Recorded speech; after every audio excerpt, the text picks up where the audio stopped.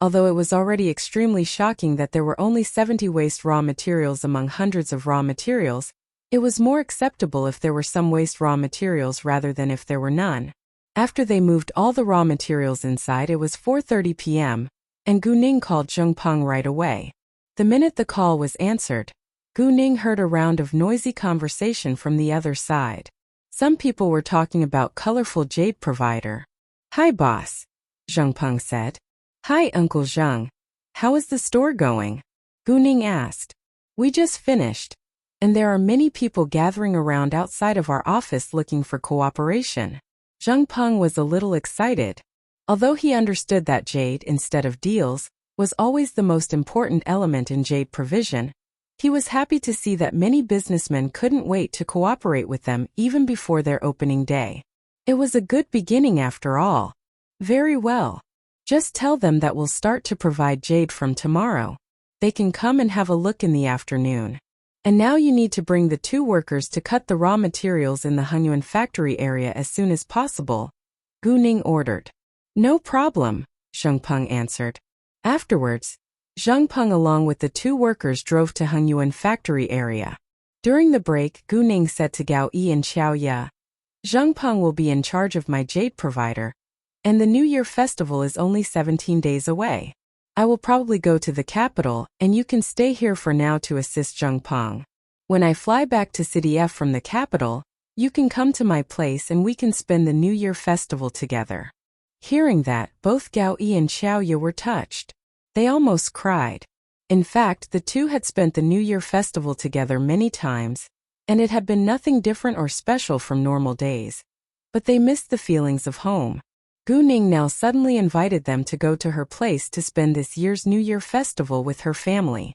Gao Yi and Xiao Ye were excited and full of anticipation, but they were worried that it would bother their boss's family. Thinking of that, Xiao Ye asked Gu Ning, "Boss, will it be a bother?" "Not at all. There are only 5 people in my family, namely my mom, aunt, uncle, my cousin and I. And now you both follow my lead, so you naturally should be with me. I'll arrange assignments for you after the New Year festival," Gu Ning said. "Sure," Gao Yi and Xiao Ye agreed. Before Zhengpeng and the 2 workers arrived, Gu Ning began to cut the raw materials herself. She also taught Gao Yi and Xiao Ye how to cut stones so that they could help her. Although they only had a few people who knew how to cut stones, Gu Ning had no intention to hire more workers because she wanted to keep it quiet. Those 2 workers had been working for Zhengpeng for a long time, so they were trustworthy, but if they ever dared to break her rules, Gu Ning would punish them without hesitation. She of course had warned them beforehand. It was the first time that Gao Yi and Xiao Ye had ever cut stones, but with their outstanding learning and hands-on ability, they were soon able to do it well. Gu Ning drew lines for them first, and all they needed to do was to cut following the lines. 20 minutes later, Zhengpeng arrived. They had already met each other before when Gu Ning had given Zhengpeng a helping hand the other day. One of the 2 workers was around 50 years old while the other was around 40 years old. The older one was called Li Quansheng and the younger one was called Zhang Jingguang. Both of them had worked for Zhengpeng for at least 7 years. Zhengpeng told Zhang Jingguang and Li Quansheng about what Gu Ning had done yesterday, and both of them were surprised to find out that Gu Ning was so young. And she even ran a Jade provider at such a young age. It was universally acknowledged that Jade was very hard to get, especially high-quality Jade. Therefore, Jade was always sold out within a short time. Why was Gu Ning so confident? However, Gu Ning had easily settled the mess in which the Qing gang was involved, so they believed that Gu Ning wasn't simple. After Zhang Peng's introduction, Li Quansheng and Zhang Jingguang greeted Gu Ning with great respect. "Nice to meet you, boss." "Nice to meet you both too," Gu Ning said politely, but she intentionally wore a serious face to remind them that although she was young, she was still their boss. After a second, Gu Ning added, "Let me be honest with you. If you're loyal to me, I'll treat you well and give you a high salary in this industry. However, if you dare to betray me, you'll pay for what you've done." Gu Ning treate need plainly. Li Quansheng and Zhang Jingguang were both scared, because they had the feeling that Gu Ning was a doer, not a talker. "Boss, please don't worry. You have our loyalty," Li Quanxing and Zhang Jingguang immediately said. They were upright people, and since they decided to follow Gu Ning's lead, they wouldn't betray her, even if she was only a teenager. Moreover, they understood that Gu Ning had powerful support, and they were merely ordinary citizens, so they naturally didn't dare to act against her. Very well, Gu Ning said. After that, they drove into the factory area together. Before long, Gu Ning guided them to the factory building. Once they were near to the factory building, they heard the noise of stone cutting. The sound insulation of this factory building wasn't very good, but wasn't bad either. Although it was noisy, nobody could hear it outside. In addition, factories were always noisy. They went up to the second floor and noticed raw materials placed all around on the ground. There was a man and a woman busy cutting stones, and many pieces of jade were already cut out, which shocked Zheng Peng's group. Seeing them being shocked, Gu Ning explained, "It's too early for you to be shocked now. Most of those raw materials contain jade, and there are few waste raw materials. We also have more raw materials in the basement." What? Hearing that, they were more than shocked. None of them could believe their ears now. This was the first time that they had ever seen such a large amount of raw materials, and most of them contained jade. Normally, one could only cut out 2 to 10 pieces of jade from hundreds of raw materials, but Gu Ning told them that most of those raw materials on the ground contained jade, which was impossible in their eyes. Li Quanxing and Zhang Jingguang couldn't help to doubt its authenticity. Gu Ning understood why they had doubt. "I can only tell you I have my own special skills of stone gambling. Please keep it a secret, because I don't want to be involved in trouble." "Sure, boss," they promised at once. Although they were all curious about Gu Ning's mysterious skills of stone gambling, they didn't ask further because Gu Ning was their boss. "We'll try our best to cut out as many pieces of jade as possible today, and we'll sell them tomorrow. From now on, we have 2 ways of sale. First, we directly put our jade on sale once a week. The amount is limited to 5 pieces, including only 1 piece of high-level or top-level jade and 2 pieces of medium-high-level jade every time. And the rest are medium-level jade, because it's much easier to cut out medium-level jade. Second, we can supply jewelry businessmen with 1 to 3 pieces of jade monthly. We don't promise that we can provide high-level and above jade every time, but we can give each of those jewelry businessmen medium-low level and medium-level jade. In that case, jewelry businessmen have to sign a contract with us beforehand, and they have to acquire jade from us every month for 2 years. The amount isn't limited.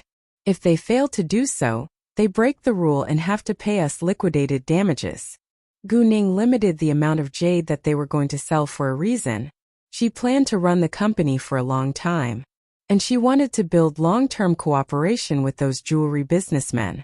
If jewelry businessmen acquired a considerable amount of jade at once, they would stop buying for a long period. And during that period, Gu Ning's company would barely stay afloat if they had no deals to settle. Most importantly, it was universally known that jade was hard to cut out.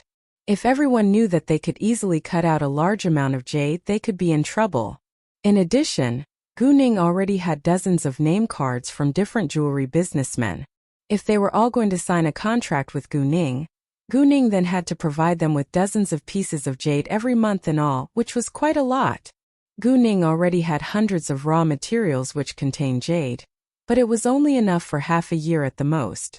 Zheng Peng and others all bore Gu Ning's words in mind. After that, they all started to cut those raw materials. In the beginning, Li Quanxing and Zhang Jingguang were amazed by the amount of jade they cut out continuously. It took them a long while to get used to it. Meanwhile, the news that Zheng Peng's store had now become colorful jade provider office went across the street of stone gambling. People were all astonished.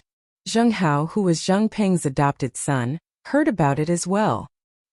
He had already escaped to another city after he failed to pay the usury, but now he immediately went back, trying to gain benefits from Zheng Peng's new business. The Zhang family, Wang family and the Lu family also heard of the news. All of them were confused about the source of Zheng Peng's jade. Even they couldn't cut out enough pieces of jade to supply those jewelry businessmen. At the same time, they all wanted to see how long Zheng Peng could run the jade provider. Especially the Wang family and the Lu family, both of them hoped that Zheng Peng would fail, because if Zheng Peng succeeded, they would lose the market. When it was almost 6 p.m., Gu Ning told Xiaoya to buy takeout. Tomorrow was the opening day, so they needed to work overtime to cut out more pieces of jade. The opening ceremony wouldn't be grand this time, because a jade provider aimed at jewelry businessmen only, instead of common consumers. Gu Ning already had many name cards of representatives of different jewelry companies, so it was easy to contact them. Even if she didn't have their numbers, they would come without delay once they found out that she had jade on sale because it was so hard to cut out jade. Moreover, many jewelry businessmen already came to Zheng Peng's store looking for cooperation today, so Gu Ning wasn't worried about deals at all. They decided to open tomorrow the minute that they got the legal documents. Ling Xiaoting had told her that he would bring the legal documents to her tomorrow. Thinking of Ling Xiaoting, Gu Ning couldn't help missing him a lot.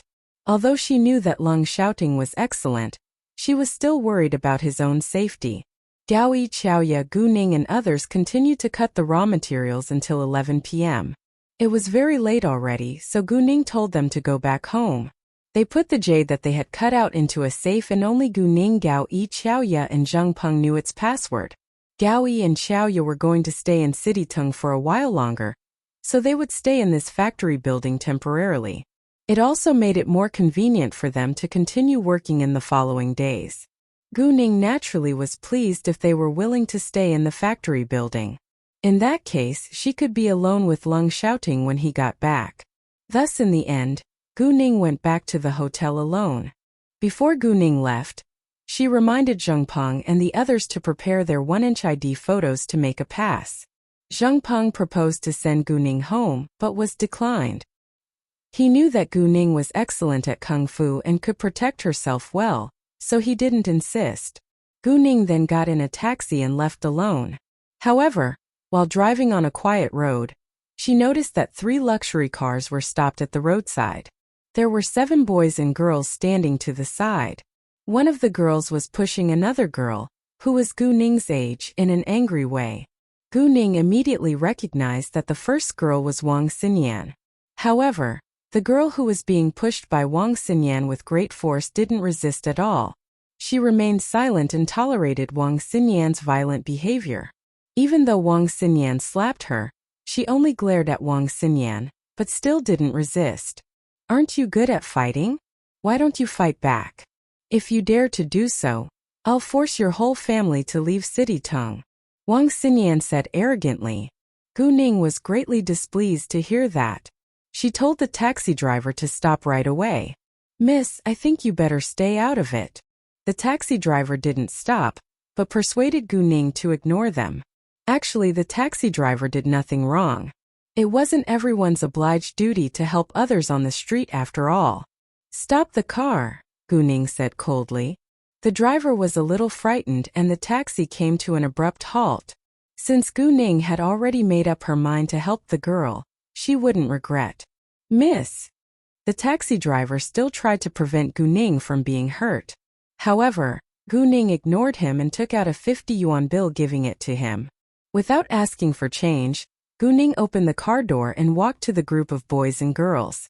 The taxi driver didn't say anything else but drove away. Where Gu Ning got out of the car was just 10 meters away from them, so they saw her the minute that she got out. Especially Wang Xinyan. She was displeased the moment that she recognized Gu Ning. She had tried to hurt Gu Ning by hiring hoodlums to attack her, but failed. Gu Ning even threatened to revenge herself on her. Wang Xinyan was irritated, but didn't believe that Gu Ning was able to do so. Besides, she was very jealous of Gu Ning because of her extraordinarily handsome boyfriend. Wang Xinyan actually didn't know Gu Ning's background, but since she showed up by herself and was alone, Wang Xinyan decided to attack her again. "What? Do you want to get involved?" Wang Xinyan looked at Gu Ning in a vicious way. "What if I say yes?" Gu Ning sighed. "Well, you'll pay for your stupid decision. You escaped last time because of the man beside you, but this time you're doomed," Wang Xinyan said in anger, then looked back to her friends. "Hey, this girl has annoyed me, and you all have to help me punch her." Hearing that, 2 boys and 4 girls immediately walked towards Gu Ning. "Hey, did you annoy Xinyan? Who do you think you are?" How dare you annoy Xinyan? Although normally I don't beat girls, Stop talking bullshit. If you want to fight, do it right now. Gu Ning interrupted with impatience. You. They were all mad. Since you want to die today, we can help you. A boy snapped at Gu Ning and wanted to slap her. However, when he just raised his hand, a slim arm caught him. It wasn't Gu Ning, but the girl who had been bullied. To Gu Ning's surprise, the girl could stop the boy and moved fast. Yan Shuya, let me go, the boy ordered. The girl, whose name was Yan Shuya, remained silent, but seized the boy's hand tightly. Yan Shuya, how dare you? Aren't you afraid that your whole family will be forced to leave City Tung? Wang Xinyan threatened in anger. Yan Shuya still didn't say a word, but Gu Ning opened her mouth and said to Yan Shuya, if you're worried about being involved in trouble, you can step back and leave them to me. Gu Ning could tell that Yan Shuya had learned Kung Fu, and that she was much better than ordinary people in Kung Fu. Do you think I can step back from this mess? Yan Shuya asked sadly before she kicked out at the boy's stomach. The boy fell down on the ground and moaned in pain. Yan Shuya couldn't tolerate it anymore. Although she was truly scared of the Wang family, she refused to endlessly be humiliated by Wang Xinyan. How dare you kick Fei?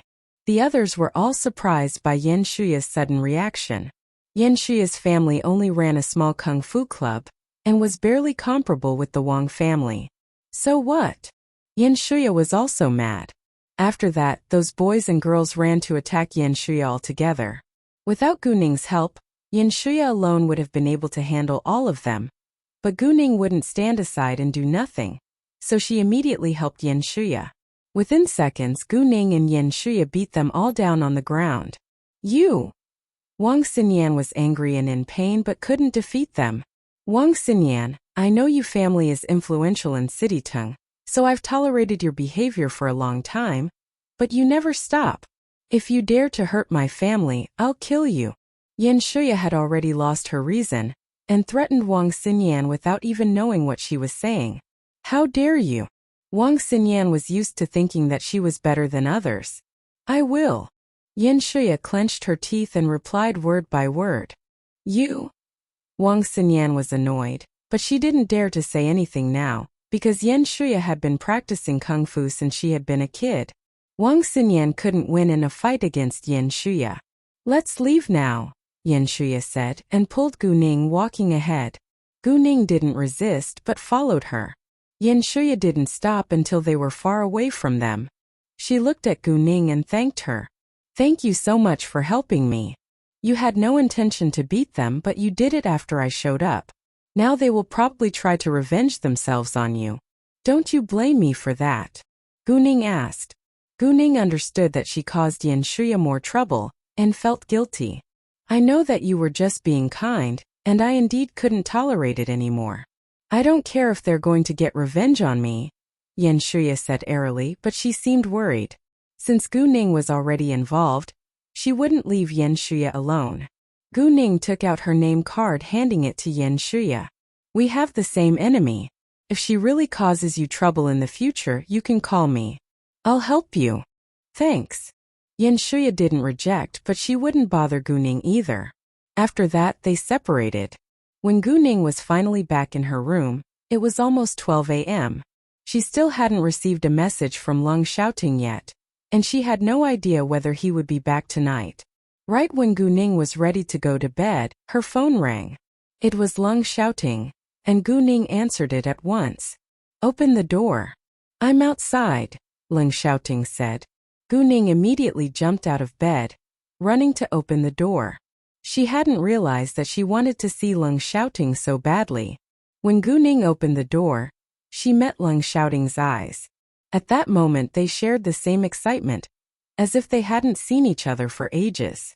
However, the next moment, Leng Xiaoting's sight fell on Gu Ning's ample breasts.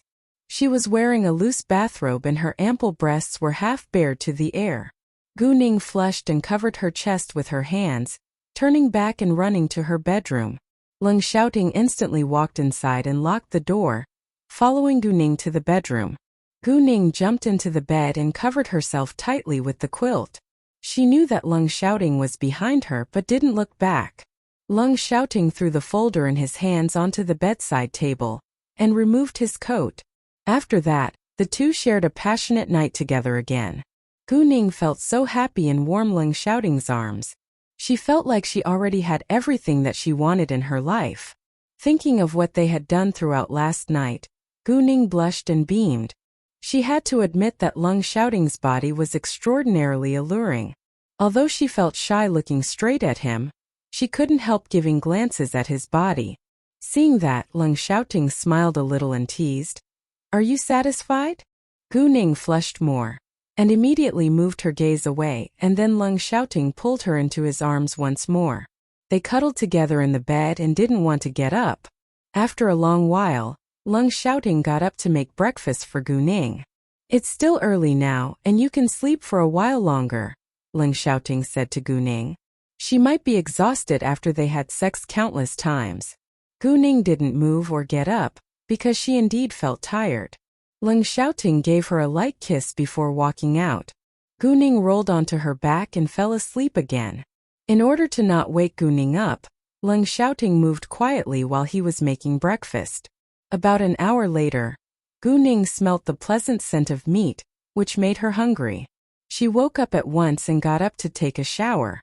After a while, she walked out of the bedroom. Lung Xiaoting was almost finished preparing the breakfast, which consisted of many nutritious foods. "It's hard to find a man who can cook nowadays. I think I'm a lucky girl," Gu Ning complimented him.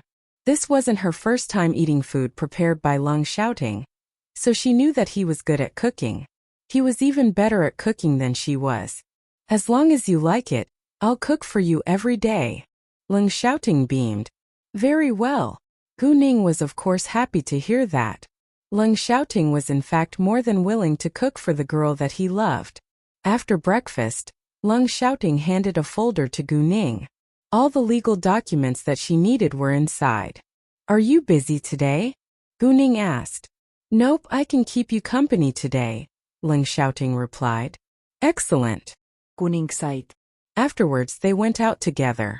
However, the minute they walked out of the entrance of the hotel, they were stopped by 5 policemen with electric batons in their hands. One of them took out a photo to show it in front of Gu Ning's eyes and said, "Someone accused you of attacking them, so you need to follow us to the police station now." The photo was a screenshot from a dashboard camera, in which Gu Ning's face was pretty clear so that she couldn't deny it. Of course, Gu Ning never thought to deny it either. "Don't you dare." Lung Xiaoting immediately protected Gu Ning by standing in front of her. His cold glance was as sharp as a knife, and frightened the policeman. It was impossible to take Gu Ning away from Lung Xiaoting's side. He believed that Gu Ning beat them for a reason, and he would protect her no matter what happened. However, at this moment Gu Ning's phone rang. It was a strange number from Citytung, and Gu Ning immediately thought that it must be Yan Shuya, so she answered it at once. "Hi. Miss Gu, the policeman came to arrest me. I think they'll come to you soon. Please hide as soon as possible," Yan Shuya said in a hurry. "It's too late. They already found me," Gu Ning answered, but she wasn't afraid or nervous at all. "What?" Yan Shuya was surprised. "Fine, just take care of yourself. Don't worry. It'll be fine. See you at the police station," Gu Ning said. Ok, Yan Shuya replied. For some reason she believed in Gu Ning. If she said that it would be fine, it would be fine. The policemen felt humiliated and were mad because Lung Xiaoting stopped them. Especially the policeman who held the photo in his hand. He snapped. "It is interfering with police duties if you stand in our way. Bring him as well." Lung Xiaoting heard the conversation that Gu Ning had with Yan Shuya. So he didn't resist, but he wouldn't allow the policeman to touch Gu Ning. In the end, Gu Ning along with Lung Xiaoting got in the police car. When they arrived at the police station, Yan Shuya was already there, in the hearing room. Gu Ning and Lung Xiaoting were sent into the same hearing room as Yan Shuya. The police had no intention to separate them. To be specific, they had no interest to hear their account at all, because they had already sentenced them as guilty before they even went to arrest them. Yan Shuya was disappointed when Gu Ning walked inside, because she thought that Gu Ning would help her out, but now they were both in trouble. Gu Ning told her that it would be fine, but it seemed worse now. However, Yan Shuya was not blaming Gu Ning. Instead, she felt helpless.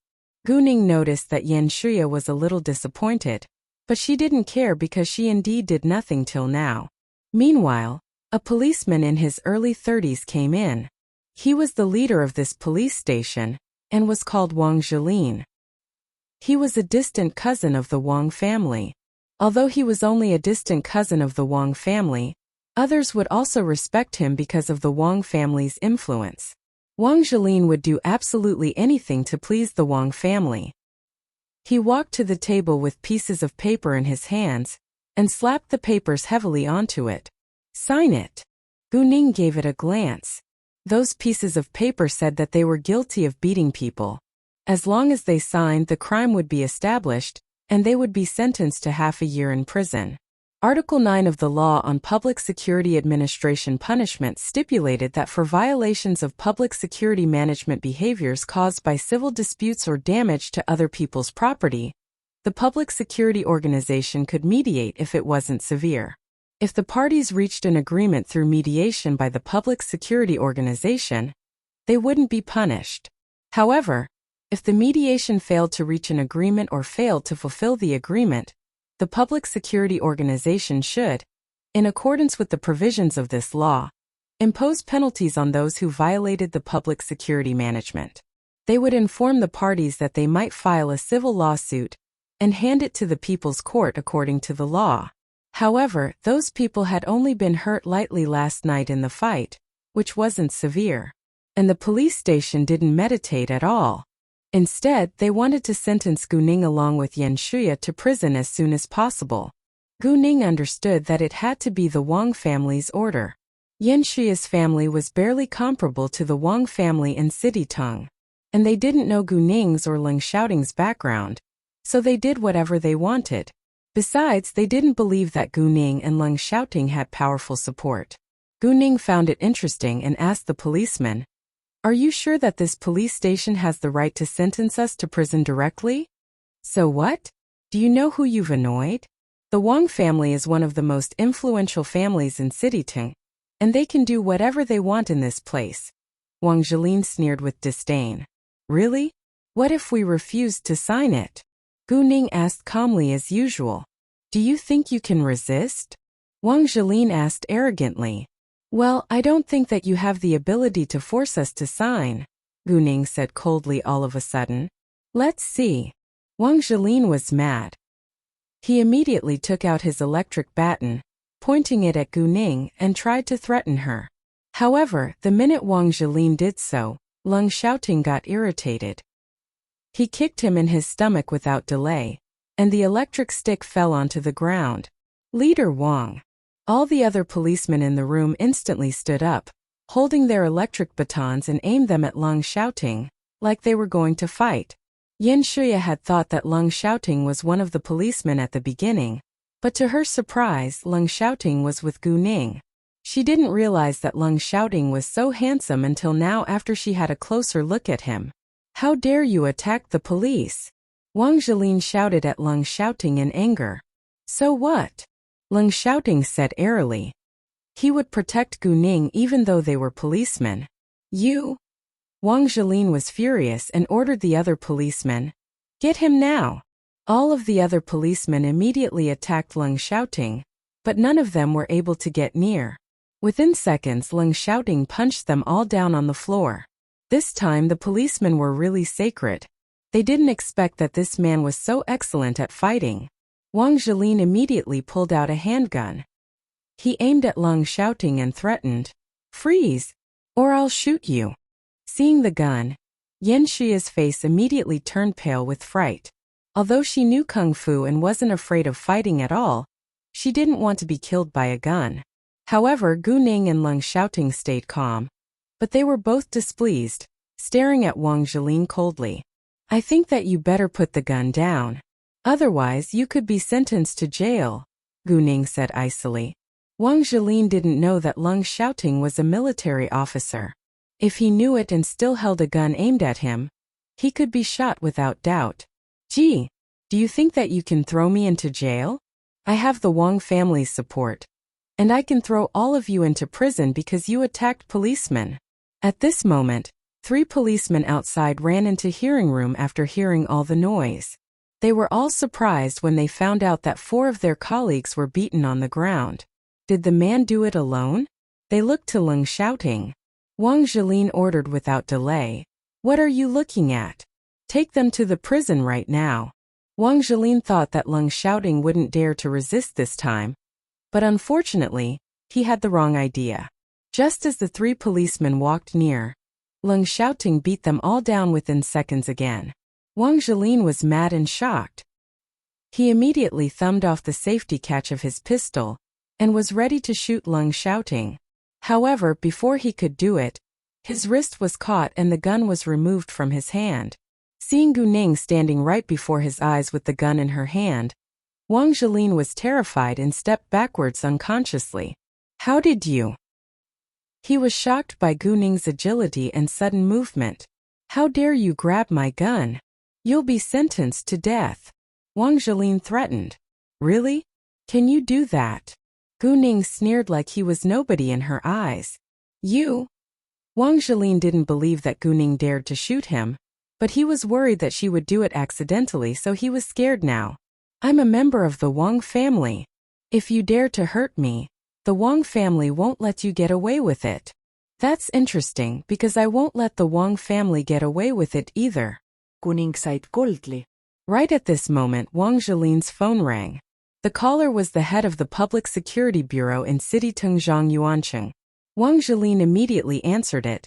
Hi boss, what can I do for you? The minute Wang Zhilin finished his sentence, Zhang Yuancheng roared at the other side. Wang Zhilin, did you arrest a male and 2 females today? If you did, let them go right away or you'll be fired. Wang Zhilin trembled in fear and looked to Leng shouting, Gu Ning and Yan Shuya abruptly. Zhang Yuancheng roared into the phone, so everyone in the hearing room all heard his order, and they were all confused as well as amazed. Who are they? And why is the head of the Public Security Bureau calling in person to release them? Gu Ning also gave Leng shouting an inquiry look. She thought that the call had something to do with him. Leng shouting understood what was in Gu Ning's mind, so he nodded as the answer. Bo boss, may I ask the names? Wang Zhilin asked while his voice was trembling. Although he was a member of the Wang family, he was just a distant cousin, so he had no position to be arrogant before anyone. Besides, Zhang Yuancheng wasn't only his boss, but also had powerful support. If Zhang Yuancheng was going to fire him, the Wang family wouldn't help him out. Wang Zhilin was snobbish, but he knew when to give in. Did you arrest anyone else today? Zhang Yuancheng roared again. He actually had no idea about their names because his boss didn't tell him the details, but just ordered him to let them leave right now. A fight wasn't a big deal in actual fact, but this time Wang Xinyan, who was the daughter of the Wang family, was involved. And the Wang family was determined to punish Gu Ning. Nobody dared to stop them. However, an important figure from the military region demanded that he should let them go. No, we didn't, Wang Zhilin denied in a hurry, but he still reminded Zhang Yuancheng in a low voice. Boss, they annoyed the Wang family. So what? Let them leave right now. Zhang Yuancheng lost his patience. Wang Zhilin immediately realized that the 3 people that he had arrested today had to be more influential than the Wang family. Although the Wang family asked him to throw them into jail, he had to follow Zhang Yuancheng's orders now. The Wang family would abandon him when the situation changed anyway. After he hung up the call with Zhang Yuancheng, Wang Zhilin's attitude towards Leng shouting completely changed. Well, I'm so sorry about what we've just done and said. Please leave now as you like. Gu Ning didn't pick on Wang Zhilin but left directly. Once they were gone, Wang Zhilin called Wang Hongming without delay. Uncle Wang. Wang Zhilin's voice still trembled in fear. How is it going? Have you settled it? Wang Hongming asked airily, like it was merely a piece of cake. In his eyes, nobody should or could act against the Wang family in City Tung. I'm so sorry, Uncle Wang. The head of the Public Security Bureau called in person and demanded that we let them go. Wang Zhilin apologized. What? Zhang Yuancheng called you in person to let them go? What's their relationship with Zhang Yuancheng? Wang Hongming was mad at once. I have no idea. Wang Zhilin wiped the sweat off his forehead. Does Zhang Yuancheng know that they annoyed us? Wang Hongming asked arrogantly, like the Wang family was inviolable. He is aware of it, but he doesn't care. I think that there has to be an influential figure among them, Wang Zhilin said. Hearing that, Wang Hongming was displeased, but his hands were tied too in that case. Well, I'll figure out another way. Wang Hongming was displeased, but he didn't blame Wang Zhilin. After that, he hung up. Wang Zhilin was relieved that Wang Hongming didn't blame him. Wang Xinyan was standing right by Wang Hongming's side. Hearing that their plan failed, she refused to give up. Grandpa, please don't let them get away with it so easily. All right, I promise that I won't. Although Wang Hongming sensed that Gu Ning wasn't simple, he still tried to defend the Wang family's dignity. In the beginning, Wang Hongming planned to help Wang Xinyan punish them, but now he was doing it for himself, because he felt humiliated that the Wang family could do nothing about it. After Gu Ning's group left the police station, Gu Ning told Yan Shuya again that she could call her if anything happened, because the Wang family wouldn't give up just like that. Meanwhile, the Wang family had completely irritated Gu Ning this time. Even if they wanted to give up, Gu Ning wouldn't allow them to get away with it. After what had happened today, Yan Shuya and Gu Ning were in the same boat now. Yan Shuya clearly understood that she couldn't stand up against the Wang family, or she wouldn't have tolerated Wang Xinyan's bullying for so long. Luckily, she had Gu Ning's support now, so she was more than willing to keep in touch with her. It was almost 12 p.m. before the problem was solved. Gu Ning and Leng Xiaoting took a taxi heading back to the hotel. Then they drove to the factory building in Leng Xiaoting's rented car. When they got back to the hotel, the receptionists were all surprised to see them coming back safely, because they had heard that the daughter of the Wang family was involved. The Wang family was one of the 4 most influential families in Citytung. If they could punch Miss Wang and still be safe, they had to be more influential than the Wang family. On their way to the factory building, Gu Ning sent a message to Kay. She wanted him to search for the Wang family's illegal behavior and evidence as soon as possible. As long as she could get the evidence of the Wang family's illegal behavior, she could unseat them easily. Gu Ning didn't believe that the Wang family had done nothing illegal. When Gu Ning and Leng Xiaoting arrived at the factory building, everyone was busy working. Gu Ning told them to pack the jade that had been cut out and they moved it to their store. Afterwards, she asked Zhang Peng to send messages to the representatives of the jewelry companies. They would hold an auction around 2 p.m. at Colorful Jade Provider. It was still an hour and a half away from 2 p.m., so they decided to have lunch first before they went back to the store. Gaoyi and Xiaoye then went to buy takeout for them. Yesterday, all the representatives of the jewelry companies had heard that Colorful Jade Provider would put jade on sale today, so they all sent people to wait at the Colorful Jade Provider office. Once the jade was on sale, they would come without delay. However, during the morning, the door of Colorful Jade Provider office was still tightly closed, which made them feel nervous. Fortunately, each of them received Zhang Peng's message before noon. After the meal, Gu Ning's group left for the Street of Stone gambling. However, Gu Ning and Leng Xiaoting didn't show up with Zhang Peng. They arrived earlier than him to pretend that they were just onlookers. Around 12:15 p.m., there were already many people waiting outside of Colorful Jade Provider office. Some were sent by representatives of jewelry companies, some were rich businessmen who wanted to buy jade, some were onlookers, and some were from other jade providers. Especially the 3 largest jade providers in Citytung. They all sent people to help them collect the latest information about Zhang Peng's store. In fact, there were at least 8 jade providers in Citytung, but the Zhang family, the Wang family and the Lu family were the most powerful ones. It was universally known that jade was hard to get, so the jade business was highly profitable. Zhao Yefeng came to the store as well, and he greeted Gu Ning the minute he saw her. Miss Gu, what a coincidence. Hi, nice to meet you, Mr. Zhao.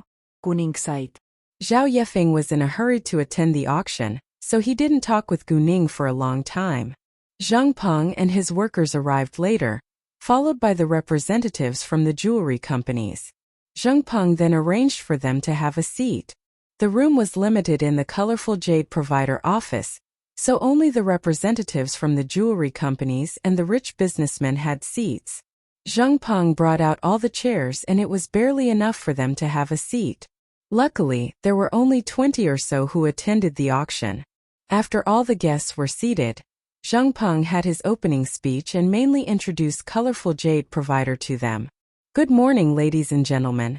Colorful Jade Provider is officially established today. Please allow me on behalf of the Colorful Jade Provider to thank you all for coming. I'm the General Manager of Colorful Jade Provider, Zheng Peng. He introduced himself as the General Manager, which proved that he wasn't the boss. Then, he began to tell them the methods of sale of Colorful Jade Provider, which were the two methods that Gu Ning had told him. First, they would put jade on sale directly once a week, and the amount was limited to 5 pieces. Zheng Peng didn't mention the levels of jade because no one knew what it was until the jade was cut out. Second, they could supply between 1 to 3 pieces of jade to jewelry businessmen every month. They couldn't promise that they could cut out high-level jade each month, but they promised to provide each of them with at least medium-level jade. However, jewelry businessmen had to sign a contract with Colorful Jade Provider beforehand and acquire their jade monthly for 2 years. Otherwise, they would have to pay liquidated damages. Zheng Peng simply introduced the two methods of sale and finished his opening speech. Because Gu Ning was running a jade provider, she also bought many raw materials which contained medium-low-level jade. The second method of sale was great news to each of those jewelry businessmen, because they were all worried about the steady supply of jade. If Zheng Peng was able to provide jade for them every month, they were more than willing to cooperate with him. And although they couldn't get many pieces of jade monthly, it was much better than none. Many jewelry businessmen and representatives of jewelry companies were excited to sign a deal with Zheng Peng. But they also had doubts. Manager Zheng, are you sure you can provide jade for us every month? Someone asked. Zheng Peng answered, I can't promise there will be jade on sale every week, but I assure you that every client who signs a contract with us will get jade every month. As for the amount, it depends. Zheng Peng clearly knew that the raw materials in their factory building were enough for half a year. With Gu Ning's extraordinarily outstanding ability of stone gambling, they weren't worried at all. In addition, there were many other cities in Burma where Gu Ning could buy raw materials. However, to the outside they should be low-key. We all know how hard it is to cut out jade from raw materials. Manager Zheng, how come you're confident that you can supply jade to us steadily for 2 years? Another person asked. Exactly. Does Colorful Jade Provider have any connection with the Queen of Jade? Someone asked. In fact, many had the same thought. The Queen of Jade was already famous for her extraordinarily outstanding ability of stone gambling. If this Colorful Jade Provider had a close connection with her, it absolutely could supply them with jade for a long term. Although it was the truth, in order to not cause Gu Ning any trouble, Zheng Peng could only deny it. Our company has nothing to do with the Queen of Jade. We have our own source of jade, so please don't worry about it. We can sign the contract, and if we fail to provide jade for you, we'll pay you compensation according to the contract. When they heard that, everyone understood that it was a fair business and that Colorful Jade Provider was reliable. Seeing that they didn't have any other questions, Zheng Peng added, Colorful Jade Provider is officially being established today, so we'll put 10 pieces of jade up for auction. The minute that Zheng Peng announced the news, everyone was thrilled, and the auction was becoming increasingly intense. Among the 10 pieces of jade, there were 3 medium-low-level ones, 2 medium-level ones, 2 medium-high-level ones, 2 high-level ones, and a top-level one. Although they had cut out much more than 10 pieces of jade, Gu Ning only put 10 of them up for auction. In the end, the 10 pieces of jade were sold at the price of 630 million yuan in total. After the auction, Colorful Jade Provider was entirely well known in City Tung. Now Gu Ning already had capital of over 3 billion yuan, and she was able to do what she had planned earlier. Gu Ning pretended she was just an onlooker from the beginning to the end, and didn't expose her relationship with Colorful Jade Provider at all. Leng Xiaoting and Gu Ning didn't walk inside until the auction was over, and all the jewelry businessmen were gone. However, when Gu Ning was about to talk with Zheng Peng, a young man suddenly ran into the store and shouted at Zheng Peng, "Dad, why didn't you tell me that you've made so much money? I'm running out of money now, so give me a few million yuan to help me out." "Oh no, you've made 630 million yuan today, and you should give me at least half of that." The young man took it for granted, as if the money should be his. This young man who called Zheng Peng his dad must be Zheng Hao. Seeing Zheng Hao, Zheng Peng was already angry, so after hearing what he said, he was completely infuriated. Gu Ning and Leng Xiaoting were displeased as well. "Zheng Hao, get out now. From now on, you have nothing to do with me, and I won't give you a cent." Zheng Peng snapped at Zheng Hao in great anger. Zheng Peng had already made up his mind to cut off his connection with Zheng Hao. Zheng Peng was kind, but he wasn't dumb. Zheng Hao had hurt his feelings too many times, and almost ruined his business. He could have died because of him. He would never forgive Zheng Hao, let alone give him money. Zheng Peng didn't have the duty to support Zheng Hao after all. "What? I'm your only son. Your money is my money. If you don't give it to me, I won't take care of you when you're old," Zheng Hao threatened, because he had always believed that Zheng Peng adopted him for the purpose of being looked after in his old age. Unfortunately, he was wrong. Zheng Peng didn't buy his words at all. "I don't need you to do so. Get out right now." "You?" Zheng Peng's attitude surprised Zheng Hao. He was mad and threatened again. "Give me the money, or you'll regret it. If you don't leave right now, you'll regret it too," Zheng Peng said. "You?" Zheng Hao glared at Zheng Peng, as if he was going to eat him alive. Gu Ning and Leng Xiaoting stood still temporarily, because they wanted to see whether Zheng Peng would spoil Zheng Hao as usual. If Zheng Peng gave in, Gu Ning would abandon him, because Zheng Hao would ruin her company. "Zheng Hao, let me tell you the truth. This Jade provider doesn't belong to me, so the money isn't mine either. You've ruined my business and I don't have much money myself. I don't need you to repay me, which is the most I can do. You're not my son any longer. And don't forget the Qing gang is still looking for you. If you dare to hurt me or this store, you probably will die on the street, because my boss has a close relationship with the Qing gang," Zheng Peng warned. Although he had already abandoned Zheng Hao, he still didn't want him to do something stupid and die for it. This was the last thing that he would do for Zheng Hao. Hearing about the Qing gang, Zheng Hao immediately lost his energy. Zheng Hao had actually already heard of it. He knew that Zheng Peng's store had the Qing gang support now, but he thought that Zheng Peng would still treat him as his son, give him money and pay his debt, so he came back once he heard that Zheng Peng made a large amount of money. Otherwise, he would only have run away further. Zheng Hao hesitated for a while, but still left at the end. "Boss, I'm so sorry." Zheng Peng immediately apologized to Gu Ning once Zheng Hao was gone. "Uncle Zheng, it's fine, but I do hope that you can keep on doing so," Gu Ning said. Zheng Hao didn't deserve kindness and sympathy. "I understand," Zheng Peng replied. He already made up his mind to be tough in front of Zheng Hao. Then Gu Ning went upstairs to the office on the second floor, followed by Zheng Peng. They were going to sign the contract. When Zheng Peng read the contract, he was shocked to find out that he could have a 5% share of Colorful Jade Provider. "Boss, this 5% shares. It was worth a fortune." Colorful Jade Provider had made over 600 million yuan today, and 5% of it was dozens of million yuan. Moreover, Colorful Jade Provider would continue making more and more money. In that case, 5% shares would be increasingly valuable. Exactly because of that reason, Gu Ning didn't give Zheng Peng 20% or 10% shares like she had done to Guangyao and Zhou Zhenghong, because the jade business was highly profitable. Zheng Peng felt like he was in a dream. It was too good to be true. "Uncle Zheng, since you're willing to follow my lead, I won't treat you unfairly. Please take it because you deserve it, and all the senior managers who help me run my companies get the same treatment," Gu Ning said. Hearing that, Zheng Peng realized that Gu Ning had more companies than just a jade provider. He was curious but didn't ask further.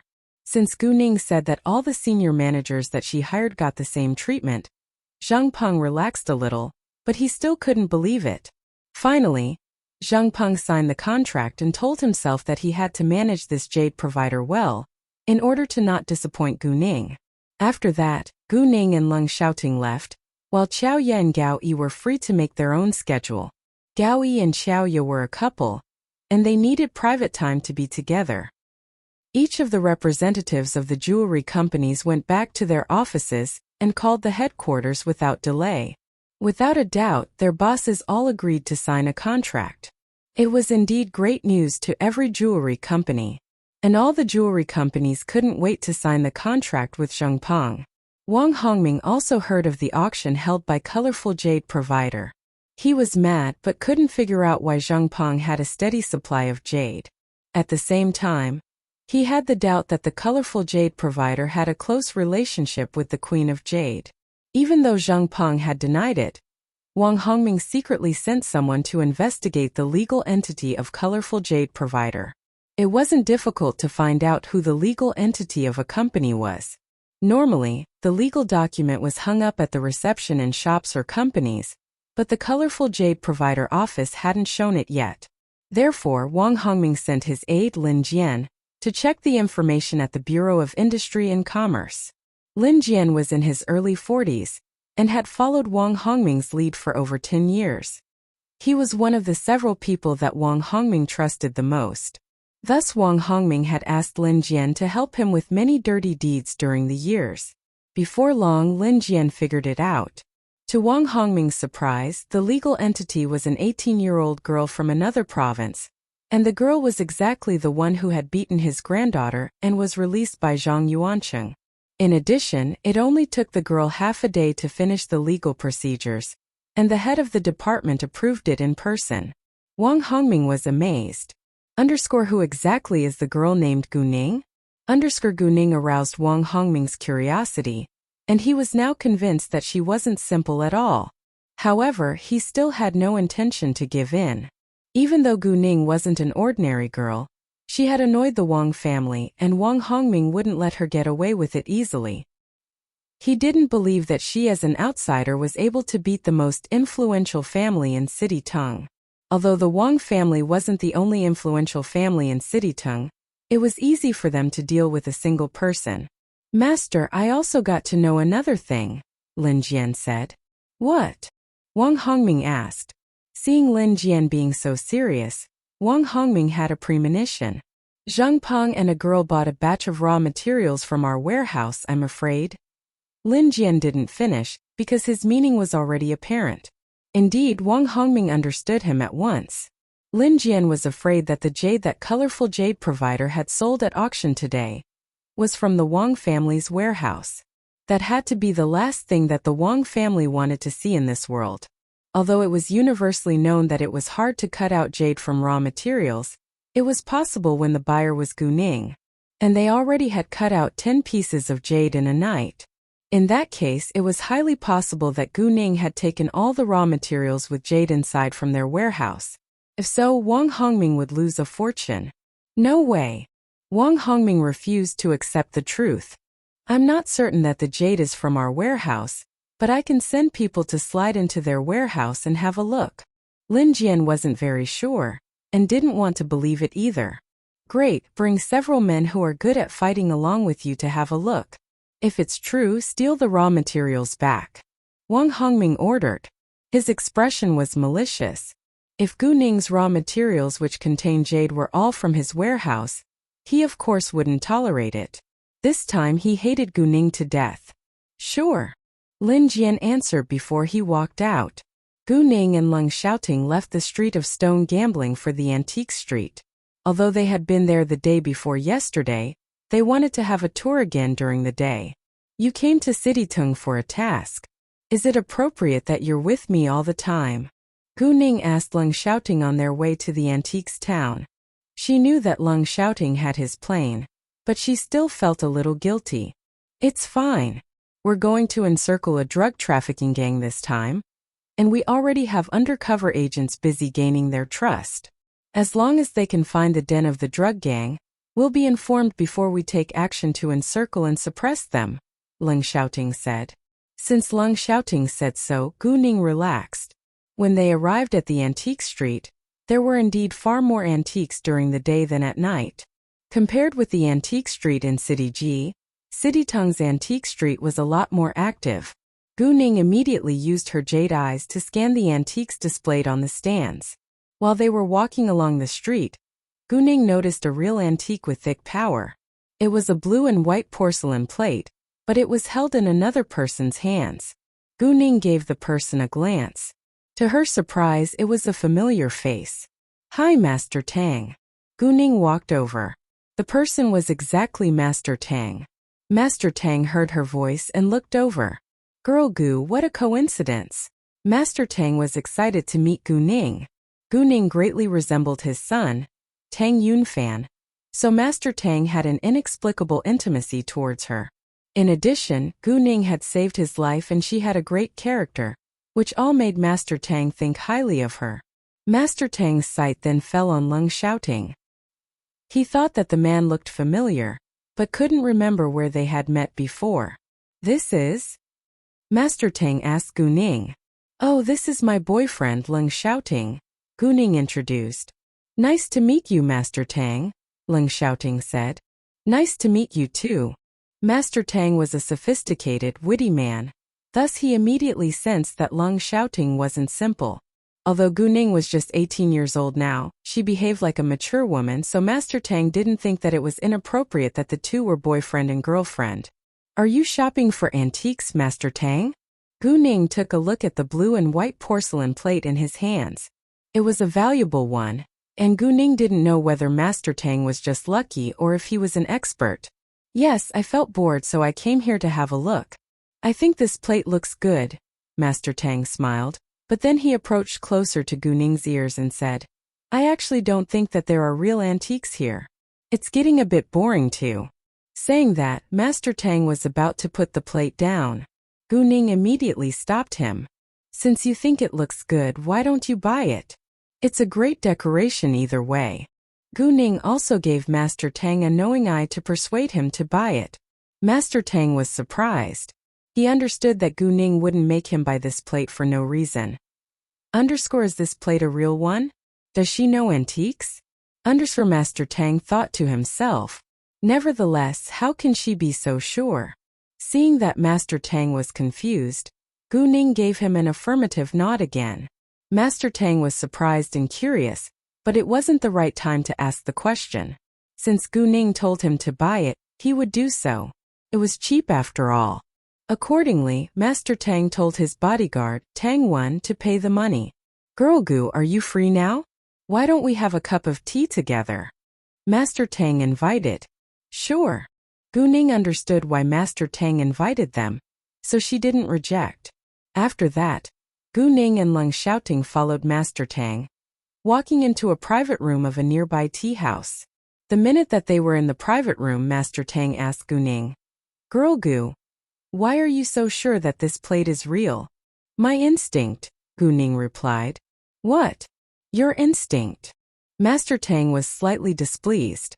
Apparently, he wasn't satisfied with the answer. "My instinct is always right. If you don't believe it, you can turn to an expert and have it checked," Gu Ning said calmly. No matter what, Master Tang was going to have it appraised. They then started to enjoy the tea while chatting. Leng Xiaoting stayed silent, but didn't feel bored or uncomfortable at all. As long as he was with Gu Ning, he felt happy enough even if he just sat by her side. Master Tang tried to talk with Leng Xiaoting at the beginning, but he soon realized that Leng Xiaoting was not a talkative person. Although Master Tang was from an influential family, he wasn't arrogant and stayed low profile. He was always serious and strict, so many people, including his own family, in City B were in awe of him. However, when he faced Gu Ning, he was very kind, maybe because she was his lifesaver, or maybe because she was adorable, or even maybe because she resembled his son who he loved and cherished the most. Gu Ning explained later, "Master Tang, please don't mind him. He never loves talking." "Ah, it's fine." Master Tang didn't mind at all. "However, you don't need to call me Master Tang all the time. I don't feel close to you if you call me that. If you don't mind, you can call me Grandpa Tang. To be honest with you, you closely resemble my second son, So I've always had an inexplicable intimacy towards you, but... Speaking of it, Master Tang sighed heavily and looked sad. All of a sudden, Gu Ning had a strange feeling. I closely resemble Master Tang's second son? Master Tang has an inexplicable intimacy towards me? Is there any connection? To be specific, Gu Ning could be Tang Yunfan's daughter. Although there were many people who resembled each other in this world, Gu Ning didn't want to ignore the possibility that she might have a close connection with the Tang family. Leng Xiaoting was sensitive and immediately sensed Gu Ning's small emotional changes. In fact, he had the same thought. Does Gu Ning really have a relationship with the Tang family? But what? Gu Ning couldn't help asking. Although she knew that it was a little impolite, she was eager to find out what he wanted to say. He's been occupied by his career throughout his lifetime. He never got married or had a kid. Otherwise, no one would doubt that you're his daughter, Master Tang said. Occupied by his career and never got married or had a kid. Gu Ning had mixed emotions now. She wasn't sure whether her guess could be correct. According to Gu Man's account, Gu Ning's biological father had disappeared in an accident, which meant that he could be dead already. But what if he had survived? If he had survived, why didn't he come back for Gu Man? It had been 18 years.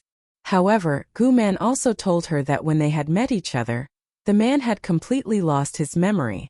In that case, it was possible that the man had regained his memory after he had survived, but had forgotten the memory of when he had been with Gu Man. It sounded insane but was indeed possible.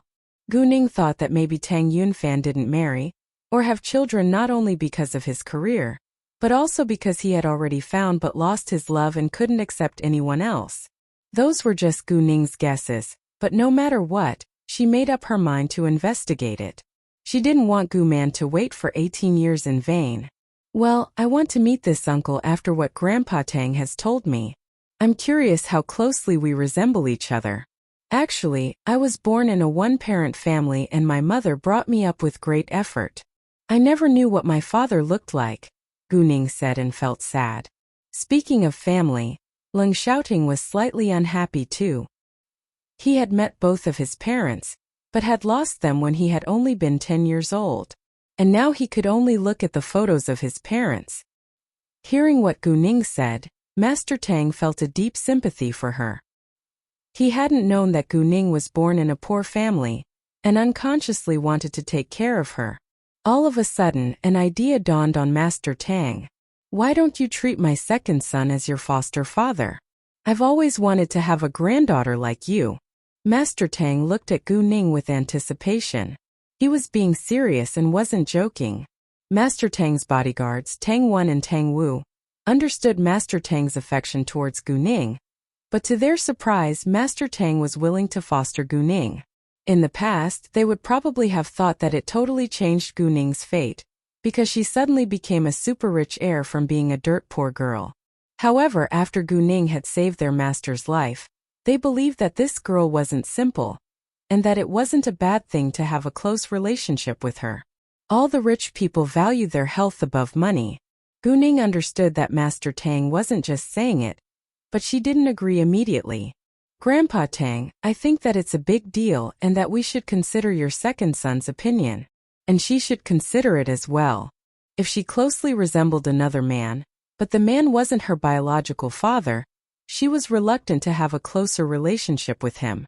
She cared about Gu Man's feelings. If Gu Man saw a man who greatly resembled her love, but they weren't the same person, she would be hurt. Gu Man would inevitably meet the Tang family if Gu Ning accepted Tang Yunfan to be her foster father.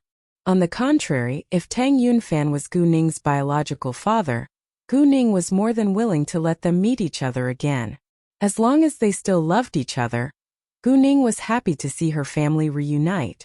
Gu Ning didn't want Gu Man to be alone for the rest of her life. She was still young and she should live her own happy life. In addition, Gu Ning was leaving for the capital soon, and she would be apart from Gu Man. If Gu Man had a reliable man to keep her company for the rest of her lifetime, Gu Ning would of course agree. Well, Master Tang felt that it wouldn't be easy. He understood his son's personality so well, and knew that Tang Yunfan would probably disagree, But if he insisted on doing it without Tang Yunfan's approval, Gu Ning would be embarrassed. Master Tang was a little disappointed. Seeing that, Gu Ning smiled and comforted him. If you really want to have a granddaughter like me, please take me as your granddaughter, and I'll regard you as my grandpa too. Hearing that, Master Tang's eyes lit up at once. Haha, I think that's a good idea. Are you studying in a high school or a university now? Master Tang asked Gu Ning. I'm a senior in high school, and I'm going to attend the National College Entrance Exam in half a year. Gu Ning replied. Which university do you want to attend? How about City B? I can take care of you if you study in City B, Master Tang said. Since he already took Gu Ning as his granddaughter, he naturally treated her like his own granddaughter. She's going to the capital, and I'll look after her. This time, before Gu Ning could answer Master Tang's question, Leng Xiaoting opened his mouth first. He seized Gu Ning's hand, as if she was leaving him for City B. Although Gu Ning had no intention to study in City B, Leng Xiaoting was afraid that she would change her mind because of Master Tang. Gu Ning understood that Leng Xiaoting didn't want to lose her, so she held his hand in hers to show her determination. Thanks, Grandpa Tang, I already made the decision to go to the capital, Gu Ning said. Fine, but if you're free, do come to City B and have fun. I'll pay the bill. Master Tang added. Sure I will, Gu Ning answered. After they chatted for a while longer, Gu Ning and Leng Xiaoting said goodbye to Master Tang. Seeing Gu Ning leaving, Master Tang suddenly felt lonely for no reason. When they walked out of the tea house, Leng Xiaoting asked, Do you want to investigate it? Gu Ning understood what Leng Xiaoting was talking about. I'll handle it myself, but don't worry, no matter what the result is. I'm determined to go to the capital. Leng Xiaoting was slightly disappointed that Gu Ning declined his help, but he didn't insist. Gu Ning was determined to go to the capital after all, and he didn't need to worry that they couldn't be together in the future. After that, they continued to have a tour around the antique street. In the end, Gu Ning accidentally picked up 2 real antiques. One was worth 1,000,000 yuan while the other was worth around 8,000,000 yuan. When they finished the tour along the antique street, it was already 5 p.m., so they went back to the hotel. Gu Ning and Leng Xiaoting stopped the car in the parking lot, then went to have dinner at a nearby restaurant. During the meal, Gu Ning received Master Tang's call. He thanked her for advising him to buy the blue and white porcelain plate, which turned out to be a real one. Master Tang also invited Gu Ning to have a meal together, but Gu Ning declined because she was in the middle of her dinner. Gu Ning and Leng Xiaoting went back to their presidential suite after they finished dinner. However, the minute that they walked into the room, Gu Ning quickly noticed that there was something wrong in the room. She found a red spot on the TV. It must be a pinhole camera. Normally, people wouldn't find it with their eyes, so Leng Xiaoting didn't realize that there was anything wrong. But Gu Ning had jade eyes which helped her notice the pinhole camera. She immediately turned to Leng Xiaoting and said, Oh, I want to eat dragon fruit. Would you please buy some for me? Then she said in an extremely low voice, There is a camera inside. Hearing that, Leng Xiaoting was alert. You can leave first, Gu Ning said in an extremely low voice again. All right, just dragon fruit? Leng Xiaoting replied in concert with Gu Ning. And kiwi please, Gu Ning replied but said quietly, We need to change hotels. No problem. After that, Leng Xiaoting turned around and left. Gu Ning closed the door and turned on the lamp. She walked around the room as usual, but she was actually checking whether there were more cameras hidden elsewhere. Except for the one attached to the TV in the living room, there was another hidden at the bedside in the master bedroom. Apart from the hidden cameras, Gu Ning also discovered a small feather box under the bed. There were bags of white powder in it. Gu Ning was displeased. Apparently this was a trap. She tried to put the box into her telepathic eye space without reaching underneath the bed, because there were cameras recording everything, and she didn't want to expose herself. Luckily, Gu Ning had enough power to do so. In that case, they wouldn't be trapped. In case any accidents happened, Gu Ning scanned the whole suite once more before she went to pack up. All of a sudden, someone knocked on the door. Gu Ning used her jade eyes and saw that there were 7 policemen outside. She was slightly mad. Underscore these policemen indeed couldn't wait. Underscore Guning thought to herself. However, the box of drugs was already put away in her telepathic eye space, so she wasn't worried that they would find anything. What happened? Guning opened the door and asked like she knew nothing at all. We received a report that you secretly bought drugs and brought them back to this hotel. We need to conduct a search. The leading policeman showed Guning his search warrant and said as if he was just doing his job. Oh, someone reported me? Who, when and where? Guning asked calmly. For the witness's safety, we have the right to keep it a secret. We have a search warrant. If you dare to resist, we can directly arrest you, the policeman said. Fine, come in please. Guning didn't stop them. The other policeman didn't know. But the leading policeman understood that Guning had no idea that there was a box of drugs hidden under her bed. So he was very confident to search her suite. Once they found the box of drugs, Guning would have to admit. Guning let them walk inside, but also used her jade eyes to scan them from head to toe, in order to see whether they carried bags of drugs with them. However, they were too confident, or the person behind them was too confident, to prepare other bags of drugs to trap Guning in case they couldn't find the box of drugs in her suite. Move now, the leading policeman ordered, and the other 6 policemen immediately conducted the search around the suite. They didn't directly search the bed in the master bedroom, instead they searched everywhere in the room. Guning could tell that only the leading policeman knew where the drugs were hidden. After they had searched everywhere in the suite, including Guning's suitcase, they found nothing illegal. Captain, we've searched everywhere but found nothing. Captain, I didn't find any illegal drugs either. How's it possible? Did you search the space under the bed? The leading policeman blurted it out unconsciously. We did, a policeman answered.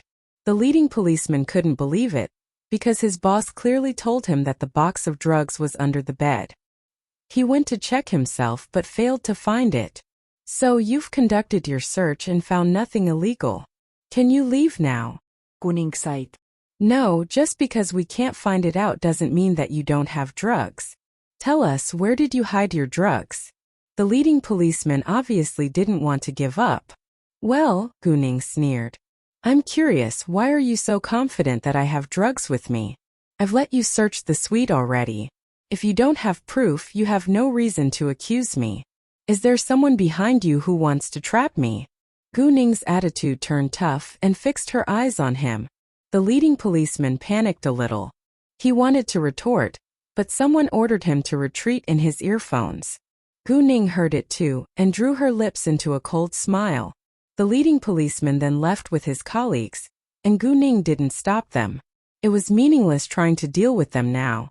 Once Kay handed evidences of the Wang family's illegal behavior to Guning, she could easily unseat the Wang family. The moment that the policemen were gone, Guning left the hotel too. Lin Jian instead was struck dumb in front of the computer which showed the video captured by the hidden cameras. He couldn't figure out why his scheme had failed. He had watched the box of drugs put under the bed in the master bedroom with his own eyes from the hidden cameras, and he had been waiting in front of the computer the entire time. It was impossible that Guning had the chance to remove the box of drugs. What the hell is going on? Lin Jian was anxious, and immediately reported it to Wang Hongming. Wang Hongming was also shocked, and couldn't believe that they had failed. But they had to accept the truth and hope that their people in colorful Jade Provider's factory could succeed. Leng Xiaoting ordered a presidential suite in a nearby 5-star hotel. He carefully searched the whole suite, and didn't leave until he found no hidden cameras or bugs inside. He called Guning, but Guning didn't tell him many details, because she didn't know how to explain how the drugs disappeared all of a sudden. Around 10 p.m. Guning received Kay's call. He already sent the evidence that he found against the Wang family to her email box. Boss, are you a spy sent by our nation? Why are your enemies all criminals? Kay asked and joked because the people that Guning asked him to investigate every time were so special. I'm not, but I'm too outstanding and some people are jealous of me, Guning said resignedly. Although she was kidding too, it was the truth. Well, it seems that it is not an easy task to work for you. I wish I could travel around, Kay complained. You can't regret unless you want your legs to be the same as before, Gunning said.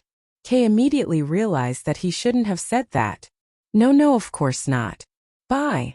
After that, Kay hung up at once. Gunning couldn't help laughing. She then sent a message to Kay and told him to investigate the second son of the Tang family in City B. She wanted to find out what he was doing 18 years ago. Lung Xiaoting was in the shower, so he didn't know that Kay was talking with Gunning. A while later, he walked out of the bathroom and pressed against Gunning without delay. They started kissing and touching each other, and Gunning totally forgot to check the email sent by Kay. However, while they were both sexually excited, Gunning's phone rang and interrupted them. Lung Xiaoting was displeased, but didn't stop Gunning from answering the phone. It must be something important if someone called her at night. It was Xiaoya. She told Gunning that some people had just broken into the factory of colorful jade provider, but they got control of them the moment that they got inside. It turned out that the Wang family sent them. Xiaoya asked Gunning how to deal with it. Hearing that, Gunning was mad. It seemed like the Wang family wouldn't give up until they succeeded. Take a video of their account, then call the police, Gunning said. Gunning understood that the police wouldn't punish them when faced with the Wang family's influence. But Gunning also had no intention to use them against the Wang family. She merely wanted to cause a sensation. If the police ignore the case, you can post it on the internet, Gunning added. Xiaoya followed Gunning's order. She called the police first, but the police indeed ignored her. Thus Xiaoya and Gao Yi posted it on the internet afterwards. The news immediately went viral, because the Wang family was notorious for its rude and arrogant behavior. Many people disliked them and seized every chance to criticize them. The police didn't expect that it would go viral. In order to stop it from spreading further, they immediately sent policemen to handle it. The police also called Wang Hongming because the Wang family was involved in this case. Wang Hongming was annoyed after he found out that his plan B had failed as well. To his surprise, there were many people who were excellent at fighting guarding colorful jade provider's factory. Wang Hongming of course refused to admit that the Wang family was involved. Although the people confessed that the Wang family sent them to damage the factory, Wang Hongming denied it, so they were sentenced as thieves in the end. Gunning didn't show any disappointment, because she already had her plan. The next day around 9 o'clock, Wang Hongming said to Lin Jian, "Spread the news that the boss of colorful jade provider is the so-called Queen of Jade, and tell other raw material providers not to sell raw materials to them." Wang Hongming did that not because he knew the relationship between colorful jade provider and the Queen of Jade, but because he wanted to cut off the raw material supply of colorful jade provider. "Sure," Lin Jian replied. However, right at this moment Wang Hongming received a call. After answering the call, Wang Hongming was stunned. Just then in Citytung, all the computers in the internet cafes were hacked. There were lines of words shown on the screens. Wang Yanfeng, the son of Wang Bakong, who is the vice mayor of Citytung, is involved in the crime of raping teenage girls many times. On May 12 last year, Wang Yafeng raped and killed his teacher's 16-year-old daughter because he had been dissatisfied with his teacher's education. Wang Bakong, as the vice mayor, had secretly arranged another person to replace his son, and the man had been sentenced to death. There was also a video attached to the lines. In the video, Wang Yafeng looked terrified, squatting and trembling in a corner. He confessed everything he had done illegally. In his confession, he had conducted rape at least 10 times in the past 3 years, and all the victims were common girls who didn't have a powerful family background as support. Especially on May 12 last year, when Wang Yafeng was a senior in a high school, his teacher had criticized him because he had been involved in a fight. Wang Yafeng then raped and killed his teacher's 16-year-old daughter along with one of his classmates. Afterwards, under the arrangement of Wang Bakong, who was the vice mayor of Citytung, Wang Yafeng's classmate had been sentenced to death, but Wang Yafeng had successfully gotten away with it. In Wang Yafeng's phone there were pictures and videos of his rapes. He used the pictures and videos to threaten those victims to stay quiet. Those victims weren't able to act against the influential Wang family, so they had to shut their mouths. The second the scandal was exposed, it caused a great sensation across Citytung. People were all irritated. Many called the Public Security Bureau and demanded that they investigate the case. The Wang family's reputation was completely ruined this time. What they had done was totally unacceptable. Meanwhile, each of the officials in City Tung also received a message to which the same video was attached. Their anger was ignited too, and all went to Wang Bukong's office to criticize him. Zhang Yuansheng, who was the head of the Public Security Bureau, went to arrest Wang Bukong in person. As for Wang Yafeng, he had already been sent to the Public Security Bureau beforehand and was now under the control of the police. In fact, only Wang Hongming and Wang Bukong knew of Wang Yafeng's scandal in the Wang family, but it was beyond their imagination that the scandal was exposed now. And to their astonishment, Wang Yafeng had committed many more crimes than they had known. They had always thought that Wang Yafeng had done it out of impulse, but what they didn't know was that Wang Yafeng actually loved doing it. Although the Wang family was influential in City Tung, they couldn't act against the laws all the time. Wang Yafeng had now admitted it himself, so Wang Bukong had no way to refute it. However, who had forced Wang Yafeng to admit his crimes in that way was still a puzzle. Not only was Wang Hongming and Wang Bukong curious, but the public also wanted to know. At the same time, the Wang family was in a total mess. "Dad, please rescue Bukong and Yafeng." Wang Bukong's wife, Li Mengjie, cried, begging Wang Hongming. "How? Yafeng already confessed. How am I supposed to rescue him?" Wang Hongming snapped. He was absolutely eager to rescue his own son and grandson, but his hands were tied in such a terrible situation. The Wang family was indeed powerful and influential in City Tung, but it didn't mean that they could act against the laws and get away with it all the time. If Wang Yafeng hadn't admitted it yet, it would still be possible to rescue him, but now they had no chance. Wang Hongming had spat out blood many times since yesterday, and he was weak now. It wasn't easy for him to stand today. After these days of chaos, Wang Hongming's hair was quickly turning gray. In fact, Wang Bukong had a more important figure to support him in politics, but the figure wouldn't answer his call after the scandal was exposed, which meant that Wang Bukong had already been abandoned by the figure. In this sensitive situation, nobody was willing to be involved in the Wang family's mess. The Wang family was strongly being criticized at the moment. Then what should we do? Li Mengjie asked in despair, falling down on the ground. She understood the gravity of the situation, but she couldn't watch her husband and her son sentenced to jail or even death. Even so, she had no idea what to do next. "Dad, can't we figure out a way?" Wang Hongming's eldest son, Wang Xinyan's father Wang Bowen asked. Wang Hongming had 3 sons and a daughter in all. His eldest son, Wang Bowen, was involved in business. His second son, Wang Bukong, worked in politics, and his youngest son, Wang Buyuan, was also a businessman who managed their family business along with Wang Bowen. "What can I do given what has happened? You all need to stay away from this scandal. Nobody can ask or be involved in it. If anyone dares to ruin the Wang family by getting involved in it, go away now," Wang Hongming warned seriously. Although it seemed cold-blooded, he had to make the choice between Wang Bukong, Wang Yafeng, and the whole Wang family. "Dad." Li Mengjie was reluctant to accept it. "Shut your mouth. If you don't want to accept it, go and rescue them yourself." Wang Hongming lost his patience. Li Mengjie then remained silent. After that, Wang Bowen helped Wang Hongming walk back to his bedroom. Although Wang Hongming could do nothing for now, he wouldn't give up like that. Wang Bukong and Wang Yafeng were his biological son and grandson after all. He would give it a try no matter what would happen. Moreover, he also made up his mind to find out who had exposed the scandal. Wang Hongming set himself to get revenge. Because of the scandal, Wang Hongming forgot to spread the news that the colorful jade provider had a relationship with the Queen of Jade.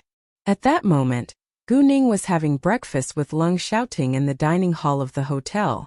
All of a sudden, a woman at the next table said loudly in surprise, "Jesus!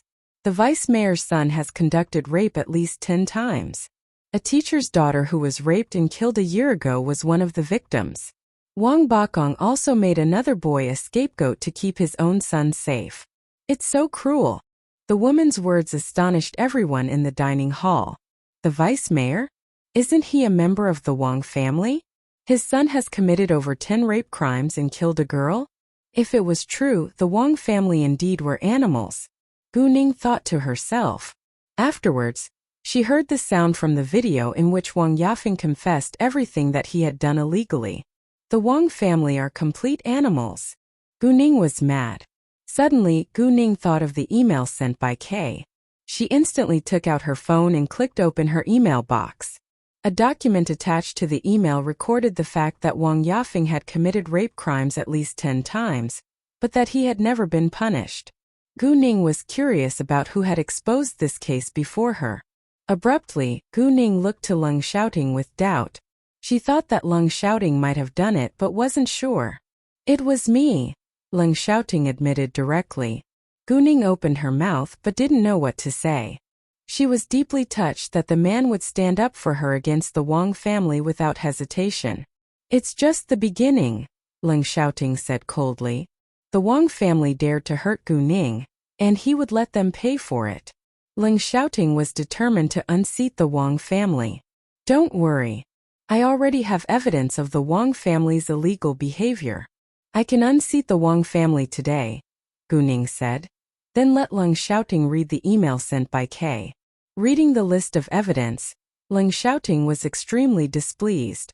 He knew clearly that all of the authorities had done something illegal. Normally he would ignore them if he didn't know any details, but the Wang family was different. They had tried to hurt Gu Ning in vain several times, and Leng Xiaoting wouldn't let them get away with it easily. Before long, Gu Ning received Yan Shuya's call. She asked Gu Ning with excitement, Gu Ning, was it you who have did it? Yan Shuya was more than thrilled when she heard the news. Although she didn't hate the Wang family, she had a long-standing grudge against Wang Xinyan. It was just a personal grudge, but what the Wang family had done was completely unacceptable. Yan Shuya knew that the Wang family had many enemies, but at this time, the first person who came into her mind was Gu Ning. Yes, Gu Ning admitted, but didn't explain further. Having Gu Ning's affirmative answer, Yan Shuya didn't feel like what she had done wasn't right. Instead, she admired even more Gu Ning now. Even though there was someone else of great power that supported her, Gu Ning alone almost unseated the Wang family. Before the Wang family was able to find out who had exposed the scandal, more evidence of their illegal behavior was exposed. It caused another sensation in Citytung. Wang Bowen was suspected of tax evasion for at least hundreds of millions of yuan, while Wang Buyuan was the head of the biggest gang in Citytung, and he had been involved in many cases of drug trade as well as murder. It was universally known that the Wang family had many dirty secrets, but the truth was still shocking. Within a short time, many of the Wang family were caught. In the end, only Wang Hongming and the women were left safe in the house. It happened too fast for the Wang family to prepare, thus none of them had a chance to run away. The Wang family also tried to deny the evidence in vain. Wang Hongming was an aging old man, whose body wasn't in good condition, and this time he was totally sick with anger. Why are all these dirty secrets being exposed at this time? Who is behind this? Is it Wang Bokong's enemy in politics or Gu Ning? Wang Hongming thought to himself. If it was Gu Ning, he had to admit now that he was truly regretful for having annoyed her. But it was too late to regret. Wang Hongming had been sophisticated and shrewd throughout his lifetime, but now his whole family was ruined because of his revenge. He couldn't bear the result and passed away after a short time. However, it happened after the dust settled. Anyway, the Wang family's reputation was completely destroyed now. Nobody would forgive or forget what they had done. Meanwhile, people were also curious about the identity of the person who had the power to unseat the Wang family. The Wang family was unseated, which was exciting, but it happened too fast and made people feel as if it was unreal. The next day, Wang Bokong's alliances in politics were all punished or sentenced to jail. However, this time Leng Xiaoting and Gu Ning weren't involved. Wang Bokong's political rival caused it. Wang Bokong's political rival had always wanted to unseat him, but didn't have solid evidence. Besides, the Wang family was one of the most influential families in Citytung. But now someone directly threw Wang Bokong into prison, and his political rival couldn't wait any longer. Gu Ning didn't care about the Wang family's fate in the future, because they were already punished for what they had done.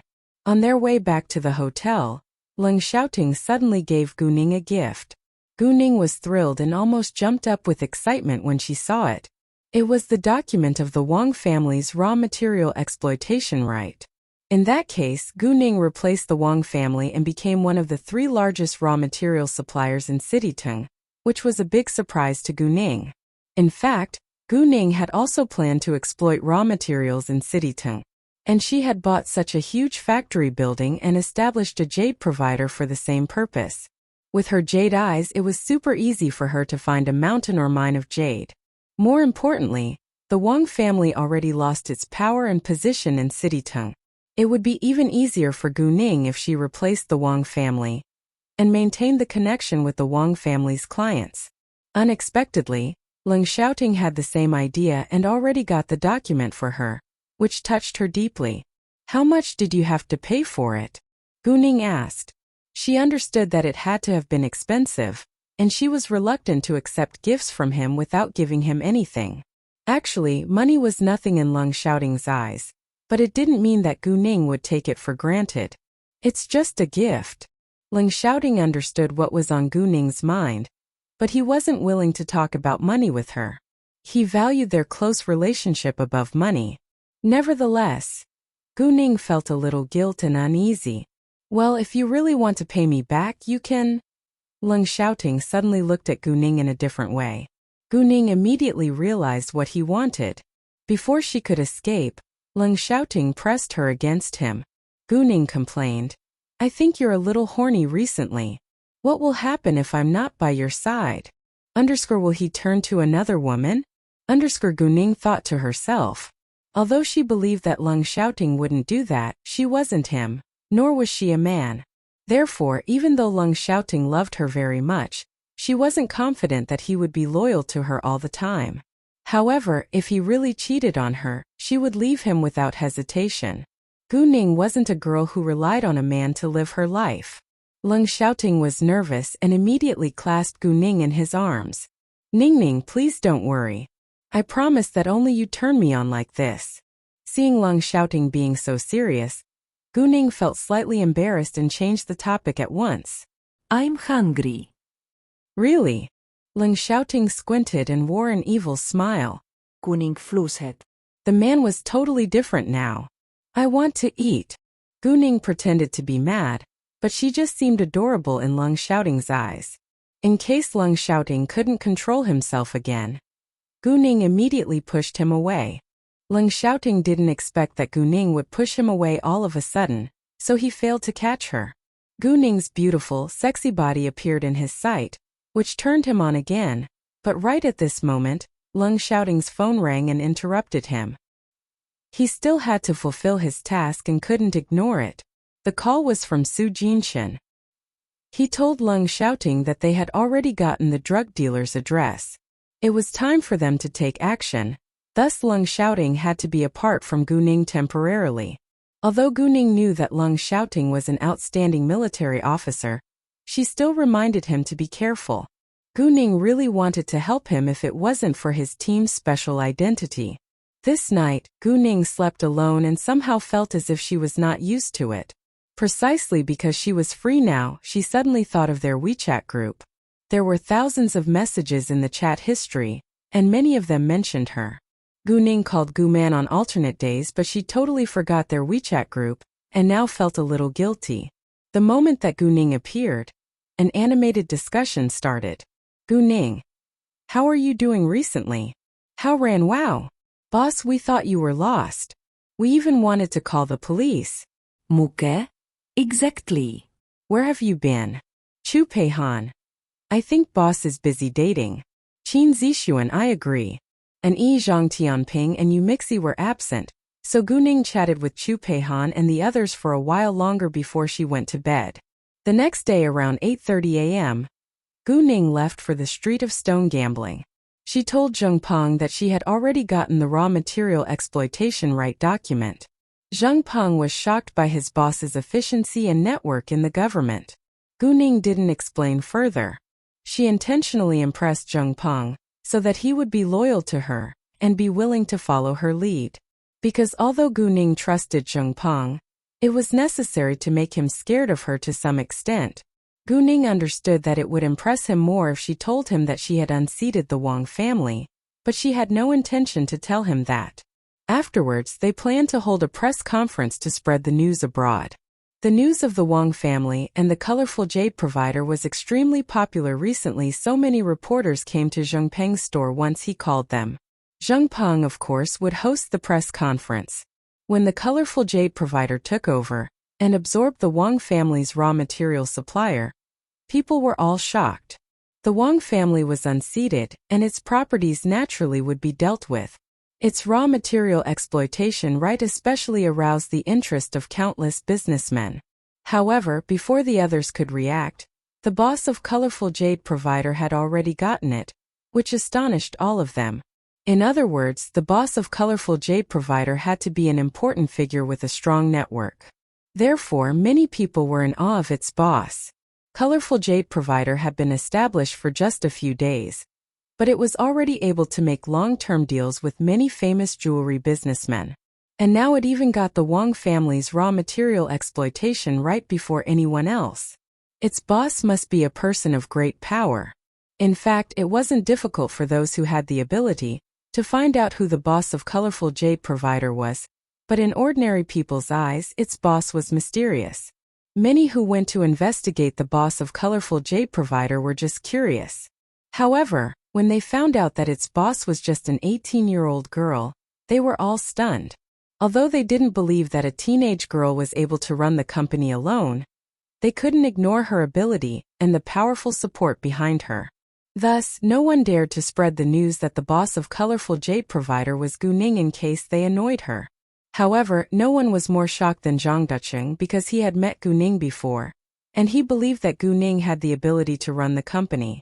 Zhang Ducheng suddenly thought of a piece of news that he had read on the internet before the Wang family's scandal was exposed. It was said that the Wang family had sent people to break into colorful jade provider's warehouse at night.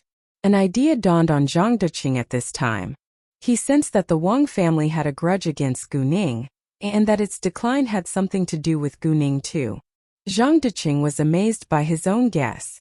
If Gu Ning was really involved in the Wang family's mess, she had to be much more powerful than he could ever know.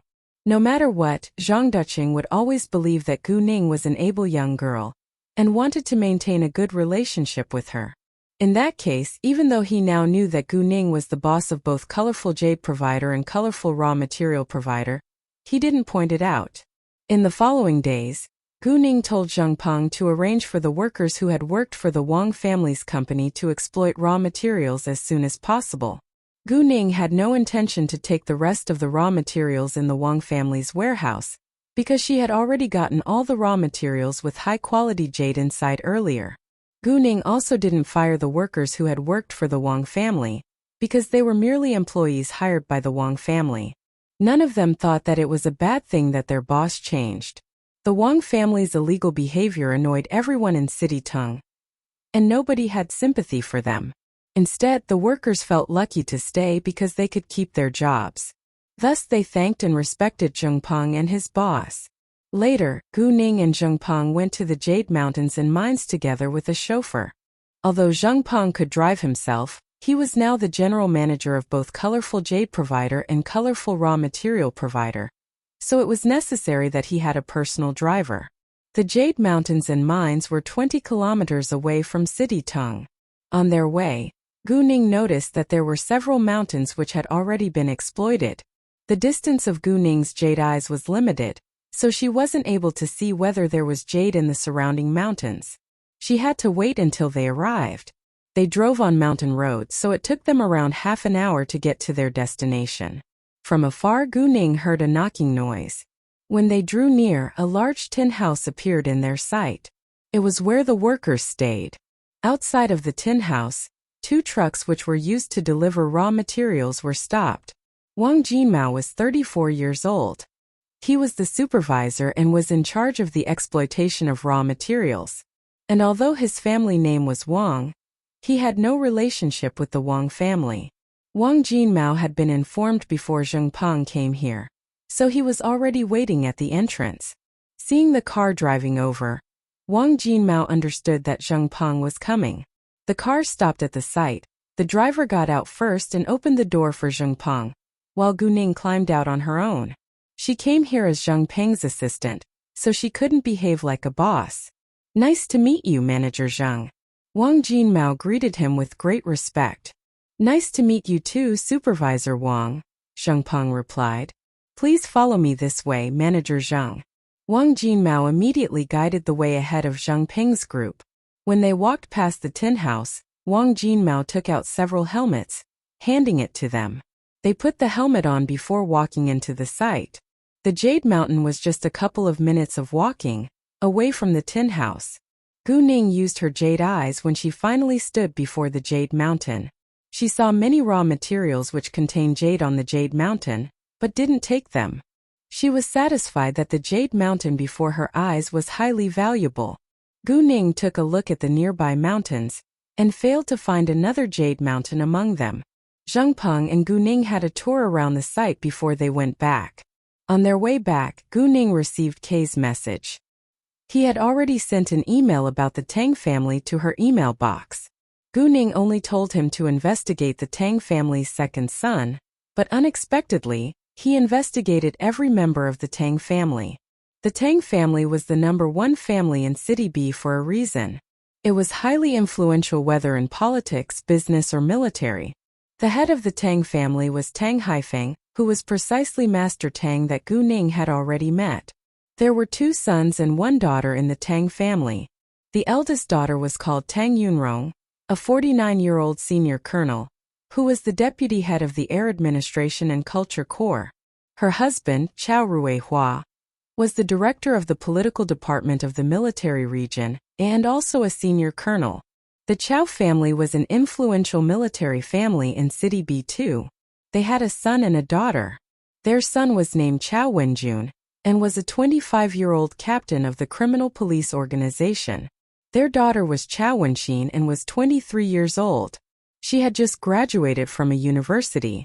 Tang Yunhang, the eldest son of Tang Haifeng, was 46 years old and secretary of the provincial party committee. Tang Yunhang's wife was the director of the tourist administration. They had 2 sons who were twins and both were 22 years old. The older one was called Tang Jiakai, and the younger one was called Tang Jiayang. One was a junior studying in City B University, while the other studied abroad. Tang Haifeng's second son was Tang Yunfan. He was only 42 years old, but was the richest man in City B. He was now the chairman of Tang Huang Group and didn't have a wife or children. Tang Yunfan had indeed disappeared once 19 years ago, which wasn't a secret among the celebrities in City B. The Tang family wasn't the #1 family in City B 19 years ago, but was still a super-rich family. Tang Yunfan was the most talented one in business among the Tang family, so Tang Haifeng brought Tang Yunfan up to be his successor. However, Tang Haifeng's younger brother, Tang Haiming, had the ambition to inherit the Tang family's properties, so he had schemed against Tang Yunfan. No one really knew the details of what had happened during that year, because it was an old story and the technology hadn't been advanced that time. Even Tang Yunfan himself forgot the details. It was said that someone had discovered Tang Yunfan at a river. Since then, Tang Yunfan's personality had totally changed. He was occupied by his work all the time, and never got married or had a child. Within a dozen years, the Tang family developed to be the #1 family in City B with 100 billion yuan in assets under Tang Yunfan's leadership. He has disappeared for a year 19 years ago and was found at a river? Thinking of that, Gu Ning was more certain than ever that Tang Yunfan could be her biological father. There was a family photo attached to the email too. When Gu Ning's sight fell on Tang Yunfan, she was sure that Tang Yunfan without a doubt had to be her biological father. Although Tang Yunfan looked different in his early 40s than when he had been young, it was easy to notice that his and Gu Ning's features were alike. Gu Ning's family name was Tang in her previous incarnation, and her biological father also had the same family name. Maybe she was destined to be a member of the Tang family. Although Gu Ning was sure that Tang Yunfan was her biological father, she wasn't in a hurry to meet him because she wanted to know how Gu Man would react. Tang Yunfan lost his memory of Gu Man after all. Gu Ning believed that Tang Yunfan never got married because of Gu Man, but she still needed to take it seriously. As long as Tang Yunfan met Gu Man again, he could probably get his memory back. In addition, if he lost his memory because his brain had been damaged, Gu Ning's power could also be of great help. Most importantly, if Tang Yunfan was just a common man, Gu Man would be eager to meet him, but Tang Yunfan was now the heir of a super-rich family. Gu Ning was worried that Gu Man would be self-abased before him. Although Gu Ning didn't think that it was a problem at all as long as they still loved each other, she wasn't Gu Man and couldn't force her to think so. No matter what, Gu Ning made up her mind to support Gu Man, and she would never allow anyone to despise Gu Man. Gu Ning then went back to the street of stone gambling with Sheng Peng before she left, alone. However, just as Gu Ning walked to the entrance of the street, a person dashed at her with a knife in their hand shouting, "Bitch! I'll kill you!" People around were all shocked by the scene, but Gu Ning stayed calm. Wang Xinyan was really stupid. Gu Ning didn't escape. Instead, she waited for Wang Xinyan to approach near. Just when Wang Xinyan was about to stab her, Gu Ning grabbed her waist like lightning and twisted it. Wang Xinyan immediately screamed in pain. The knife was also loosened from her hand, falling down onto the floor. Everyone was amazed by Gu Ning's sudden movement. Gu Ning then threw Wang Xinyan away heavily without hesitation. In the old days, Wang Xinyan would be crying already, but she didn't do it now. Instead, she glared at Gu Ning and questioned, "Bitch, was it you? Did you expose all of our Wang family's dirty secrets?" People were all astonished, looking to Gu Ning. Gu Ning was just a teenage girl in their eyes. How could she be able to unseat the Wang family? Gu Ning didn't care about the onlookers, but stared at Wang Xinyan coldly. "Do you have any proof?" In fact, she understood Wang Xinyan's feelings, because she had caused the Wang family's tragedy, and Wang Xinyan lost her powerful family's support forever. But it didn't mean that Gu Ning would tolerate her stupid attack. Wang Xinyan deserved it after all. "I heard it from my grandpa. It was you. You revenged yourself on the Wang family." Wang Xinyan didn't know much. She had just heard that Gu Ning might have been involved in the mess of the Wang family, so she assumed that it had to be Gu Ning. Hearing that, everyone took a long breath in with astonishment. Although they couldn't believe that it was true, it was possible if Wang Xinyan heard it from Wang Hongming. However, how did she, a teenage girl, do it? Nobody knew the answer. "Oh, why don't you tell everyone what the Wang family did to me to make me get revenge on you?" Kuning teaset. Her airy tone confused the crowd all of a sudden. Gu Ning wasn't afraid of others knowing that she had exposed the dirty secrets of the Wang family, because it would only make them be in awe of her. But it wasn't appropriate if she admitted right away. "Because I told the policeman to arrest you," Wang Xinyan said. That was the only thing she could think of that had annoyed Gu Ning. Well, it was no big deal. "I wouldn't get revenge on the Wang family just because of that," Gu Ning said with disdain. Actually, she admitted that she had revenged herself on the Wang family with ambiguity in her reply. "My grandpa said you were involved in it. It must be you." Wang Xinyan was mad. "It seems your grandpa thinks highly of me, but since your grandpa doesn't want to mess with me, aren't you afraid I'll throw you into jail after what you've just done to me? You're an adult and you should know that it breaks the law if you tried to kill me on purpose," Gu Ning said in a meaningful way. "You!" Hearing that, Wang Xinyan's face changed completely. The last thing she wanted to do was to be thrown into jail. Right at this moment, they heard the police sirens. Someone had called the police when Wang Xinyan had tried to stab Gu Ning, and the policemen immediately came over once they heard that the killer was from the Wang family. Everyone couldn't wait to punish the Wang family now. Wang Xinyan instantly stood up from the ground in fear, trying to escape, but was stopped by the crowd. "Get away, get out of my way," Wang Xinyan urged anxiously. "Don't you dare leave after you tried to kill the girl. The Wang family is totally disgusting. They all should be arrested and thrown into jail." A middle-aged woman ran to Wang Xinyan and clenched her teeth criticizing. "Wang Xinyan, you deserve it. You've bullied my daughter for a long time, and now it's your turn to taste the feeling of shame. Exactly. Wang Xinyan's rude behavior was notorious around the street of stone gambling, so most of the residents hated her very much. Wang Xinyan was alone and helpless now. She was so scared of the people who were full of hatred towards her. Before long, the policeman arrived and took Wang Xinyan away without delay. Gu Ning followed them, going to the police station too because she was the victim. Let me go, or the Wang family will punish you. Wang Xinyan was so used to threatening people. Gee, the Wang family? Do you think that the Wang family is still able to cause us trouble? The policeman asked with disdain. You! Wang Xinyan was struck dumb now. Ah, Wang Ning laugalikli. It was very funny that Wang Xinyan was so stupid. Wang Xinyan heard Gu Ning laughing at her, and immediately turned to Gu Ning yelling, "Bitch! It's all because of you. It was you." Meanwhile, she even tried to attack Gu Ning again, but was controlled by the policeman beside her. Stay quiet. Although Wang Xinyan's movement was restricted, she kept swearing. Gu Ning gave her a cold glance and warned, "If you dare to swear at me one more time, I'll make sure that you are quiet forever." Wang Xinyan was terrified and shut her mouth at once. Even the policemen were scared by Gu Ning's cold voice. In a hearing room, a policeman was taking down Gu Ning's account according to the rules. "Your name, age, and where are you from?" the policeman asked. "Gu Ning, 18, and I'm from City F," Gu Ning answered. "Do you know the girl? What's your relationship with her? Why does she want to kill you?" The policeman continued to ask. "I've argued with Wang Xinyan twice. Once was in a restaurant where she tried to grab a private room that my boyfriend and I have reserved before her, but we just orally argued for a short time.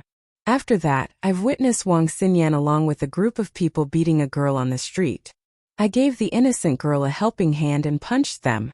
The next day, the Wang family sent policemen to arrest my boyfriend and me, and intended to sentence us to jail without trial. The head of the Public Security Bureau heard of it, and made a call to release us. Afterwards, the Wang family's dirty secrets were exposed, and the Wang family was unseated.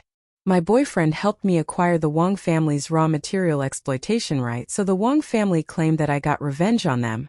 Therefore, Wang Xinyan came to kill me," Gu Ning said plainly.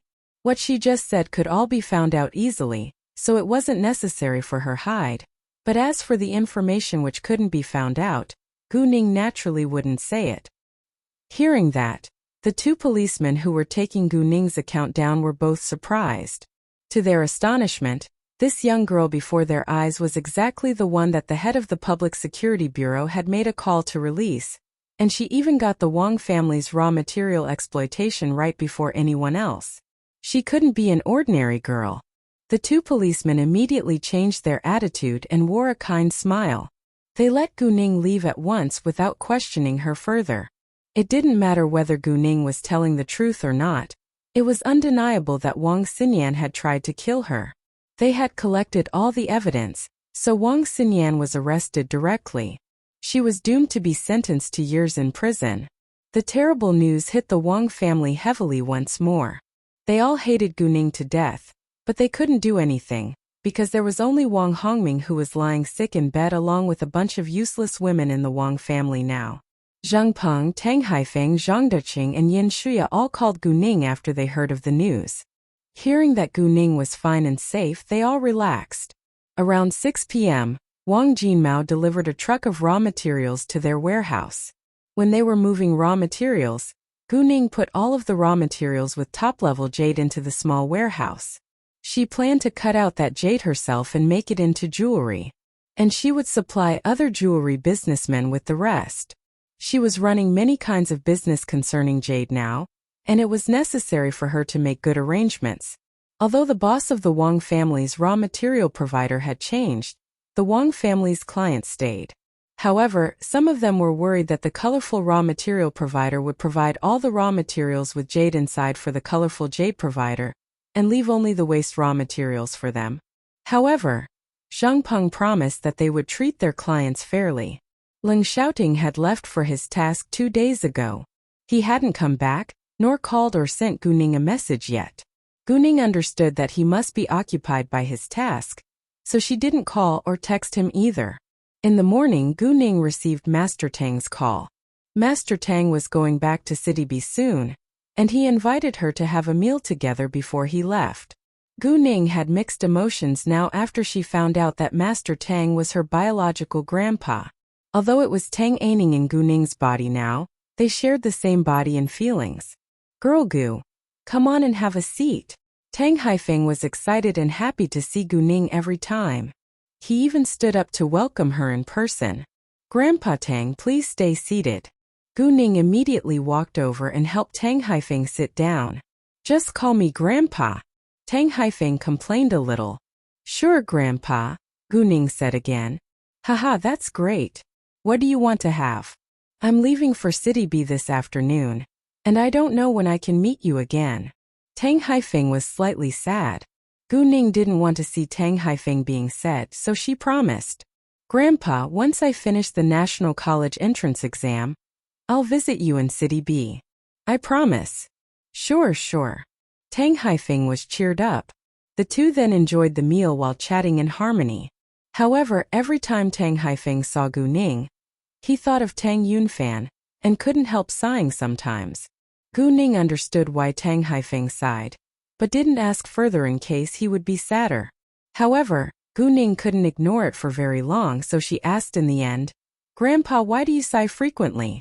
Do you have an unhappy memory in your mind? Would you mind telling me?" In fact, Tang Haifeng was willing to talk with Gu-ning about his worries. "Well, I'm just thinking of my second son. He works all day all the time. I'm concerned about his health if he's occupied by work 24/7. Besides, he's already 42 now, but he refuses to get married or have children. As his father, I know he actually feels lonely even though he's busy working and looks fine." Tang Yunfan had been living his life for more than a decade, and Tang Haifeng should have gotten used to it earlier on, but Tang Haifeng was an aging old man.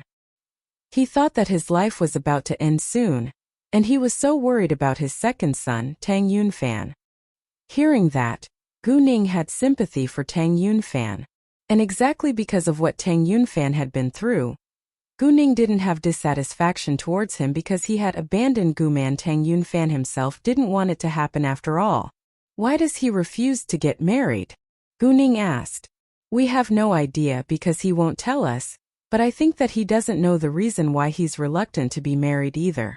In the beginning, we even doubted his sexual orientation, but he isn't gay," Tang Haifeng said resignedly. As Tang Yunfan's father, he didn't understand why his son refused to get married either. Maybe he already fell in love with a woman but couldn't be with her, so he refuses to get married now, Gu-ning said. "I had the same idea before. I investigated it but failed to find any clues," Tang Haifeng replied. "Master, I think that it has something to do with Lord Tang's lost memory," Tang Wu said. It was a previous guess but lacked evidence, so nobody believed it. Tang Haifeng felt sadder and sighed. "Grandpa, don't worry. Life is full of changes. Maybe your son will change his mind one day in the future." Gu-ning comforted Master Tang, although she knew that it was meaningless. If Tang Haifeng was able to let it go, he wouldn't be so sad now. Indeed, Master Tang understood what Gu-ning had just said, but he still had to accept the truth. In order to not upset Gu-ning, Tang Haifeng pretended to be happy. "Sure. Life is full of changes. Although it's a shame that Yunfan refuses to get married, I won't force him to do so." Gu-ning understood that Master Tang was pretending, and immediately changed the depressing topic. After the meal, Tang Haifeng gave Tang Wen a knowing glance, and Tang Wen immediately took out a box the size of a palm, handing it to Tang Haifeng. "Girl Gu, since you're my granddaughter now, this is a gift I am giving you as your grandpa," Tang Haifeng said to Gu-ning.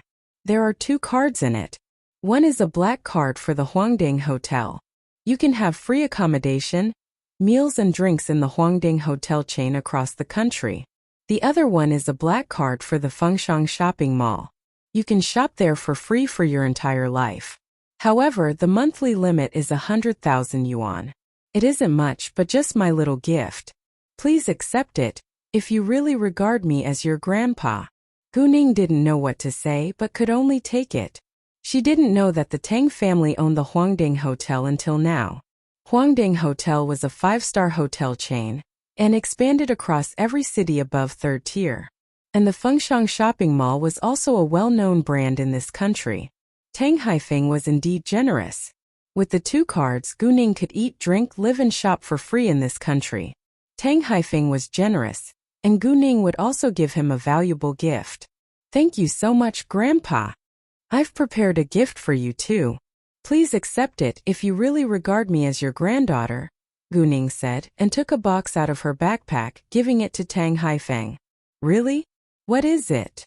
Tang Haifeng was surprised. He opened the box, and there was a red object the size of 3 fingers in it. Before Tang Haifeng could ask, Guning opened her mouth again. It's natural red coral. I plan to make a bracelet from it for you, but the time is limited, so I can only give you the raw material. Please don't mind. What? Natural red coral. Tang Haifeng was astonished this time. Both Tang Wen and Tang Wu were shocked as well. They had all heard of the natural red coral, which was extremely rare and expensive. Guning's gift was worth at least millions of yuan. This is too expensive. Tang Haifeng thought that it wasn't necessary for Guning, who was just a teenage girl, to give him such an expensive gift. Grandpa, please take it. If you don't want my gift, I'll give your gift back to you too, Guning deliberately said, and took out Master Tang's gift at once. Tang Haifeng immediately stopped her and said, Fine, I'll take it. Obviously, Guning had already prepared the gift for him, which touched Tang Haifeng deeply. They then chatted for a while longer before they separated. Guning proposed to send Tang Haifeng to the airport, but was declined because Tang Haifeng didn't want to waste her time. After that, Guning went to her factory building. She had planned to make money by stone gambling in Citytung within 3 days. But unexpectedly, a lot had happened and she had spent a week in Citytung. Luckily, the result wasn't bad. Guning had actually not intended to unseat the Wang family, but the Wang family had kept annoying her, so she had to do it in the end. So now Guning had already finished her business in Citytung and decided to leave for the capital. Although her companies in Citytung were all newly established, she wasn't worried about them at all, because most people were in awe of her after she got the Wang family's raw material exploitation right like lightning. However, Leng Xiaoting wasn't back yet, so Guning would wait until he came back. That afternoon, Leng Xiaoting called Guning and told her that his task was fulfilled. It was time for dinner, so Guning told Leng Xiaoting to meet her at a restaurant beside the hotel where they stayed. Half an hour later, Guning arrived and Leng Xiaoting was already waiting for her. Once she opened the door, her eyes met his. They had missed each other so much even though they had just been apart for 2 days. Maybe it was because they were madly in love now. However, there was a waiter in the private room. Otherwise, Leng Xiaoting would have run over and hugged Guning in his arms. The minute that the waiter left, Leng Xiaoting couldn't wait and immediately pressed Guning to him.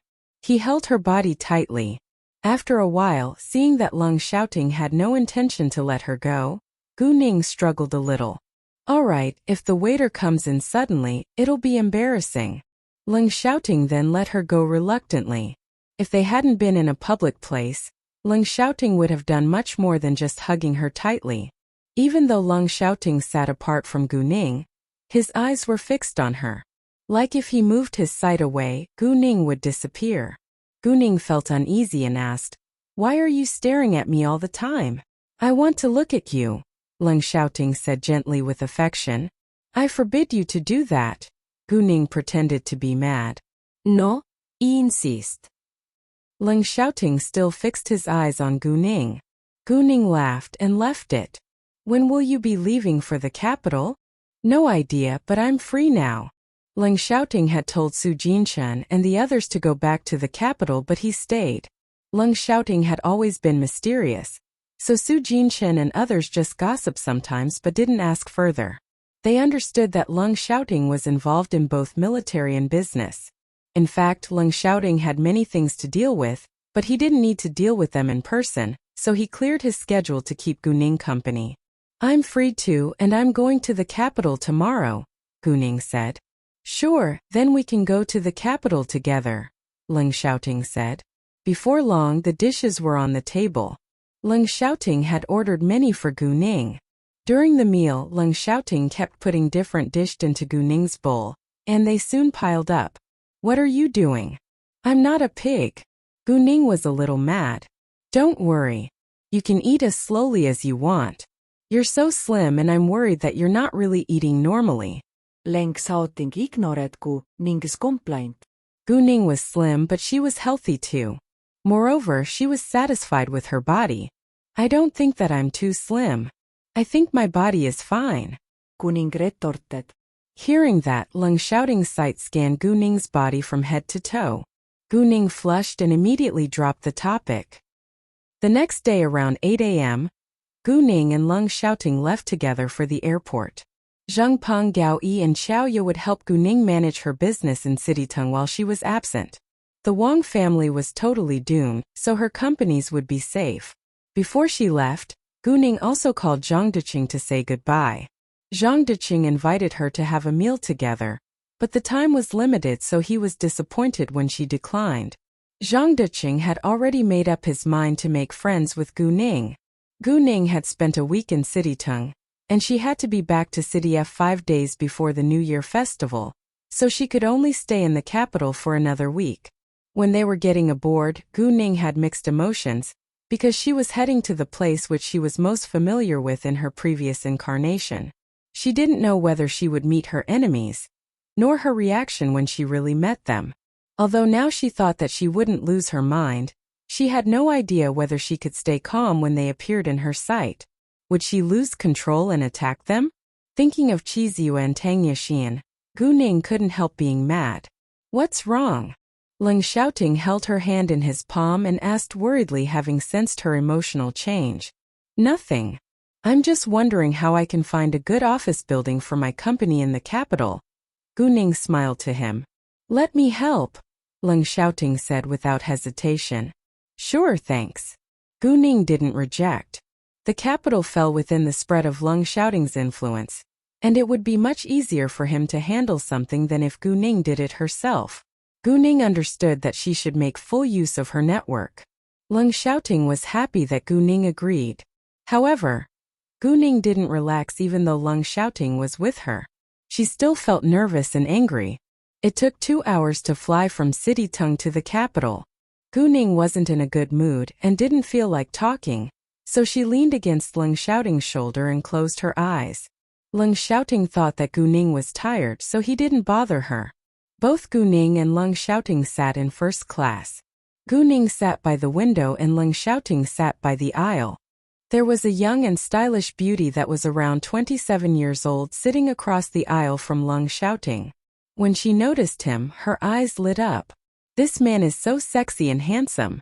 She had seen many good-looking guys, but none of them could compare with the one in front of her eyes. He was so attractive. In addition, people who sat in the first class must either be rich or powerful. If she could have a relationship with him, it would be of great help to her too. Hi, this is my name card. Why don't we make friends with each other? The woman wore a perfect smile, making eyes at Leng Xiaoting. She didn't care about Gu Ning, who was obviously his girlfriend, at all. However, Leng Xiaoting ignored her. The woman felt embarrassed, and her hand with the name card stiffened in the air. She had never been humiliated in public like that. Gee, what a blind bitch. Apparently this handsome man isn't single. A female voice sounded from the seat behind Leng Xiaoting. She was also a young woman that was around 25 years old and dressed simply, but her clothes were all designer brands. She hated to see flirts. It's none of your business. The woman glared and snapped at her. It is. Because I felt disgusted and I'm afraid that I'll be sick. The woman behind Leng Xiaoting said ironically. What did you say? The woman was mad and stood up abruptly like she was going to beat her. However, before she could move, a flight attendant interrupted her. Miss, the plane is about to take off. Please fasten your seatbelt. The woman glared at the other woman who sat behind Leng Xiaoting and sat back in her own seat. She even swore at Leng Xiaoting in a low voice. Just a stupid man. Gu Ning heard it and opened her eyes looking at the woman coldly. The woman was scared and immediately turned her head away. Her heart was beating very fast, as if she just had survived death. She tried to flirt with Lung Xiaoting but was ignored, so Gu Ning didn't want to waste time on her. Seeing Gu Ning being a little mad, Lung Xiaoting was also unhappy. What the F***ck? I've never seen such a shameless flirt. What a bitch! The woman who sat behind Lung Xiaoting couldn't help swearing. You! The woman who sat beside Lung Xiaoting was furious, but once she turned, she met Gu Ning's cold glance, which scared her. The plane finally took off, and around 1.5 hours later, the plane encountered severe turbulence during the flight. Everyone was terrified, screaming. Gu Ning abruptly sat upright in fear, and Lung Xiaoting clasped her hand trying to comfort her. Luckily, they were all seated when the plane encountered the turbulence, so nobody was injured. They thought that it was just normal turbulence, but unexpectedly, just seconds later, the plane encountered more severe turbulence. Some passengers were even weeping after that. At this time, a flight attendant announced on the radio, "Dear passengers, please do not worry.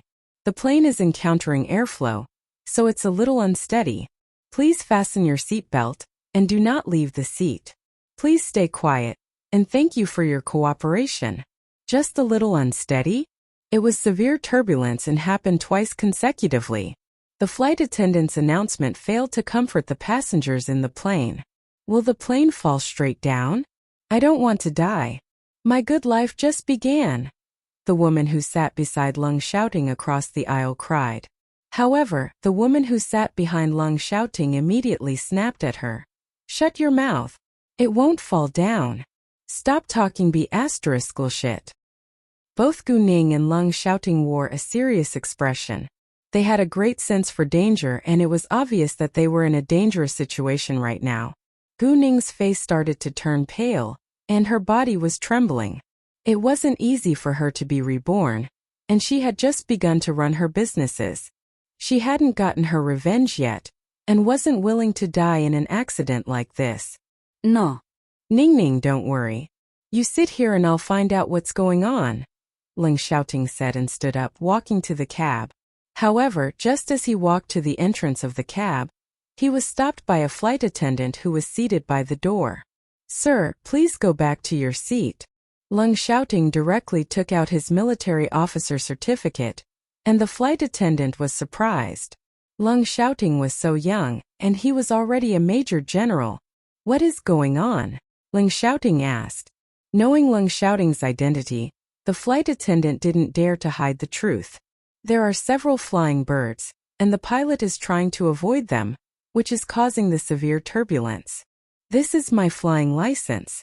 I need to have a look. Lung Xiaoting showed them his other license and decided to walk inside in case any accident happened. Sure. The flight attendant immediately opened the door for Lung Xiaoting. Gu Ning also heard what the flight attendant had said, and she knew that it was very dangerous if the plane encountered flying birds.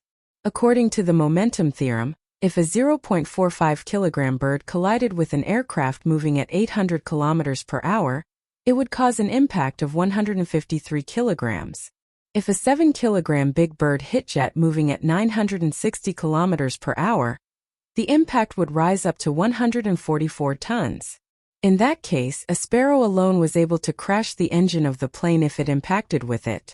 If the bird was drawn into the engine through the air intake of the aircraft's turbine, it would cause damage to the blades, which was worth dozens of thousands of yuan each due to distortion. It could also force the engine to stop. If the bird caught fire in the machine, the plane would crash and explode. In other words, a flying bird could cause a serious flight accident. Facing such an emergency, Gu Ning had no solution, but she trusted that Lung Xiaoting would handle it well. There were 2 pilots, a pilot in command as well as a co-pilot, and an observer in the cab. However, the pilot in command had hit his head, and he had fainted during the second turbulence. The observer was pulling the captain out of his chair, and the co-pilot was flying the plane. Hearing that the door was being pushed open, the observer turned around and noticed the flight attendant guiding a stranger inside. He snapped at once. What's wrong with you? Don't you know that passengers can't enter the cab? Before the flight attendant could explain, Lung Xiaoting directly showed him his flight license and military officer certificate. I can help. Seeing Lung Xiaoting's flight license and military officer certificate, the observer was amazed but closed his mouth. The plane would still suddenly shake and bump, but it was obviously lighter than before. However, it didn't eliminate the passengers' fear, and some were still scared and screaming. All of a sudden a person raised her voice. Jesus! Someone just hit his head and is bleeding. Hearing that, Gu Ning immediately unfastened her seatbelt and strode to the injured man. Is there any doctors on this plane? A flight attendant asked loudly. The injured man was around 20 years old, and there was blood coming out of the left side of his head. Gu Ning took out the small medicine box from her backpack at once, and said to the flight attendant, "Let me through. I can help him." Gu Ning sounded determined. You? Stop kidding. You're just a teenager. The flight attendant doubted her ability. I can take the responsibility if anything bad happens to him, Gu Ning added. How can you be responsible for the result? The flight attendant replied with disdain. Other passengers around them also didn't believe Gu Ning, but they were busy looking after themselves in such a dangerous situation. Time was precious, and Gu Ning stopped arguing with the flight attendant. She moved the flight attendant's arms and gave her a cold glance. The flight attendant lost her breath at once and was struck dumb, standing still. Gu Ning then checked the man's wound. The wound wasn't new and the man must have been hurt in the same place a short time before. It was sutured, but it hadn't completely healed yet. So after the knock during the turbulence, the wound suddenly broke open. Gu Ning took out a cotton swab and hydrogen peroxide to clean the wound, and then used gauze to wrap it up. While doing that, Gu Ning secretly put her power into the wound to stop it from bleeding and relieve his pain. However, in order to not reveal her secret, Gu Ning didn't directly heal his wound, but only prevented the wounds from deteriorating. Before long, the man regained consciousness. Although he was dizzy because of the pain just then, he clearly knew what was happening, so he thanked Gu Ning at once. Thank you so much. Seeing that the man was awake, people began to believe in Gu Ning's ability. Oh, someone is having a heart attack. However, just after Gu Ning finished wrapping the man's wound, another passenger was in danger. Under the violent bumps and turbulence, it was easy to cause diseases such as heart attacks and high blood pressure. Without further ado, Gu Ning went to the person who was having the heat attack. This time nobody dared to stop her or doubt her ability. The man who was having a heart attack was around 50 years old and Gu Ning recognized his face. He was Liu Zhan, a famous domestic director, and many of his films had won accolades domestically and abroad. However, he had annoyed an important figure of power 2 years ago, so he had been forbidden to shoot films till now. Gu Ning squatted before him and pressed on his chest with her hands in a regular pattern. Of course, she used the movement to disguise the fact that she was secretly putting her power into his chest, like what had happened to Tang Haifeng before. Once the power flew into his chest, Liu Zhan gradually caught his breath and went back to normal. Passengers around them were all amazed by the scene. However, before Gu Ning was able to remove her hands, another person in the plane fainted as well. When the plane had encountered the flying birds, which caused violent bumps and shaking, the pilot had already contacted the airport tower and sent out an emergency help signal. And now, the plane's accident was announced at the capital airport. The latest news. A plane flying to the capital encountered a flock of birds in the air. The plane has encountered severe turbulence multiple times. The pilot in command passed out by accidentally knocking his head, and the co-pilot is controlling the plane. Currently, the plane is still in danger, and there are 267 passengers and 12 staff members in the plane. Meanwhile, there was a list of passengers' names shown on the LED screen in the hall. The minute the news was released, everyone was shocked. Although the plane hadn't crashed, it was still in danger. Besides, what if some passengers suddenly had a heart attack or some other urgent disease during the turbulence? Everyone was worried about the safety of the people in the plane, especially the passengers' families and friends who came to pick them up. Su Jinshan's cousin Su Qinin, came to the airport to pick up her best friend who just flew back from abroad and heard the terrible news. She read the list of passengers' names at the same time. The Su family and the Lung family had known each other for generations, so Su Qinin was familiar with Lung Xiaoting too.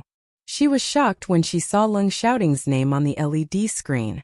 Without delay, Su Qinin called Su Jinshan.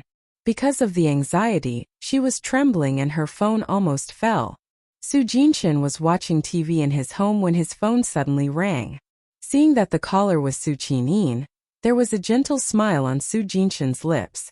However, before he could say a word when he answered the call, Su Qinin said in a trembling voice, Jinshan Xiaoting is on a plane from City Tung to the capital now, but the plane encountered a flock of flying birds. It also encountered severe turbulence, and is still in danger now. What? Su Jinshan jumped up from his sofa horrified. How is it possible? Why? I'll be right there, Su Jinshan said, then ran outside, and almost knocked his father who was walking inside over. Su Jifan criticized. Watch where you are going. However, within seconds, Su Jinshan disappeared from his sight. Su Jifan Frau Wen. Apparently it was an emergency. Su Jinshan drove to the airport at a high speed and crossed the roads even if the traffic lights were red. He kept praying for Lung Xiaoting's safety. Coincidentally, Siti Yi and Chu Xianfeng had just arrived at the airport in City G, and they were leaving for City B. The accident that had happened to the plane from City Tung to the capital was also shown on the LED screen in the hall of the airport in City G. So both Siti Yi and Chu Xianfeng noticed the terrible news too. When they saw Gu Ning's name, they were shocked. Especially Siti Yi. His heart ached severely and his face turned pale at once. He didn't realize that he cared about Gu Ning so much until this moment. He immediately took out his phone to call Gu Ning. He hoped that they were different people who just had the same name. He wished Gu Ning, the one who he knew, were still safe and alive. However, Gu Ning's phone was powered off. Xianfeng, you go to City B first, I need to leave for the capital right now, Siti Yi said to Chu Xianfeng and turned around walking to ticket office without delay. Chu Xianfeng understood his boss's affection towards Gu Ning, so he didn't stop him. Not to mention Siti Yi, who liked Gu Ning. Even Chu Xianfeng, who regarded Gu Ning as his friend, was worried about her safety. The news continued to be released in the following hours. It was reported that there was a passenger who knocked his head and the wound was bleeding badly, while there were other passengers who suddenly had a heart attack, fainted because of high blood pressure, or got injured and so forth. The ambulances together with the medical staff had to stay ready. Once the news was released, many people were more worried. If anyone had an urgent problem or injury in a flying plane, it was highly possible to die. Those who came to the airport to pick up their aged families were especially worried. They were greatly concerned about their family's safety. What should we do? Grandpa has hypertension. It'll be fine. It'll be fine. Honey, there is a wound on our son's head, and it's not completely healed yet. What if it splits? It's all my fault. I shouldn't have urged him to come back today. Don't worry. He'll be fine. He will. A dozen minutes later, the plane was finally under control. Except for the passengers in the first class, the rest of the people had no idea that Lung Xiaoting was the hero. Although the crisis was resolved, everyone was still pretty nervous because the plane hadn't landed safely yet. Nobody knew whether there would be more accidents on the way to landing. It was an extremely painful period of time when they were waiting for the landing. And it was very strange that the plane had encountered such a large flock of flying birds, which had never happened before. In addition, it was a miracle that the plane had safely avoided so many flying birds. All in all, Gu Ning saved a young man with a head injury, Lu Zhan with heart attack, 2 elderly people with hypertension, and a woman with a dislocated wrist. As for other people who were only slightly injured, Gu Ning didn't have time to help them. And Gu Ning had consumed a lot of power, so her face turned pale. All of the injured passengers who had been rescued by Gu Ning thanked her continuously. Although nobody knew how Gu Ning had been able to rescue them, they all admired her bravery and ability. At this time, Lung Xiaoting walked out from the cab.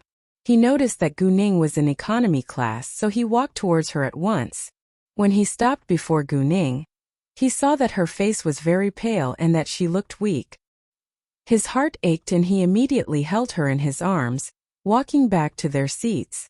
A flight attendant poured a cup of water for Gu Ning and thanked them for what they had done. When the news that the plane was safe and all the patients were rescued was announced in the airport of the capital, everyone was relieved, but nobody knew who had rescued them. Su Jinshan was halfway there when he received Su Qinin's call again. Even though he got to know that the plane was safe now, he still drove at a high speed heading to the airport. He wouldn't relax until he saw Leng Xiaoting in person. Sitiyi had the same feeling. If he couldn't see Gu Ning with his own eyes, he wouldn't relax. Half an hour later, the plane had already entered the airspace above the capital. When the radio announced that the plane was about to land, everyone exclaimed and applauded with excitement. Gu Ning was finally relieved too. She had to admit that she was scared to death during that period of time, because she had died once and now cherished life more than ever. In her previous incarnation, she had died with disappointment and animosity, but in this incarnation, she had already found her love and didn't want to die now. After resting for half an hour, Gu Ning was back to normal. Su Jinshan had already arrived at the exit and was waiting for Leng Xiaoting. He thought that Leng Xiaoting was alone, but when he saw Gu Ning, he immediately understood why his boss had been absent for so long. However, it wasn't the right time to gossip. Su Qining had already picked her best friend up, but she was worried about Leng Xiaoting, so she stayed with Su Jinshan and waited for him. Su Qining's best friend was named Qiu Yusen. She was 25 years old and 177 centimeters tall. She had a perfect body as well as a beautiful face, and was a well-known model domestically. Qiu Yusen had met Leng Xiaoting once, and couldn't forget him. She always wanted to meet him again. And she was coming back home for 2 months this time after she had studied abroad, but unexpectedly heard the terrible news about the plane. She was even more worried about Leng Xiaoting than Su Qining was. 15 minutes later, the plane landed safely at the airport in the capital. There were ambulances waiting already, and the injured passengers were sent to the hospital the minute that they got off the plane. Gu Ning and Leng Xiaoting instead left directly. Leng Xiaoting was tall and extraordinarily handsome. Once he appeared, he attracted a lot of attention from people around him, and even caused a round of acclamation. Wow! He's so handsome. Is he a star or something? I think that he is more handsome than all the male stars that I've known. Exactly. Do you notice that he has an air of power and nobility? I think he's either a super rich man or a man of power. He's a perfect Mr. Charming. Ah! I think you've read too many romantic novels about Mr. Charming. Don't forget I'm a writer myself. The talk among those girls interested Gu Ning, because Leng Xiaoting indeed had an air of natural nobility. In fact, he was both a super rich man and a man of power. It was hard to ignore him among people on the roads. I wish I had a boyfriend like him, the girl who was a writer said. The group of girls all complimented Leng Xiaoting in excitement, and some of them even followed Leng Xiaoting, even though Gu Ning was by his side. They just wanted to have a closer look at him like fans meeting their idol. When Gu Ning and Leng Xiaoting walked to the exit, they noticed Su Jinshan, and immediately realized why he was here. The moment that Su Jinshan saw Leng Xiaoting and Gu Ning, he almost cried. Xiaoting! Su Qining raised her voice in excitement. Qiu Yusen also saw Leng Xiaoting, but her smile was frozen on her face when she noticed that Leng Xiaoting held Gu Ning's hand. It was obvious that they were a couple. Although she didn't know much about Leng Xiaoting, she had heard a bit about him from Su Qining. Su Qining told her that Leng Xiaoting was always cold and never had a girlfriend, so they all believed that he would be single forever. At that time, Qiu Yusen thought that she still had a chance. She wasn't very clear about Leng Xiaoting's background, but he was Su Jinshan's best friend. Su Jinshan was from a super-rich family, and so Leng Xiaoting had to be of the same level. In addition, Qiu Yusen's family was also a well-known rich family in City B, and she was a sexy beauty. She thought that she and Leng Xiaoting were perfect together. Indeed, although the Qiu family couldn't compare with the Leng family, there wasn't a huge gap either. Moreover, Chiu Yusin and Lung Xiaoting matched each other perfectly from appearance. Who is that girl? Su Qining was surprised to see Gu Ning. Lung Xiaoting never dated or had a girlfriend, but now he held a girl's hand on his own initiative. Su Jinshin didn't answer her question, but walked straight to Lung Xiaoting and Gu Ning. Shouting. Su Jinshin hugged Lung Xiaoting with great force. I'm fine. Lung Xiaoting comforted him. Su Jinshin then looked to Gu Ning. Hi, so nice to meet you again. I'm surprised that Xiaoting has abandoned us for you. Seeing that they were both safe and sound, Su Jinshin was in a good mood to tease them. He had had a sense that Lung Xiaoting treated Gu Ning differently, so he wasn't very shocked when they showed up like a close couple. Gu Ning smiled a little. Nice to meet you too. It's been ages. Indeed. Since you're in the capital now, let me be your guide. I'm free these days and I can. However, before he could finish, he received a cold glance from Lung Xiaoting, and stopped all of a sudden. Su Jinshin quickly realized that Gu Ning was his boss's girlfriend now, and his boss would take good care of her. Xiaoting. Su Qining called Lung Xiaoting. She admired and was in awe of him. Nice to meet you, Mr. Lung. Chiu Yusin greeted Lung Xiaoting politely. She didn't show her admiration towards him at all. Lung Xiaoting glanced at them and answered lightly. He was familiar with Su Qining but had no impression of Chiu Yusin. Xiaoting, is this your girlfriend? Su Qining took a look at Gu Ning and deliberately asked. Yes, Lung Xiaoting said seriously. Although they already knew the answer, they were still slightly surprised when Lung Xiaoting admitted it himself. Especially Chiu Yusin, her heart ached a little, but her face stayed calm. Hi, my name's Su Qining. I'm Su Jinshin's cousin. May I know your name? Su Qining said to Gu Ning. Su Qining didn't know that Chiu Yusin liked Lung Xiaoting, and she had no position to interfere in their personal affairs. If Lung Xiaoting and Chiu Yusin liked each other, Su Qinyun would absolutely support them. But Lung Xiaoting already had a girlfriend now, so she could do nothing about it. Nice to meet you. My name's Gu Ning. Gu Ning replied politely. Gu Ning behaved in an elegant way, and didn't seem like a teenager at all, which left a great impression on Chiu Yusin and Su Qining. Gu Ning, this is my best friend Chiu Yusin. Su Qining introduced Chiu Yusin to Gu Ning. Nice to meet you, Miss Gu. Chiu Yusin opened her mouth first. She didn't take Gu Ning as her enemy just because she was Lung Xiaoting's girlfriend. Although she liked Lung Xiaoting and felt sad that he already had a girlfriend, she was a well-educated woman with great manners.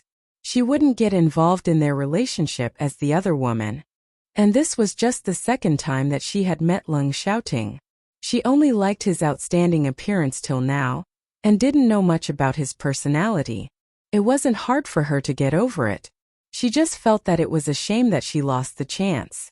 Nice to meet you too, Miss Chiu, Gu Ning said politely. All right, it's time for the meal now. Let's go dine together, Su Jinshin said, and then they left together. Gu Ning and Lung Xiaoting sat in Su Jinshin's car, and Chiu Yusin took Su Qining's. I think that Gu Ning is younger than 20. Although Chiu Yusin already got over it, she couldn't help gossiping. Probably just turned 18.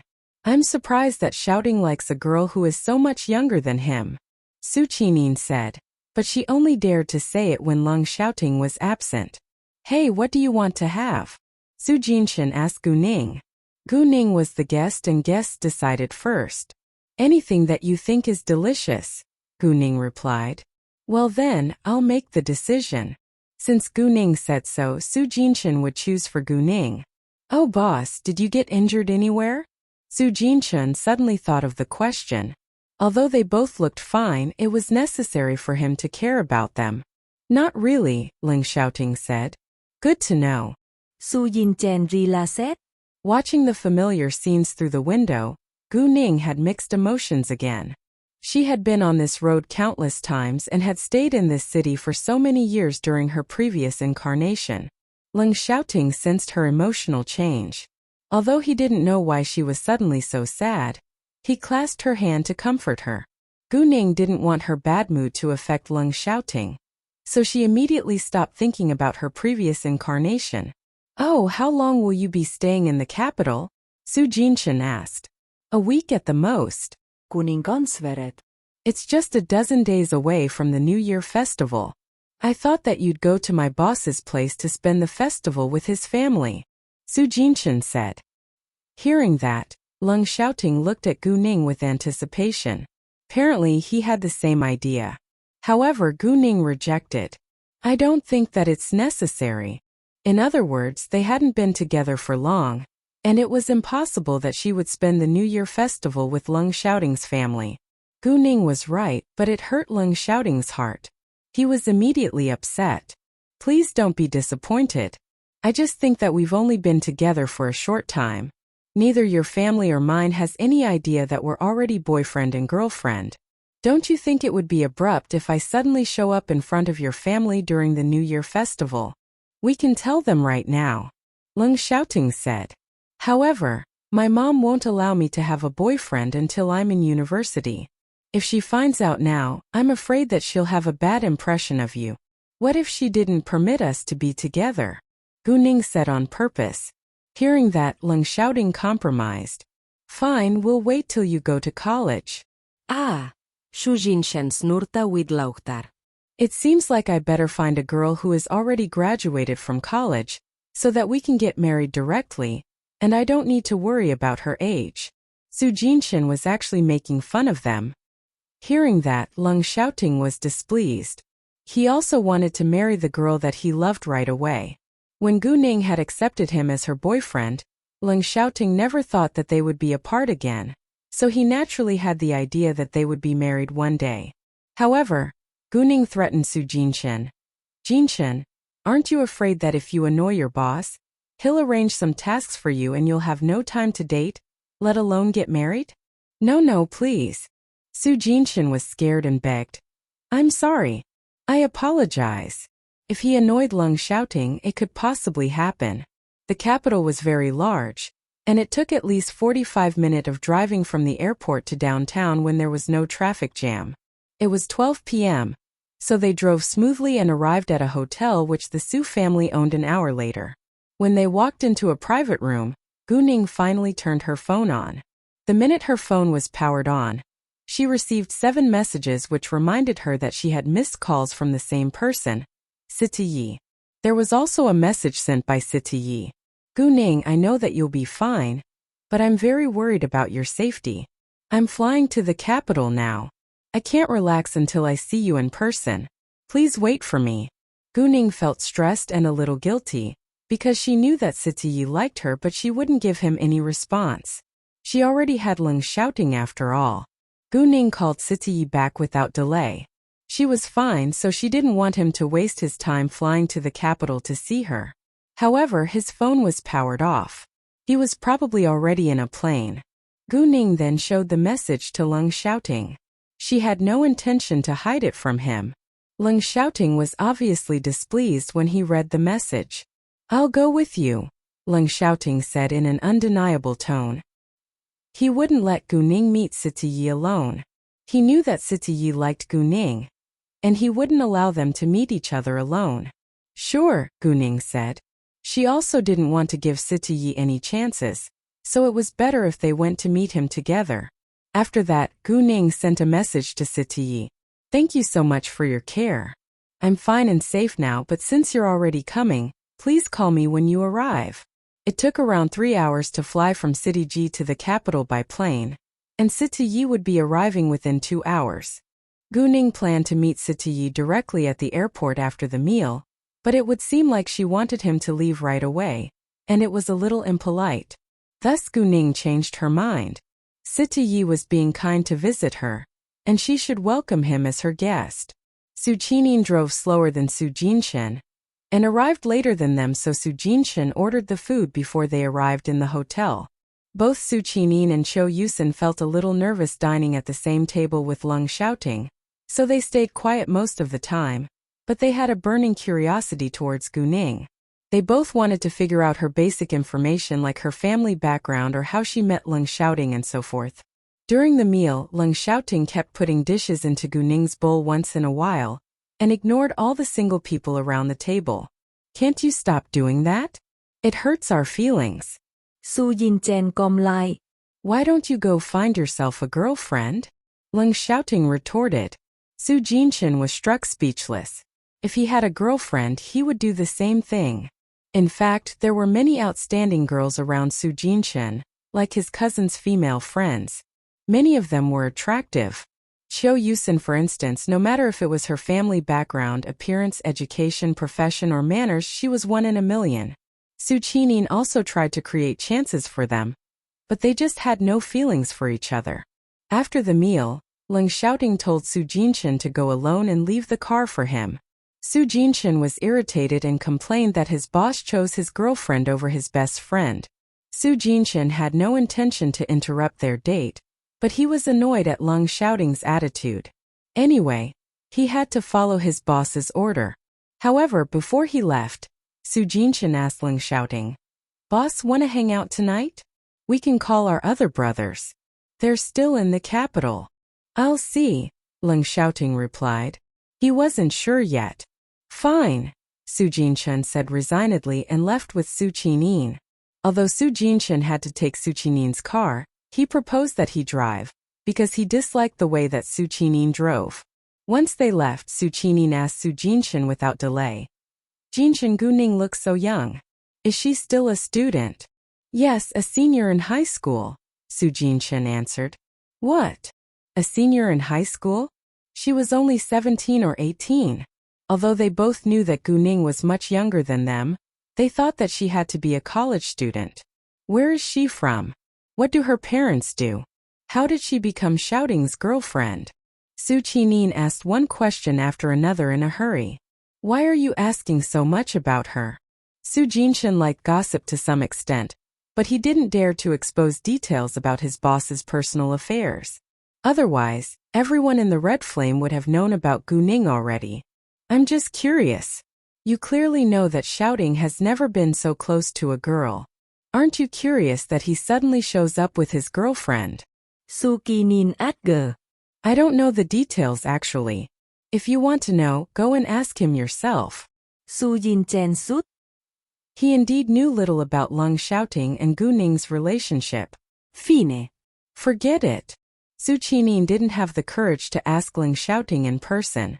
Otherwise she wouldn't ask Su Jinshan now. "I am just kindly reminding you to be friendly to Guning, or..." Su Jinshan purposely didn't finish his sentence. Su Qining was a nice person, but she was spoiled by her family, so she would show her dislike on her face and didn't care about others' feelings. Su Jinshan was worried that she might not get along well with Guning and cause unnecessary trouble. "I will." Su Qining raised her voice. Even if she really couldn't get along with Guning, she wouldn't act against her for Leng Xiaoting's sake. Of course, Guning should be friendly to her first. She had a good impression of Guning till now, but she didn't know much about her, so she had no idea whether they could be friends. Guning and Leng Xiaoting went to a tea house waiting for Sitiyi. In the middle of waiting, Leng Xiaoting received his grandpa's call, but he didn't avoid Guning and took it directly. "Grandpa," Leng Xiaoting answered. Although he sounded cold as usual, he had affection towards his grandpa.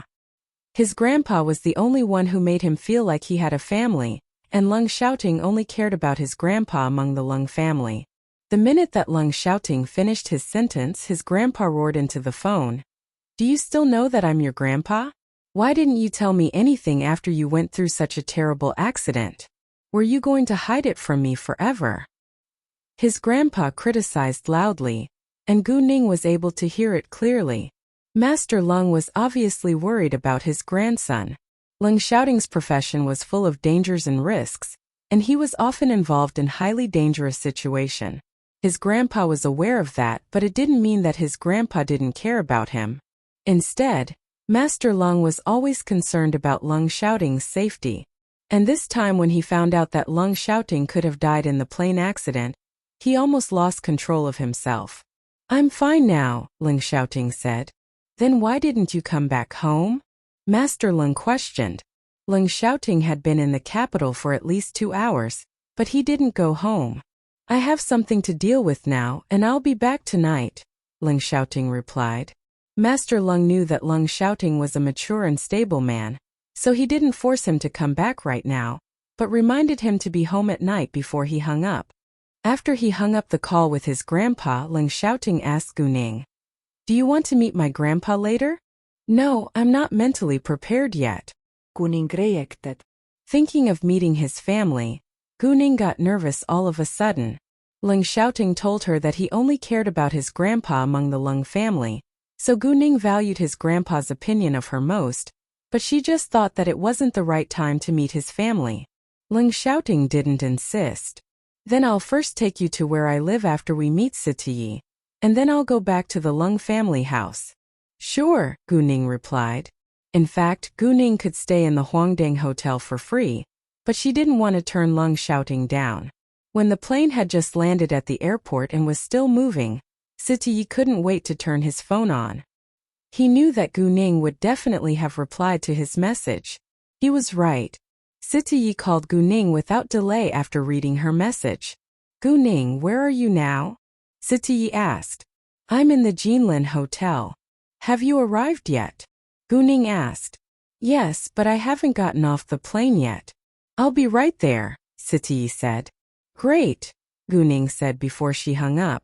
Sitiyi had told someone to prepare a car for him before he boarded the plane, so he quickly drove to the Jinlin Hotel the minute that he left the airport. Even though he knew that Guning was fine and safe, he was in a hurry to meet her.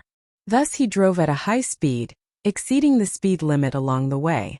Normally it would take at least 50 minutes to get there. He spent less than 30 minutes on the road. Once he got out of the car, Sitiyi called Guning. Guning told him the number of the private room, and Sitiyi ran to it without delay. "Come on in, please," Guning said when Sitiyi knocked on the door. Sitiyi was excited to meet Guning, but he was soon struck dumb when Lung Xiaoting appeared in his sight too. "It's you." Sitiyi had met Lung Xiaoting before in a fight, so he had a grudge against Lung Xiaoting. Lung Xiaoting only gave him a glance and stayed calm. Guning immediately welcomed him. Although she was displeased that Sitiyi showed obvious dislike towards Lung Xiaoting, she didn't show it. She understood that there was an old grudge between them. Lung Xiaoting had ruined Sitiyi's plans before, so Sitiyi naturally hated Lung Xiaoting. However, as long as they didn't fight again, Guning wouldn't interfere. Seeing Guning, Sitiyi instantly changed his attitude and tone. "I'm so glad to see that you're fine. Thank you so much. I feel guilty that you flew all the way to visit me. If you don't mind, please stay and have dinner with us," Guning said. "We're friends. And I should care more about you," Sitiyi said airily. At the same time, he was shocked to see that Guning was with Lung Xiaoting. Is Lung Xiaoting Guning's boyfriend? Thinking of that, Sitiyi was stunned, because there was a clear abyss between Lung Xiaoting and Guning. It would be extremely shocking if they were a couple. Sitiyi was also worried that Guning probably already knew his identity. Although he wasn't sure, it was highly possible. If Guning knew his identity, why she was still willing to make friends with him, instead of keeping a distance away from him like everyone else. Maybe Lung Xiaoting didn't tell her the truth for her safety. No matter what, since Guning didn't point it out, Sitiyi decided not to say it. He didn't ask about their relationship either, but had a plan in his mind. "Of course I'm willing to dine with you. You've always promised to invite me to have a meal together, and now you finally fulfill your promise," Sitiyi said to Guning. Guning and Lung Xiaoting immediately sensed what was on his mind. Guning didn't think it was a big deal, but Lung Xiaoting was greatly displeased. He met Sitiyi's eyes with strong hatred in his gaze. "Well then, please have a rest in your room first. I've reserved a room for you, and we can have dinner around 6 p.m. tonight. We've had a long journey in the plane today and we also need a rest," Guning said. She intentionally made an excuse to separate the two men. Sitiyi was disappointed, but he understood that Guning had had a long day today. When he left, Sitiyi gave Lung Xiaoting a meaningful and provocative glance. He had already made up his mind to compete with Lung Xiaoting for Guning. Although Lung Xiaoting was Guning's boyfriend now, they weren't married yet, and the future was unpredictable. Guning was too young to get married yet, so he still had several years to chase her. "He challenged me," Lung Xiaoting complained after Sitiyi. was gone. Ha ha. Gu Ning snorted with laughter seeing Leng Xiaoting's aggrieved face. She thought that it probably wasn't a good idea for her to have let the two men meet each other today. Nevertheless, it had already happened, so Gu Ning left it, but asked Leng Xiaoting, "Do you lack confidence in yourself or me?" Leng Xiaoting didn't answer her question, but suddenly hugged Gu Ning and kissed her. He indeed lacked confidence in both of them. They weren't married yet, and anything could happen before that. In fact, what worried Leng Xiaoting the most was that he could die during one of his tasks. It was the first time that he had been so terrified of death. If he died, he would lose Gu Ning forever. Leng Xiaoting vented his anxiety by kissing Gu Ning wildly. Gu Ning understood that Leng Xiaoting felt a sense of crisis now. Even though she promised that she would stay by his side, no one knew what would happen in the future. Siti had already challenged Leng Xiaoting, so he had to do something now. If he still didn't say anything or do something, he wouldn't be a real man. As the kiss went on, Leng Xiaoting gradually wanted more. Gu Ning was always sexually attractive to him, but it wasn't an appropriate place for them to make love, so he was pushed away. Seeing Leng Xiaoting feeling so uncomfortable, Gu Ning flushed and felt a little guilty. It's just not appropriate. Leng Xiaoting understood that, so he tried his best to curb his sexual desire, but it was very hard. In the end, Leng Xiaoting pulled Gu Ning, walking to their room without delay. Leng Xiaoting reserved a room for him and Gu Ning too when he booked the room for Siti. It was only 3 hours away from the dinner, and they could have a rest in the room. Unexpectedly, the room was of great use now. The minute that they walked into the room, Leng Xiaoting pressed Gu Ning on the bed. He didn't immediately thrust into her body, but touched and kissed her body step by step to turn her on. Although he was eager to *ck her, he cared about Gu Ning's feelings too. And Gu Ning wasn't a sexy toy in his eyes. Instead, he respected her a lot. Gu Ning's body was trembling slightly from sexual excitement, and soon they began to do what they both wanted. In another presidential suite, Siti stood by the window thinking. He was thinking about his feelings towards Gu Ning and his identity. Could he make Gu Ning happy? There were countless people who wanted to kill him after all. And if Gu Ning really became his girlfriend one day, she would probably be in the same danger as him, which wasn't something that he wanted. However, he couldn't persuade himself to give up on chasing Gu Ning just because of that. As long as he could protect her, they would be safe and happy. Si tu iesi milet. As the head of the Qing gang, he was always mentally agile, but now he suddenly hesitated. He really had changed after he met Gu Ning. Since he refused to give up, then he would follow his heart. Siti also understood that it would take skill to get the girl that he wanted. He didn't care about the fact that Gu Ning had been with Leng Xiaoting at all. All he cared about was the result. It was during the day, so Leng Xiaoting restricted himself. The two finished after half an hour, but Gu Ning was still exhausted, because Leng Xiaoting had been very fierce. "Do you feel uncomfortable?" Leng Xiaoting asked. He sounded worried. He knew that they were going out later, but he couldn't control himself. "I need a rest," Gu Ning said and turned her back against him. She wasn't mad, but they had always done it with the light off before, and she felt strange to be naked in front of him in the daylight. Leng Xiaoting noticed that Gu Ning wasn't mad, so he was relieved. He cuddled her from the back and lay in silence. They rested for an hour, and got up at around 5:30 p.m. They dressed and went down to the private room before they called Siti. The minute that the two men met each other, there was high tension in the air. Although they didn't argue or fight, Gu Ning felt uneasy, and immediately broke the ice. Situ. What do you want to have? Please order whatever you want to eat. Siti wore a smile that he thought was charming and said to Gu Ning gently, "Sure, I will." After that, he sat down beside the table. In fact, Siti was also a handsome man, and he had an attractive smile. If Gu Ning hadn't met Leng Xiaoting before him, she probably would have fallen in love with him. Although Leng Xiaoting was better looking than Siti, he didn't smile at all, so he wasn't that attractive. Siti, on the other hand, was adept at showing his charm. However, no matter how charming he was, Gu Ning felt nothing at all, because she already had Leng Xiaoting as her boyfriend. "We're ready to order, please," Gu Ning said to the waiter. And the waiter handed the menu to Gu Ning at once. Gu Ning gave the menu to Sitiyi directly, and he would be the first to order. Sitiyi didn't hesitate and ordered several dishes. "When will you go back?" Sitiyi asked Gu Ning after they finished ordering. "In a few days probably," Gu Ning replied. "If you need any help you can call me," Sitiyi added. "No thanks. I can help Ning Ning." Before Gu Ning could say a word, Leng Xiaoting turned Sitiyi down. The capital fell within the spread of his influence, and there was nothing he couldn't help Gu Ning with. "Well, it's too early to reject me now. You and I have totally different backgrounds, so what we can do is different too. Aren't you afraid to hurt the Leng family?" Sitiyi smiled a little in a provocative tone. Leng Xiaoting stayed quiet, because Sitiyi had hit the point. He served in the military and had to obey some strict principles, so it wasn't always convenient for him to deal with something. And if he accidentally provided the Leng family's enemies with ammunition, his family could be hurt. He couldn't deny Sitiyi's words, and was more irritated now.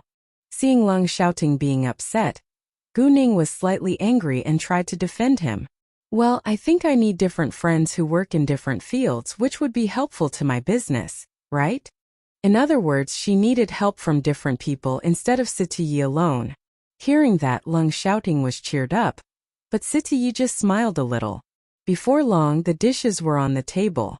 During the meal, Leng Xiaoting still kept putting dishes into Gu Ning's bowl as usual. Although Sitiyi hated seeing that, he stayed calm, as if he didn't notice it at all. However, as long as Sitiyi got the chance to talk with Gu Ning, he wouldn't allow Leng Xiaoting to lead the conversation. "I think that your jewelry business is quite profitable now. When will you open a branch?" Sitiyi asked Gu Ning.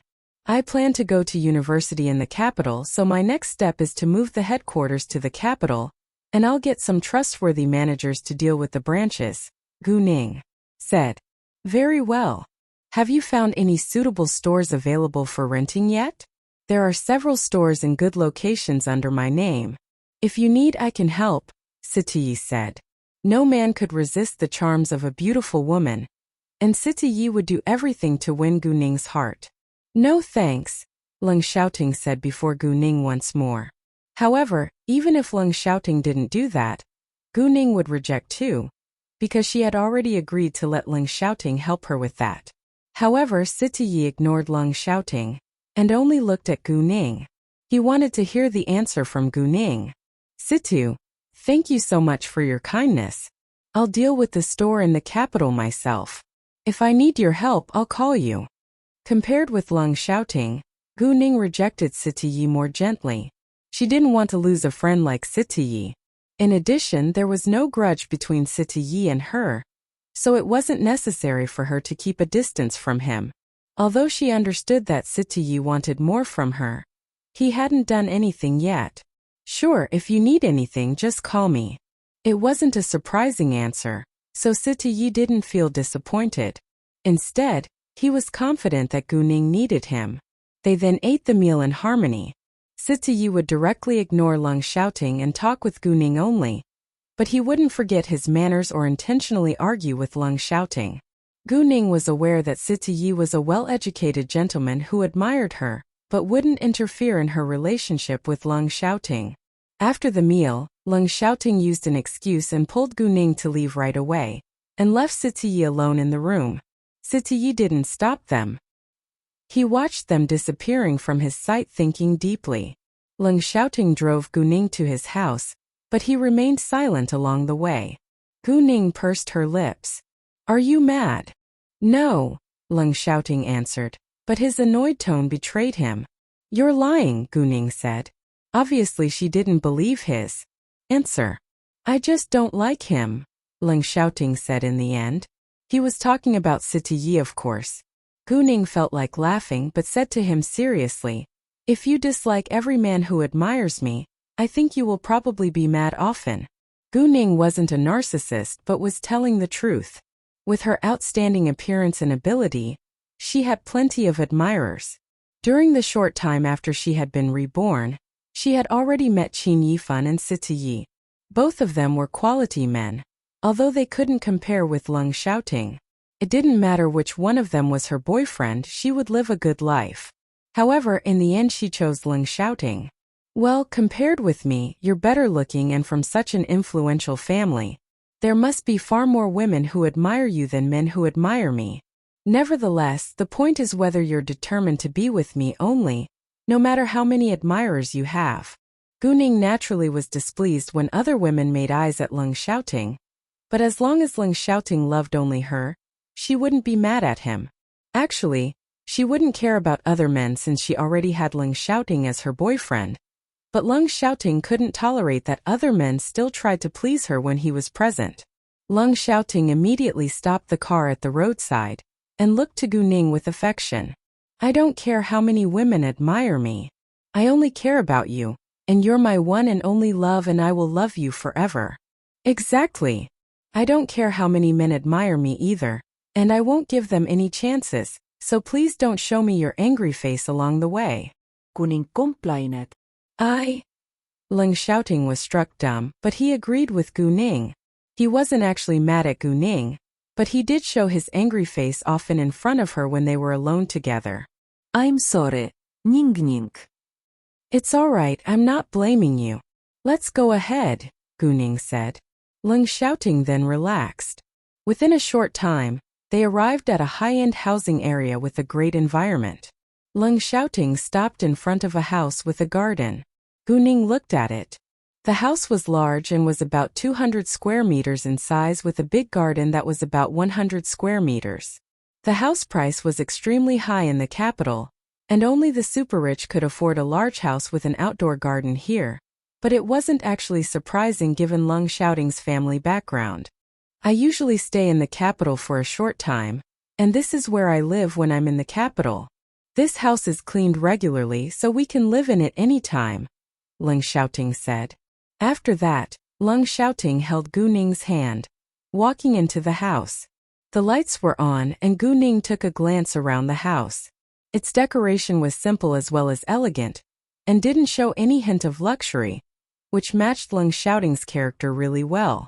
Although the house was furnished with the simplest essentials, there was everything they needed in it. You can leave if you're busy. I'll be fine here. Guning knew that Leng Xiaoting had to go back to the Leng family's house, so she didn't want to waste his time. Leng Xiaoting hugged Guning, pressing his head into her fragrant hair. Apparently, he didn't want to leave. After a long while, he finally said, "Wait for me and I'll be right back." "Sure," Guning replied. Then Leng Xiaoting pressed a light kiss on Guning's forehead before he left. The Leng family's house was a legacy from their ancestry and was built in the early 20th century. It had been rebuilt and repaired partially, but still kept the classic style. And all the members of Leng family lived in the same large quadrangle. In the living hall, Leng Xiaoting's second aunt, Zhang Xuyuan, was criticizing Leng Xiaojia, who had been fooling around for half a year after her graduation. However, Leng Xiaojia didn't care what her mother was talking about. She was watching TV while eating snacks by herself. "Welcome home, Lord Leng." At this time the housekeeper's surprised voice sounded, which struck both Zhang Xuyuan and Leng Xiaojia dumb for a second. Leng Xiaoting is back? Zhang Xuyuan and Leng Xiaojia were obviously displeased after hearing the news that Leng Xiaoting was back. Leng Xiaoting was too outstanding among the young generation in the Leng family, so he was likely to inherit the Leng family's properties. Thus Zhang Xuyuan and Leng Xiaojia were jealous of him. Because of Leng Xiaoting, Zhang Xuyuan's son, Leng Xiaomin, could lose the chance to inherit the Leng family properties. Although Leng Xiaoting was the oldest grandson of Master Leng, and it was quite reasonable that he was Master Leng's successor, the other members in the Leng family held opposite opinions because his parents had passed away a long time ago. However, none of the members in the Leng family was clear about Leng Xiaoting's ability and influence. Even Master Leng knew no more than the others in their family. Only Master Leng was aware that Leng Xiaoting had some properties under his name. The other people in the Leng family just knew that he was a major general in the army. Even so, Leng Xiaoting was the youngest major general in history at only 25 years old, which was enough to prove his outstanding ability. Lung Xiaoting had told Gu Ning earlier that he only cared about his grandpa in the Lung family, and the rest were all unimportant. The housekeeper was named Lung Changji. He was a distant cousin of the Lung family and then became Lung Weihua's confidant, so he was also friendly to Lung Xiaoting and Lung Xiaoting respected him as well. Uncle Lung, Lung Xiaoting called him. Master is in the study, Lung Changji smiled gently. Great, I'll go meet him right now, Lung Xiaoting said, then walked inside directly. Xiaoting. Even though Jiang Xuan disliked Lung Xiaoting, she still needed to pretend superficially. Nice to meet you, Aunt Jiang, Lung Xiaoting said coldly. Lung Xiaojia, on the other hand, ignored Lung Xiaoting, but Lung Xiaoting didn't care at all. He walked straight upstairs. In the study on the second floor, Master Lung was sitting behind a desk reading a newspaper. Hearing someone knocking on the door, he opened his mouth. Come in. Lung Xiaoting pushed the door open, walking inside. Seeing Lung Xiaoting, Master Lung immediately put the newspaper down and complained. Why are you so late? I've been waiting for you. I wanted to come even later, but I thought that I can leave earlier if I come earlier, Lung Xiaoting said on purpose. Master Lung indeed turned angry. What? You just arrived at the capital. Where are you going? My house, Lung Xiaoting answered. You scarcely came back. Couldn't you stay here for a night? Master Lung was apparently annoyed. He missed his eldest grandson so much, but it seemed like his eldest grandson didn't care about his feelings at all. He was normally busy and it was understandable that he wouldn't come home, but now since he was already home, why couldn't he stay? It's inconvenient. Lung Xiaoting preferred to stay alone with Gu Ning. Why is it inconvenient? This is your family's place. Master Lung almost lost his temper. I have a girlfriend. Lung Xiaoting didn't hide the truth. What? Hearing that, Master Lung rounded his eyes in shock and couldn't believe his ears. What did you say? Say it again. I have a girlfriend, Lung Xiaoting said with patience. Master Lung abruptly stood up from his chair. He was too surprised to believe that it was real. Really? Do you really have a girlfriend? Yes. Lung Xiaoting gave his grandpa an affirmative nod. Visit Novelp for the best novel reading experience. Master Lung was more than thrilled now. His grandson finally had a girlfriend. Lung Xiaoting was so handsome and charming, but never got close to any women. Master Lung had even doubted his grandson's sexual orientation, which was later proved to not be true. However, no matter how Master Lung persuaded Lung Xiaoting to date or have a girlfriend, Lung Xiaoting would reject him without hesitation. Although Lung Xiaoting was still young, and it was too early to get married now, Master Lung was worried that his grandson would probably be single and alone forever. Master Lung didn't care about family background. It would be better if Lung Xiaoting fell in love with a girl who came from a family at the same level as his, but Master Lung would also support Lung Xiaoting even if he chose a girl from an ordinary family in the end. Master Lung simply hoped for his grandson to be happy. Therefore, Master Lung didn't ask Lung Xiaoting about his girlfriend's family background, because he trusted Lung Xiaoting. Where is your girlfriend from?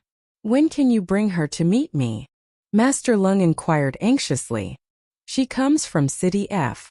She won't see you until she finishes the National College entrance exam and goes to university in the capital. Gu Ning had told him that she wasn't mentally prepared yet, so she wasn't willing to meet his grandfather now. Moreover, it was already against Gu Ning's willingness that Lung Xiaoting told his grandfather information about her. The National College entrance exam? How old is she? Master Lung was shocked. 18. She's going to attend the National College entrance exam soon. Lung Xiaoting answered. 18? In other words, Lung Xiaoting was 7 years older than the girl. All of a sudden, Master Lung had a strange feeling because his grandson fancied a girl who was much younger than him, but at least an 18-year-old girl was already an adult. Lung Xiaoting checked the time on his phone and said, Grandpa, if there isn't anything else, please allow me to leave now. I don't want to make her wait for me. Lung Xiaoting was talking about Gu Ning, of course. Now, Master Lung frowned with unhappiness. Ling Xiaoting had only stayed for a few minutes and he was already in a hurry to leave. Fine, but do come to have breakfast with me tomorrow morning, Master Lung said.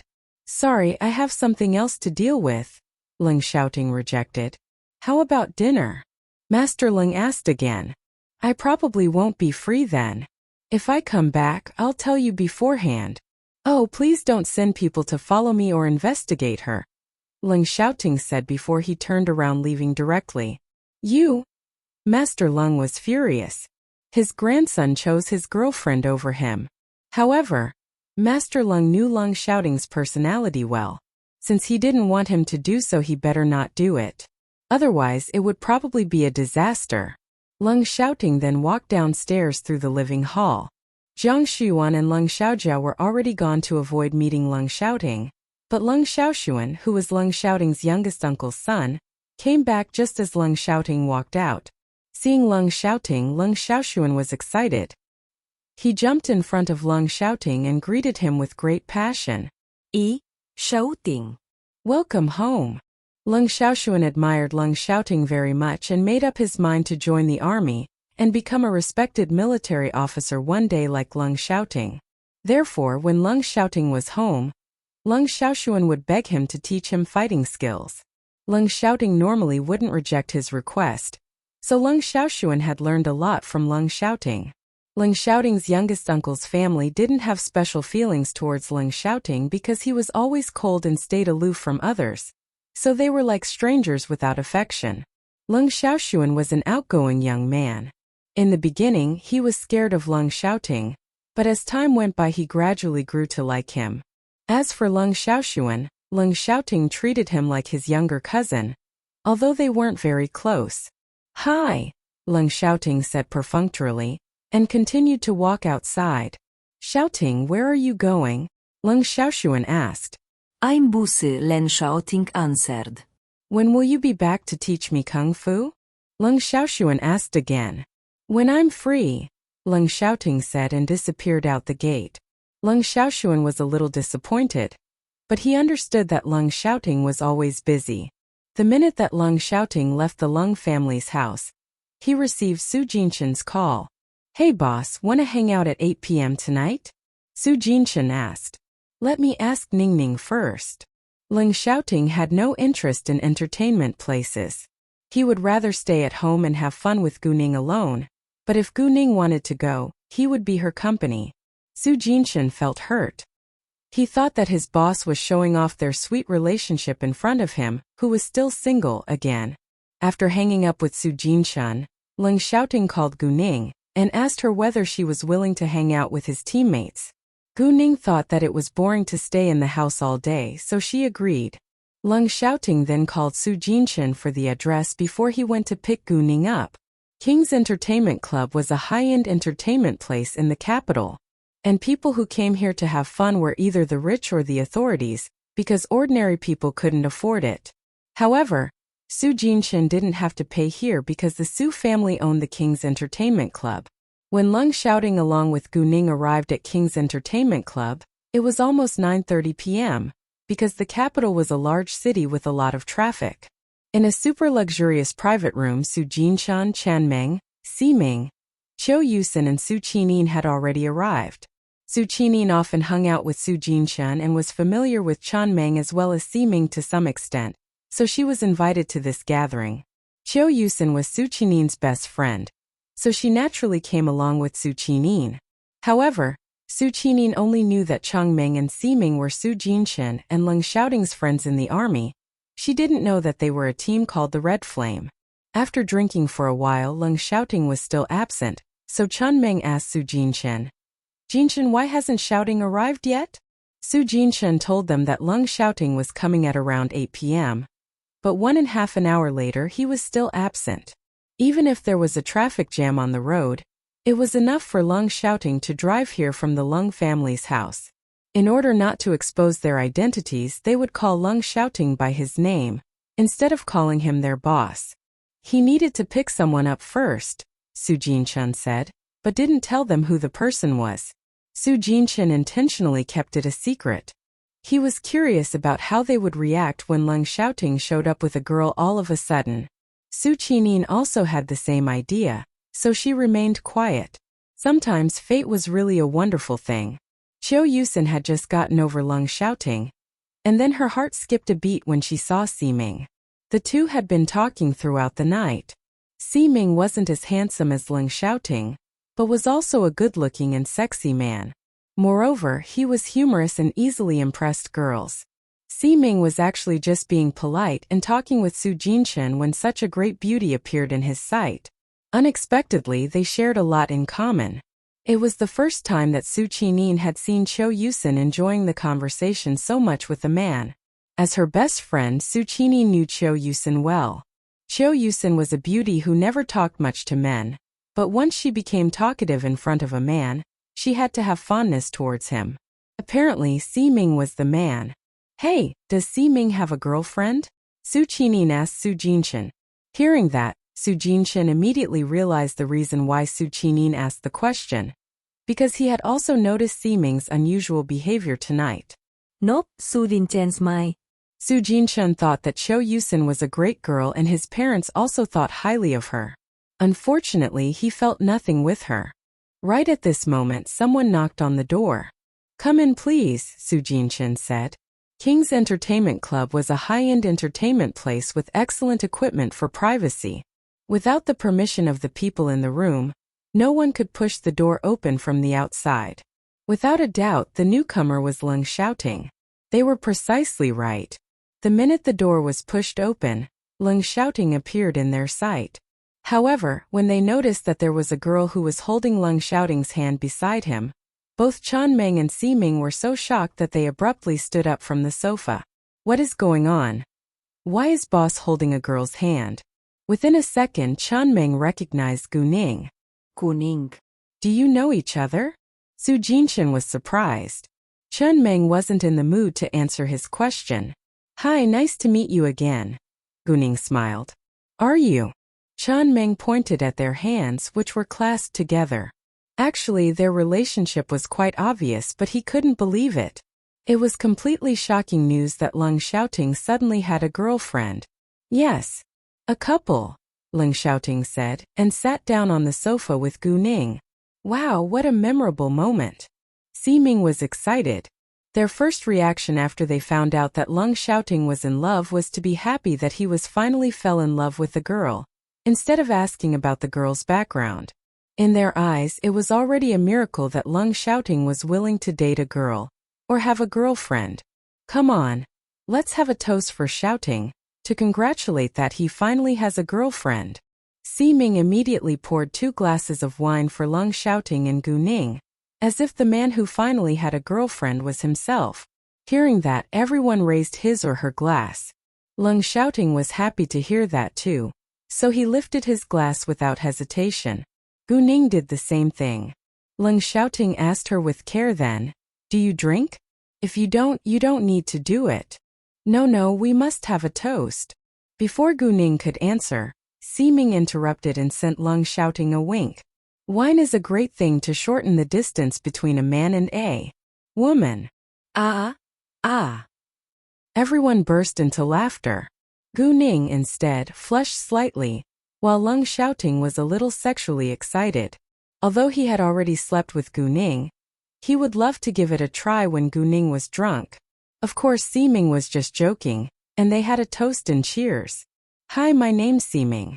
May I know your name? Ximing asked Guning kindly after they sat down again. My name's Guning, Guning replied. How long have you been with shouting? He has kept it a secret for a long time, and we were all worried about him. Ximing complained. Well, just a short time I think, Guning said. On the other side of the room, Su Jinshen asked Chanmeng. Meng, how did you know Guning? Do you still remember that I told you that we met a girl in the middle of our task in City G before? And the girl killed 2 men by herself? Chanmeng asked Su Jinshen. Is she? Su Jinshen was shocked. Yes, Chanmeng said. Jesus. To Su Jinshen's astonishment, Guning was so unbelievable. Leng shouting drank with Guning once in a while, which made Guning think of what Ximing had just said. She teased. Are you trying to get me drunk? Leng shouting panicked a little. Obviously, Gu Ning had hit the point. Gu Ning smiled but didn't say anything further, and kept drinking with the others. When it was almost 12 a.m., they were about to leave. Gu Ning had drunk a lot, but she didn't seem drunk at all, which confused Leng shouting. While they passed another private room, Gu Ning clearly heard someone shouting for help. The music was too loud and her voice was relatively low, so people would normally ignore it. Gu Ning instantly used her jade eyes and saw that a fat, greasy, middle-aged man pressed a young woman on a sofa. The man was going to rape her, and the woman was struggling. There were 2 men and 2 women beside them. The 2 men were also around 40 years old, while the 2 women were merely 25 years old and dressed in a sexy way. Both of them leaned against the men's bodies and allowed the men to touch their bodies casually. Apparently they weren't ladies. They were drinking, watching and cheering. When Gu Ning clearly saw the face of the woman who were pressed on the sofa, she was surprised, because she had met the woman once in the airport today. The woman was precisely the one who had followed Leng shouting, and complimented him behind them. If the woman was willing to sell her body, Gu Ning wouldn't be involved, but she seemed to be ashamed and in pain, so Gu Ning couldn't allow the tragedy to happen. Without a second thought, she ran over and kicked the door open. Leng Shouting's group and the people in the private room were both shocked by the loud sound. Leng Shouting and others didn't know why Gu Ning suddenly kicked the door open, until they saw what was going on in the room. Before the people inside could react, Gu Ning strode ahead and lifted the man who was pressing on the woman up before throwing him away. Everyone present was amazed by Gu Ning's sudden movement. "Ouch!" the man moaned in pain. "Who are you? How dare you do that to me?" As the owner of this King's Entertainment Club, Su Jinshan naturally wouldn't tolerate the fat, greasy man's immoral behavior. He quickly walked inside and snapped at them. "How dare you do this in King's Entertainment Club?" The men and women in the private room were astonished. Su Jinshan was the owner of this club, and they didn't dare to annoy him. "What's going on here?" Gu Ning turned to the young woman and asked. "It's you." The woman was quite surprised when she recognized Gu Ning. "Do you know each other?" Su Jinshan asked her. "Not really, we just met at the airport today." The woman explained and felt embarrassed. "I remember you, and you said that you're a writer," Gu Ning said. The woman was surprised that Gu Ning had such a good memory, and felt flattered that Gu Ning still remembered her. However, thinking of what just happened, the woman wore an angry expression, pointing at the fat, greasy man and said in anger, "This man is Chan Hua, who is a TV director. He told me that he liked my novel and wanted to make it into a TV series, so we met here. However, he made advances at me, and promised to buy my novel as long as I had sex with him. I refused, so he used force." Hearing that, everyone was displeased. Although they knew that there were many unspoken rules in the entertainment industry, it was unacceptable that the man used violence, especially in the Su family's club. Suddenly, an idea dawned on Gu Ning. She had plans to be involved in the entertainment industry. Since the woman's novel impressed the director, it must be a profitable deal, and she could buy it herself. "Don't worry. I'll take you out of here safely," Gu Ning said. "Thank you so much," the woman said. "Let's call the police," Su Jinshan said. Chan Hua's group immediately begged him, "Please don't call the police. It's all my fault and I'll never do it again." Su Jinshan instead ignored them and told the manager of the club to handle it before they left. When they got outside, the woman noticed Cho Yusin and her eyes lit up at once. Cho Yusin was a well-known young model domestically, but she wasn't a household name yet because she had only been in this industry for 2 years. Seeing the woman being so excited, Cho Yusin gave her a friendly smile. The woman was thrilled but didn't dare to talk to her. "Where do you live? We can send you home," Gu Ning said to the woman. It was late and it could be dangerous if she went home alone. The woman seemed embarrassed. "I live far away from here. I can take a taxi myself." "Are you sure?" "It's very late now," Gu Ning said. Well, after what had just happened, the woman was indeed terrified, so she said in the end, "I live in XX hotel." Obviously, her family wasn't in the capital since she stayed in a hotel, and the hotel was located in a remote area which wasn't safe. That's not a safe place. Why don't you stay with me in the Jinlin Hotel? Kuning sait. She had booked a room there and hadn't checked out yet, so the woman could stay there. Oh no thanks. Jinlin Hotel was a 5-star hotel, and the woman couldn't afford it. Otherwise, she wouldn't stay in a small hotel in a remote place. Don't worry. I booked a room there, but I'm not staying there. It would be a waste if it's empty, Guning explained. The woman hesitated and felt ashamed. She wasn't worried that Guning would hurt her, or she wouldn't have been rescued by them. Guning didn't give her a chance to reject her, and pulled her to get into a car before saying goodbye to Su Jinshan and the others. They had all drunk, so nobody was driving. Su Jinshan had arranged chauffeurs for them. After that, Siming immediately sent a message to the rest of the Red Flame teammates. Big news! Our boss has a girlfriend. He didn't give more details. All the other teammates were shocked after reading the message, and the first one who called Siming was Xian Bei. Ming, what exactly happened? Is it real? What does the girl look like? What does she do? The minute Siming answered his call, Xian Bei asked one question after another in excitement. Go and ask our boss if you want to know more. Siming purposely didn't tell him any details. You! Xian Bei was mad. But before he could say another word, Siming hung up on him. In the following minutes, Siming received calls from the other teammates, and he gave them the same answer, which annoyed everyone. None of them dared to ask Ling shouting in person. Siming wasn't by their side, or they would directly punch him for the answer. Chun Meng and Siming sat in the same car. On the way back to Siming's apartment, Chen Meng said, Aren't you afraid that boss will get revenge on you once he finds out that you've told the rest of the teammates? Why? Boss already brought his girlfriend to meet us. He wants it to go public, Siming said airily. Otherwise, he wouldn't dare to tell the other teammates. Jinlin Hotel wasn't far from the King's Entertainment Club, so they arrived a few minutes later. On the way, Guning got to know that the woman's name was Duan Lisan and she was from a 4th-tier city. She had published several books, and Chen Hua liked her latest novel, which was an imperial harem drama. So they had an appointment at the club. Unfortunately, she had almost been raped. When they arrived at the hotel, Guning told Lung shouting to wait for her in the parking lot, and she went to the room with Duan Lisan. Duan Lisan was struck dumb when she found out that the room was a presidential suite. Miss Gu this. Guning ignored her shock and laid her cards on the table. Miss Duan, to be honest with you, I plan to be involved in the entertainment industry. And since there is a director that likes your novel, I think it must be good to some extent. I would like to cooperate with you, and you can also be a full-time scriptwriter in my company. As for the salary, it depends on your ability. What? Hearing that, Duan Lisan rounded her eyes in shock again. She thought that it was too good to be true.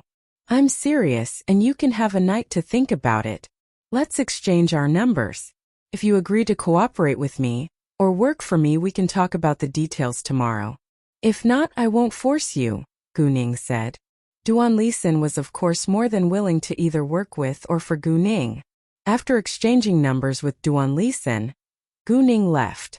After a long while, Duan Lisan finally got her mind back and started to believe that it was real. She walked around the luxurious presidential suite in excitement. This was the first time that she had ever stayed in a 5-star hotel. Once they got back to the house, Leng Xiaoting clasped Guning in his arms at once, as if they had been apart for ages. Why are you so good at drinking? Leng Xiaoting asked and complained a little. He seemed dissatisfied that Guning wasn't drunk at all even after she had drunk a lot. Guning knew exactly what was on Leng Xiaoting's mind and said, Do you really want me to be bad at drinking? What if I got drunk during a meal with other men in the future, and wasn't able to go home by myself? Aren't you afraid that someone would sexually assault me? Hearing that, Leng Xiaoting was struck dumb and realized that it was indeed possible, so he hugged Guning in his arms tightly and said, Remember to not get drunk if I'm not with you, all right? Actually, you better not drink at all. If she didn't drink, there was no chance for her to get drunk. However, in actual fact, it was impossible because Guning had to socialize with her business partners. Leng Xiaoting understood that, but he couldn't help but remind her to be careful. I can't refuse to drink, but don't worry, I won't get drunk, Gu Ning comforted him. It was tiring having such a sensitive boyfriend, but Gu Ning enjoyed it. Leng Xiaoting was satisfied. Do you plan to hug me in the living room forever? Seeing that Leng Xiaoting had no intention to let her go, Gu Ning felt like laughing. The two had gone into the house and were still in the living room. Hearing that, Leng Xiaoting immediately said, "Let's go to the bedroom." Afterwards he pulled Gu Ning, walking straight to the bedroom. Gu Ning felt a little embarrassed, because it seemed like she couldn't wait to make love with him. I need to get a person's phone number. Can you help me with that? Gu Ning asked and tried to stop Leng Xiaoting from approaching her. Sure, but the phone number has to be applied for with his or her ID number, Leng Xiaoting answered. Will you please help me get the phone number of the famous director, Lu Zhan? Gu Ning asked. No problem, Leng Xiaoting replied with alacrity. He already knew Gu Ning's intention but didn't ask further. As long as Gu Ning wanted something, he would do anything for her. He did not want Gu Ning to turn to another man for help. After the small talk, Leng Xiaoting couldn't wait any longer and pressed Gu Ning to the bed, kissing her wildly. However, just as Leng Xiaoting's hand moved to her abdomen, Gu Ning felt something warm flowing out of her body. Wait a moment. She immediately caught Leng Xiaoting's hand. What? Leng Xiaoting was confused. I need to use the bathroom first, Gu Ning said and pushed Leng Xiaoting away, running to the bathroom. Leng Xiaoting was left alone on the bed and had no idea what was going on. The minute that Gu Ning walked into the bathroom, she looked in her underwear and saw a touch of blood. She forced a smile. Her period came at the wrong time. It seemed like Leng Xiaoting would have to take a cold shower to deal with his sexual desire. I'm so sorry. My Aunt Flo is visiting, Gu Ning said to Leng Xiaoting, embarrassed after she left the bathroom. She then went to open her suitcase. Luckily, she had the feeling that her period was coming soon, so she had prepared tampons. Otherwise, it would be even more awkward. What Gu Ning said was like a bucket of cold water poured on Leng Xiaoting's head. But he still cared about Gu Ning's body first. Do you feel uncomfortable anywhere? No, Gu Ning shook her head. She walked back to the bathroom with a tampon, while Leng Xiaoting walked out of the bedroom too. When Gu Ning came out again, Leng Xiaoting walked in with a glass of warm water. Drink some of this to warm your body, Leng Xiaoting said to Gu Ning. Thanks. Although Gu Ning was fine, she didn't want to turn Leng Xiaoting down. Afterwards, Leng Xiaoting reminded Gu Ning to have a good rest, and he went straight to the bathroom to help himself. Gu Ning felt a little guilty but thought that it was funny. Leng Xiaoting had a cold shower before he cuddled Gu Ning, falling asleep in the bed. The next day around 8 a.m., Gu Ning was having breakfast with Leng Xiaoting when Siti called her. Siti told Gu Ning that he was leaving for City B, and that he would meet up with her back in City G. Leng Xiaoting was unhappy that Siti kept calling and meeting with Gu Ning, but he was also happy to know that Siti was leaving. A few minutes later, Gu Ning's phone rang again. Hi, she said. Miss Gu, good morning. It's Duan Lisin. There was a light smile on Gu Ning's lips and she asked, May I know your answer? Yes, I'm willing to follow your lead, Duan Lisin said. She decided to work for Gu Ning. It seemed more stable if she joined Gu Ning's company as a scriptwriter. As long as she became a scriptwriter in Gu Ning's company, she could have more chances and resources to create. Thus it was a great deal to her. Duan Lisin's major was film and television screenwriting, and she had been an excellent graduate to some extent. She wouldn't allow herself to miss the chance that Gu Ning had provided. She would work harder to be an outstanding scriptwriter.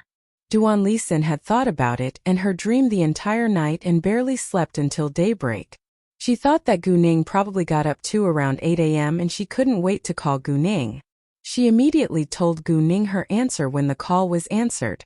Gu Ning wasn't surprised. Sure. I'll meet you in the hotel to talk about the details after my breakfast. Very well, Duan Lisin said. After hanging up the call with Duan Lisin, Gu Ning told Leng Xiaoting that she was going to the Jinlin Hotel to discuss business with Duan Lisin. and that he didn't need to keep her company if he was busy. Hearing that, Leng Xiaoting was displeased, as if he had been abandoned by Gu Ning. "I'm not busy today," he said. In other words, he could go with her if she wanted him to. "Didn't you say that you would help me get Lu Zhan's phone number and find a good store as well as an office building with a great location?" Gu Ning asked. She had no intention to get rid of Leng Xiaoting, but she was afraid that he would forget the important things. Right at this moment, Leng Xiaoting's phone rang and a new message came in. He looked at it and then gave his phone to Gu Ning. "I've already gotten his phone number." Lu Zhan's phone number was there along with lines of words which explained why Lu Zhan had been thrown out of the entertainment industry. Tang Bingsen was the man who had thrown Lu Zhan out. Reading the name Tang Bingsen, Gu Ning got nervous and a touch of animosity flashed through her eyes, because Tang Bingsen was precisely Tang Aining's father in her previous incarnation. "What's wrong?" Leng Xiaoting asked, noticing Gu Ning's sudden emotional change. "Nothing," Gu Ning said, but didn't explain further. Leng Xiaoting didn't ask further, but felt worried about Gu Ning because he saw the obvious animosity in Gu Ning's eyes, although he had no idea who it was aimed at. 2 years ago, Lu Zhan had planned to shoot a TV series of which the Tang family had been the investor. However, the Tang family had made an abrupt decision to replace the leading actress with a newcomer without any acting skills. Lu Zhan, who had always had a high standard for his work's quality, had refused to do so, and he had been forced out of the industry afterwards. Before long, Gu Ning adjusted her emotions and calmed down. She looked to Leng Xiaoting and complimented plainly, "Thank you so much for your fast and detailed information." Leng Xiaoting was happy at being complimented by Gu Ning and said, "I've already sent people to find a store and an office building with a great location, but it takes time." No matter what Gu Ning needed, he would help her do it right away. It was easy to get someone's phone number, but it took time to find a good store and an office building. Moreover, Leng Xiaoting wanted to give Gu Ning a few choices. Gu Ning smiled resignedly. "Fine, then let's go to the hotel together." Leng Xiaoting wanted to spend every second with Gu Ning, which was slightly annoying sometimes. Getting Gu Ning's permission, Leng Xiaoting beamed with happiness. After breakfast, Gu Ning and Leng Xiaoting left together. The minute that Gu Ning arrived at the Jinlin Hotel, she read an extract from Duan Lisan's Imperial Harem drama. Gu Ning wasn't a professional, but she was able to distinguish the good ones from the bad ones. She had to admit that this was an excellent novel. After reading its extract, Gu Ning went on to read the first chapter of the novel. It was full of novelty and Gu Ning thought that it could be popular. "I think that this is really good. It will certainly be popular," Gu Ning complimented. Duan Lisan was excited that Gu Ning approved her novel. "However, I think that it'll be better if the director also likes it. The director will only be absorbed in shooting if he is interested in the story." Although Gu Ning was the investor, she wasn't a dictator. Hearing what Gu Ning had just said, Duan Lisan felt nervous again, but she couldn't agree more with Gu Ning, because normally the director was the decision-maker when it came to the script. "The New Year festival is around the corner. You can go back home and spend the festival with your family first, and we'll discuss more after the festival. I'll inform you. You don't need to be worried," Gu Ning said. "Of course I trust you, Miss Gu."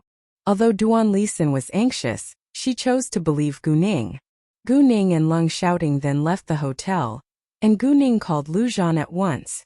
Lu Zhan was in a cafe, leaning against a sofa, sighing with sadness. He just finished a conversation with another director, but he didn't get the result that he wanted.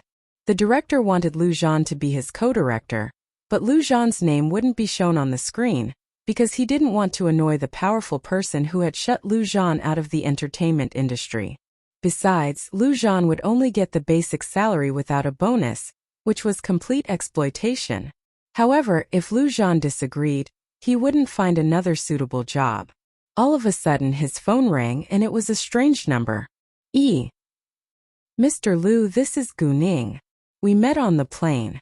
I must apologize that I got your phone number without your permission, but I wanted to talk to you about our potential cooperation concerning TV shows and movies. Is it convenient for you to meet me?" Gu Ning asked politely. Lu Zhan didn't know Gu Ning's name, but he recognized her voice. He was greatly surprised that she would call him. Gu Ning had apologized in the beginning because she had secretly gotten his phone number, and Lu Zhan forgave her. And apparently she knew that he was a director, because she wanted to talk to him about TV shows and movies. As for Gu Ning's invitation, Lu Zhan had no idea that Gu Ning was going to hire him.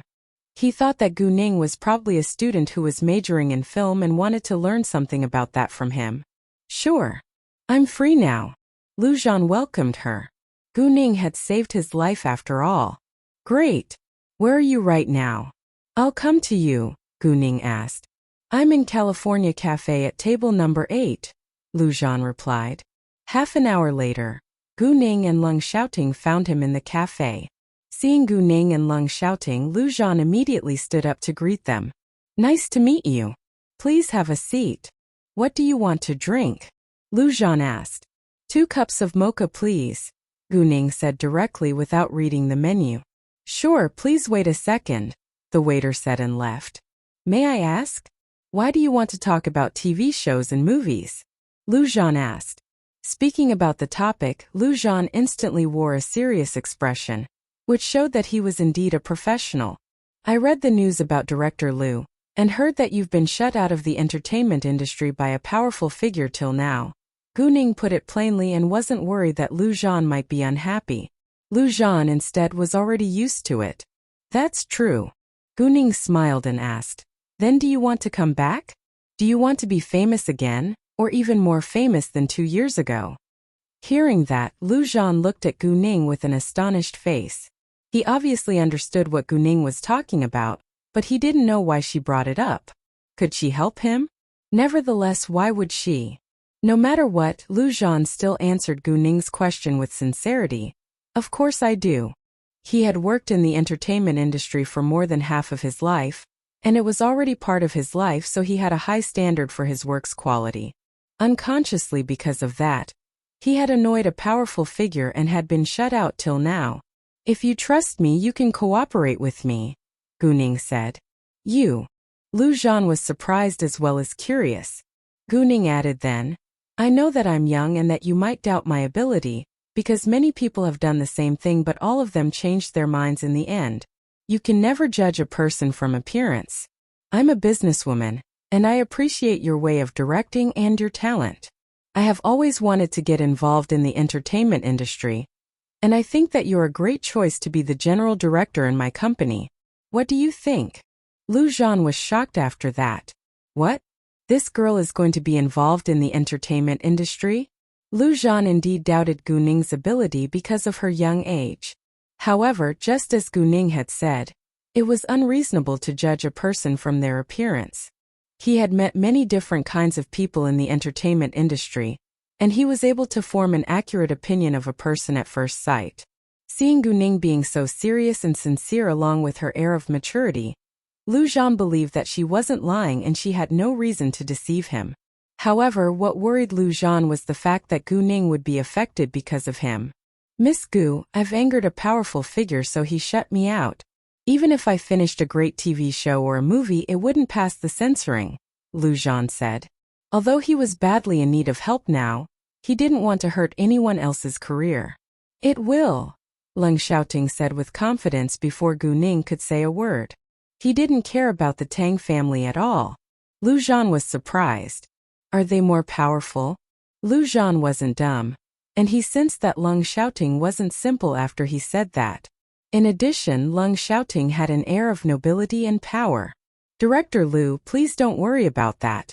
Since I came to you during this time, I don't care who has shut you out, Gu Ning said with confidence too. It seemed like they could indeed help Lu Zhan. Do you know who has shut me out? Lu Zhan asked. Lu Zhan actually had no idea who the powerful figure was. Gu Ning laughed lightly and said coldly, the Tang family. It wasn't a surprising answer to Lu Zhan. He thought for a while before opening his mouth again. Miss Gu, thank you so much for your approval. Nevertheless, since you already know me, I assume that you must be aware of my way of working. I'm very strict with the actors in each show, especially the leading actors. I have no requests for famous ones, But he or she must be skillful at acting. Otherwise, he wouldn't have been shut out just because he had refused to use an actress without any acting skills. Lu Zhan added later, as for the script, I must be involved too. I will only use scripts that I'm interested in so that I can get absorbed in shooting the story. Of course, I know that it's important to satisfy the audience's need. And I will certainly do that. But I can't promise that each of my works will be popular. Instead, I can only promise that I'll do my best every time. Lu Zhan thought that it was necessary to lay his cards on the table, in case they disagreed with each other while working together in the future. Hearing that, Gu Ning smiled.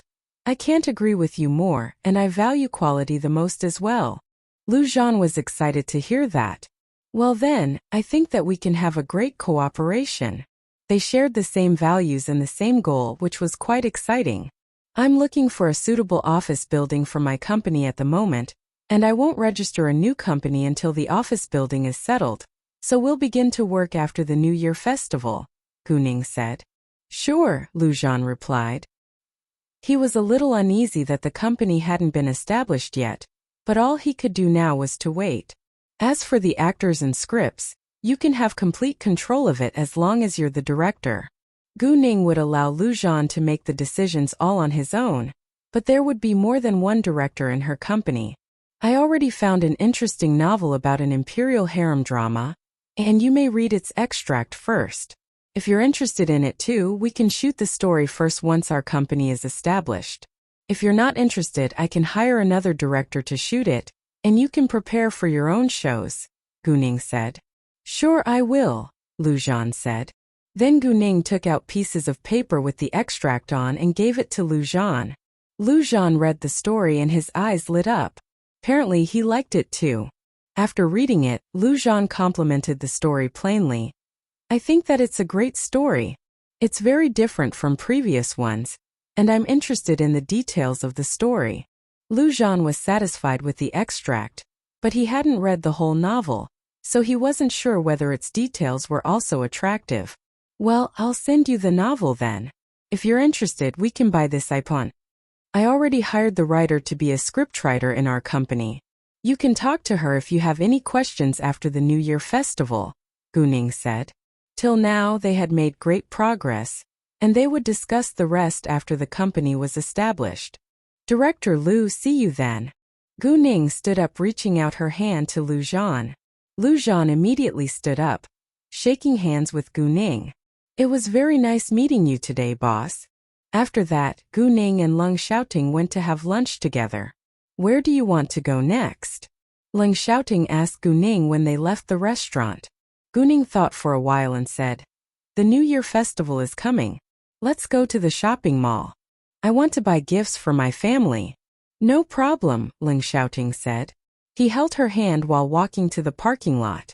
On their way, Leng Xiaoting asked Gu Ning, What's the name of your new entertainment company? Well, I'll call it Fenghua Entertainment, Gu Ning said. What about the employees? Do you need me to help you hire people? Leng Xiaoting asked. That would be so much better. However, it seems like you've done everything for me. Gu Ning suddenly realized that Leng Xiaoting had helped her a lot. You're the big boss, all you need to do is count the money, Leng Xiaoting joked. Haha, you're right. Gu Ning agreed. Leng Xiaoting took Gu Ning to the best shopping mall in the capital. Seeing the familiar places, Gu Ning had mixed emotions again. But in order to not worry Leng Xiaoting, she tried to curb her anger. She walked to the male clothing area first to buy some clothes for Leng Xiaoting. The minute that Leng Xiaoting and Gu Ning walked inside, they attracted attention from people around them. To be specific, many people were surprised by Leng Xiaoting's extraordinarily handsome appearance. Welcome! A saleswoman walked over and greeted them with passion. Nice to meet you, sir, in Mississippi. You may try any pieces that you like. Thanks, Gu Ning said. She walked around, followed by Leng Xiaoting. With a glance, Gu Ning chose a thick linen coat and gave it to Leng Xiaoting. Try it. Leng Xiaoting was surprised. Gu Ning then explained, The New Year festival is coming, and I want to buy my boyfriend a New Year gift. Hearing that, Leng Xiaoting was touched. This was Gu Ning's gift for him, and he definitely wouldn't reject it, so he directly changed his coat with the new one. Lung Xiaoting always wore black clothes and had an air of coldness, which made people want to stay away from him, but now this linen coat animated him. Gu Ning's eye lit up and she complimented him. "You look so great no matter what you're wearing. I'm glad that you like it." Lung Xiaoting stared at Gu Ning with affection. He couldn't care less about his clothes or style of dressing. He only cared about Gu Ning's opinions. "Well, we are definitely buying this coat." Gu Ning was very satisfied. "I think we need a wool sweater, a pair of pants and shoes as well."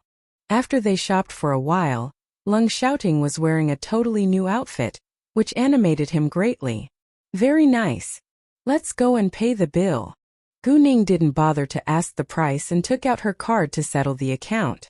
The outfit cost nearly 100,000 yuan.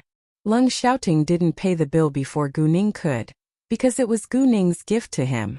However, some people around them had the opposite idea. There were two women who had been shopping along with two men standing beside Gu Ning, and the two women said acidly, "Gee, what an extraordinarily handsome man. It turns out that he is just a pretty boy." "Exactly. To think I was envious of that girl just now." Lung Xiaoting ignored them, but Gu Ning was displeased. She looked to the two women coldly and said, "You don't know our relationship at all, so why did you call my boyfriend a pretty boy? Is there anything wrong with me wanting to buy a gift for my boyfriend? Or do you think that it's noble that you beg your men to buy you an expensive bag?" Gu Ning had just heard those two women playing cute in front of the two men so that the men would buy them designer bags and clothes. It was obvious that the two women were merely materialistic girls. "You?" Gu Ning hit the point and the two women were embarrassed. However, the two men beside them had no intention to help. They stood aside to watch the drama, because they knew that the two women only loved their money. Of course, the two men were just playing with them too. They were willing to pay a limited amount of money for them. Although Gu Ning hit the point, they were unwilling to admit it.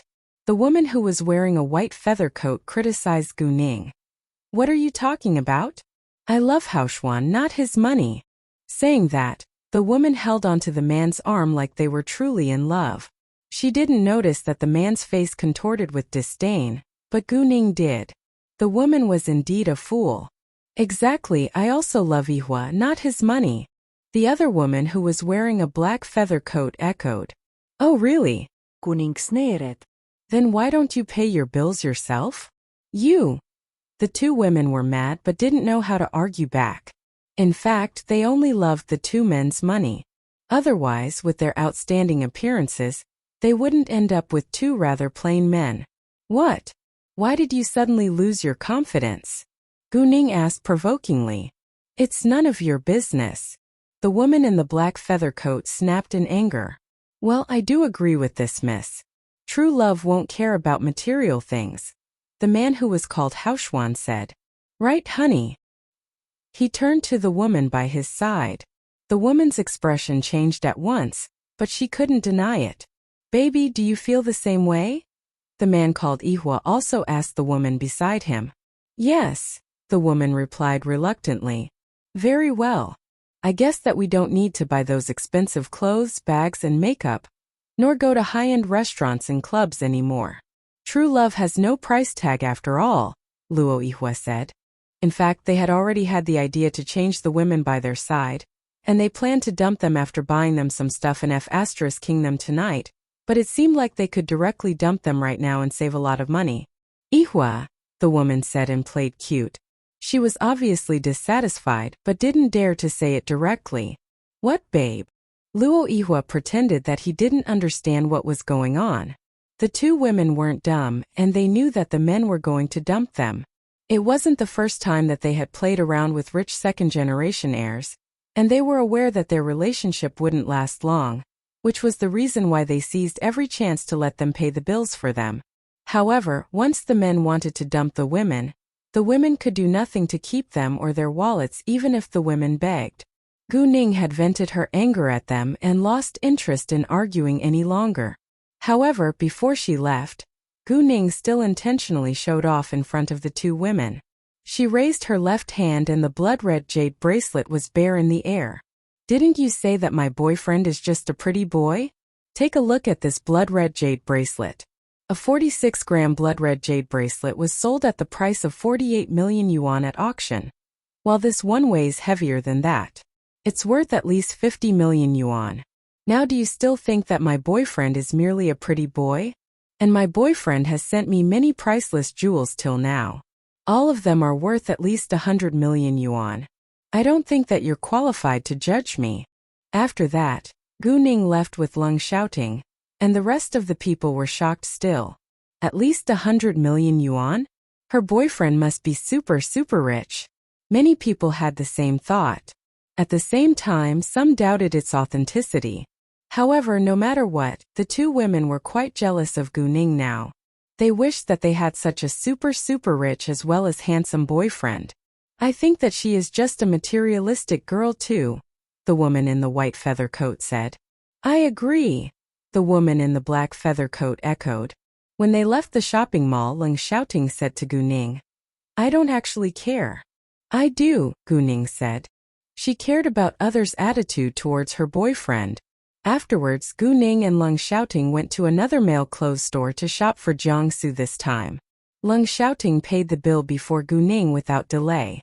As Gu Ning's boyfriend, he tried to show his kindness to her family. Although her family wouldn't know that he paid the bill, Gu Ning knew, which was enough. Gu Ning didn't stop him, because she knew that he was just being kind. Well, I'll buy some gifts for you family later as well. Although they won't know that I paid the bill, which is enough. Leng shouting sent her family gifts, so Gu Ning planned to do the same thing. Please just send a gift to my grandpa. Leng shouting didn't reject, but he limited the range of his family. Sure, Gu Ning answered. She didn't ask further, because she knew that Leng shouting didn't get along with the other members in the Leng family. Gu Ning then thought for a while about the gift that she was going to send Leng shouting's grandpa. She thought of the antiques in her telepathic eyes space. Oh, does your grandpa like to collect antiques? Gu Ning asked Leng shouting. Yes, Leng shouting replied. Does he like ancient objects, paintings or calligraphy? Gu Ning asked again. Calligraphy and paintings, Leng shouting answered. Gu Ning immediately made her decision to send the Luo Shenfu, a piece of calligraphy written by Zhao Mengfu. During the following hours they went to buy gifts for Gu Man, Gu Qing, Jiang Xinyue and Gu Ning. Leng shouting paid all the bills and carried the bags. Gu Ning was willing to carry the shopping bags on her own, but Leng shouting insisted on helping her.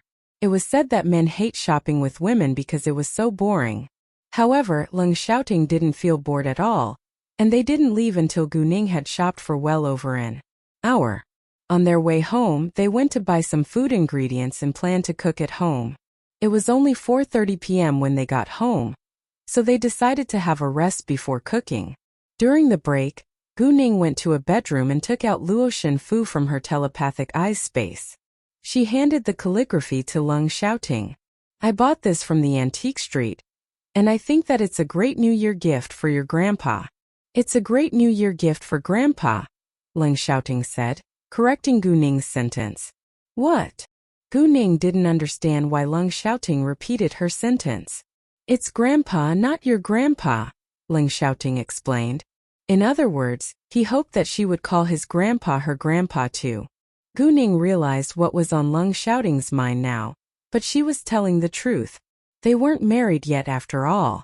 Nonetheless, Gu Ning believed that Leng shouting was her Mr. Right, and his grandpa would be hers one day in the future if everything went well, so she didn't reject. Fine, grandpa. Leng shouting wore a satisfied smile, and his beautiful smile made Gu Ning's heart skip a beat. Leng shouting didn't know much about ancient paintings and calligraphy, but he trusted Gu Ning's choice. After that, the two sat on the sofa watching TV. Gu Ning was on her period, so Leng shouting didn't dare to kiss or touch her too often because he got turned on but couldn't have sex with her. Before long, Leng shouting received an email with several choices for stores as well as office buildings written in it. Gu Ning immediately read the email. There were 5 choices for stores and all of them had great locations. Its rent varied according to its location. Gu Ning liked the third one among the 5. In addition, she had 3 choices for office buildings. 2 of them were available for renting and 1 was up for sale.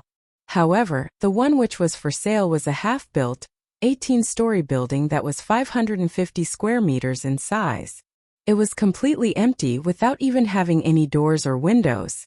The previous owner of that building had been found guilty of tax evasion and had run away with all the money, so the government confiscated it in the end. The housing price in the capital was extremely high and that half-built office building cost at least hundreds of millions of yuan. For those who were rich, they already had their own office building, so it wasn't necessary for them to buy another. And for those who wanted to buy it, they couldn't afford it. Therefore, that building had been in the market for at least half a year without a buyer. However, Guning decided to buy it. It wasn't far from the capital university and the store, so it would be convenient for her to commute between her university and her company. More importantly, it was only 2 kilometers away from the Tang family's company too. Thinking of the Tang family, there was a touch of hostility that flashed through her eyes. I think that the 3rd store in this half-built office building are great, Guning said to Leng Xiaoting.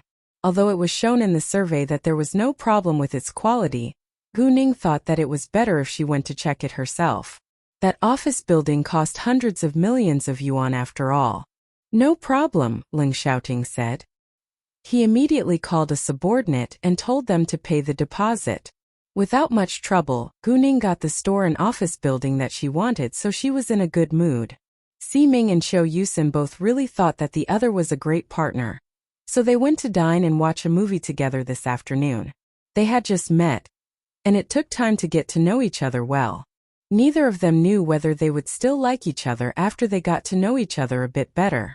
They weren't teenagers who treated relationships like a game anymore, and their aim was marriage. Therefore, they both took it seriously no matter what the end result might be.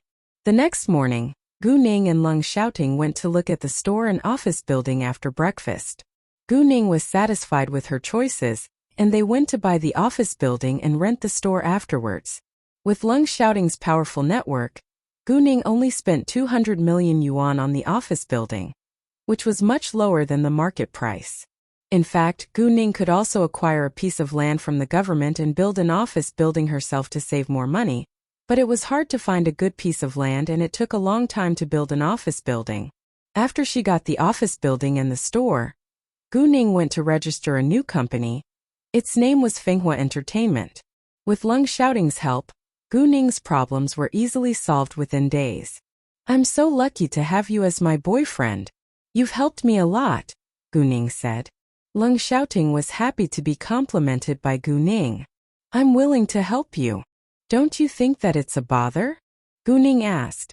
Actually, she thought that Leng Xiaoting had helped her too much and she felt slightly guilty.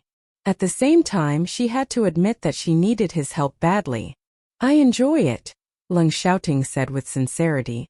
No matter how much of a bother it was, he enjoyed it as long as it could help Guning.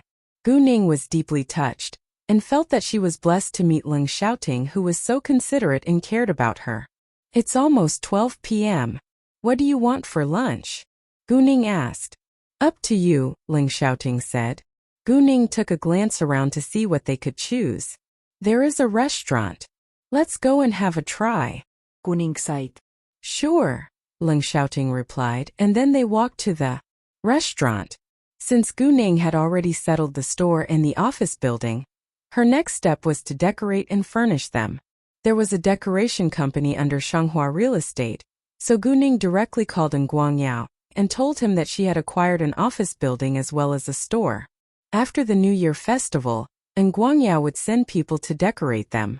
Guangyao was greatly surprised by Guning's efficiency.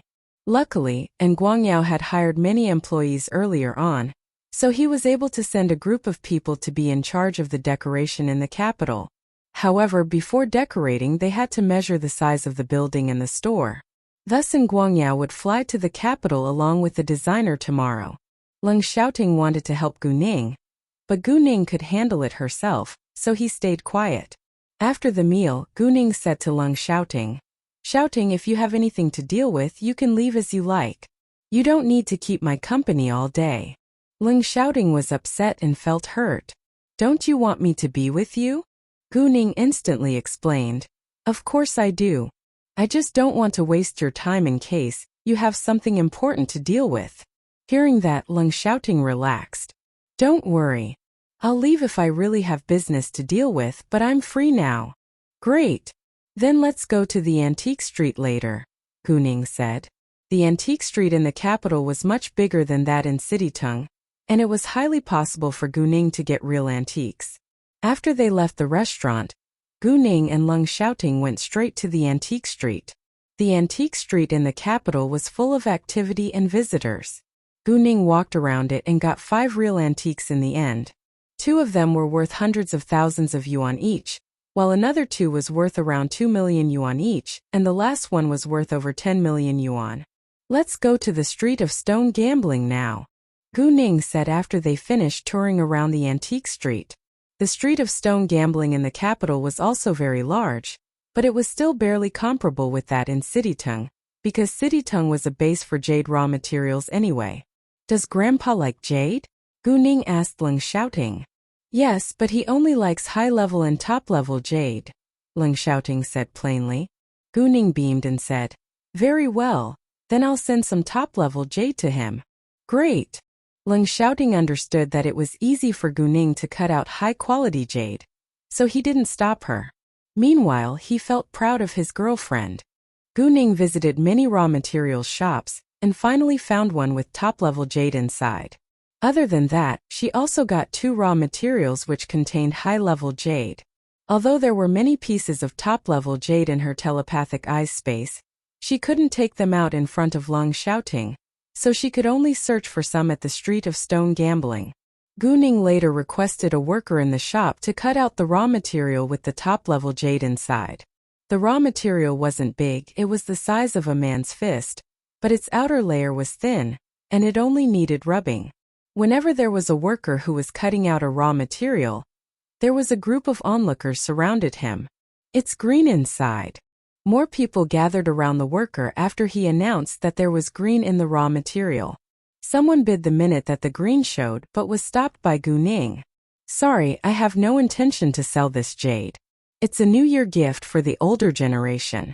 Since the owner didn't want to sell it, others couldn't force her to do so. However, a woman suddenly said acidly, Gee, a New Year gift for the older generation?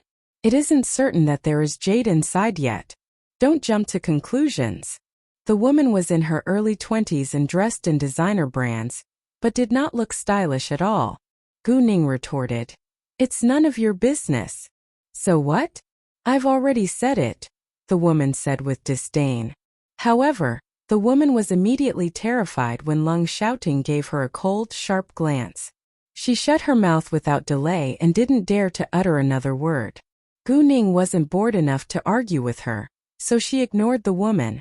The woman felt humiliated and played cute in front of a middle-aged man beside her. Honey! Honey! Gu Ning was surprised and realized their relationship at once. The middle-aged man must be the woman's sugar daddy. Everyone looked to the woman with disdain now, because she was a mistress at such a young age. Be quiet or you can just leave right now, the man snapped in anger. He actually didn't care about other people's opinions, but was displeased that the woman interrupted the process of cutting the raw material. The woman was struck speechless from fear. With its outer layer being removed little by little, the jade appeared in full scale. It was dark green and looked so beautiful. Jesus! It's the king's green. The worker raised his voice in excitement. Everyone around him also drew a long breath in, and couldn't believe their eyes. The king's green was the king of jade. However, Gu Ning got a piece of it so easily. Everyone was jealous of her now, and they all wished that they could have the king's green.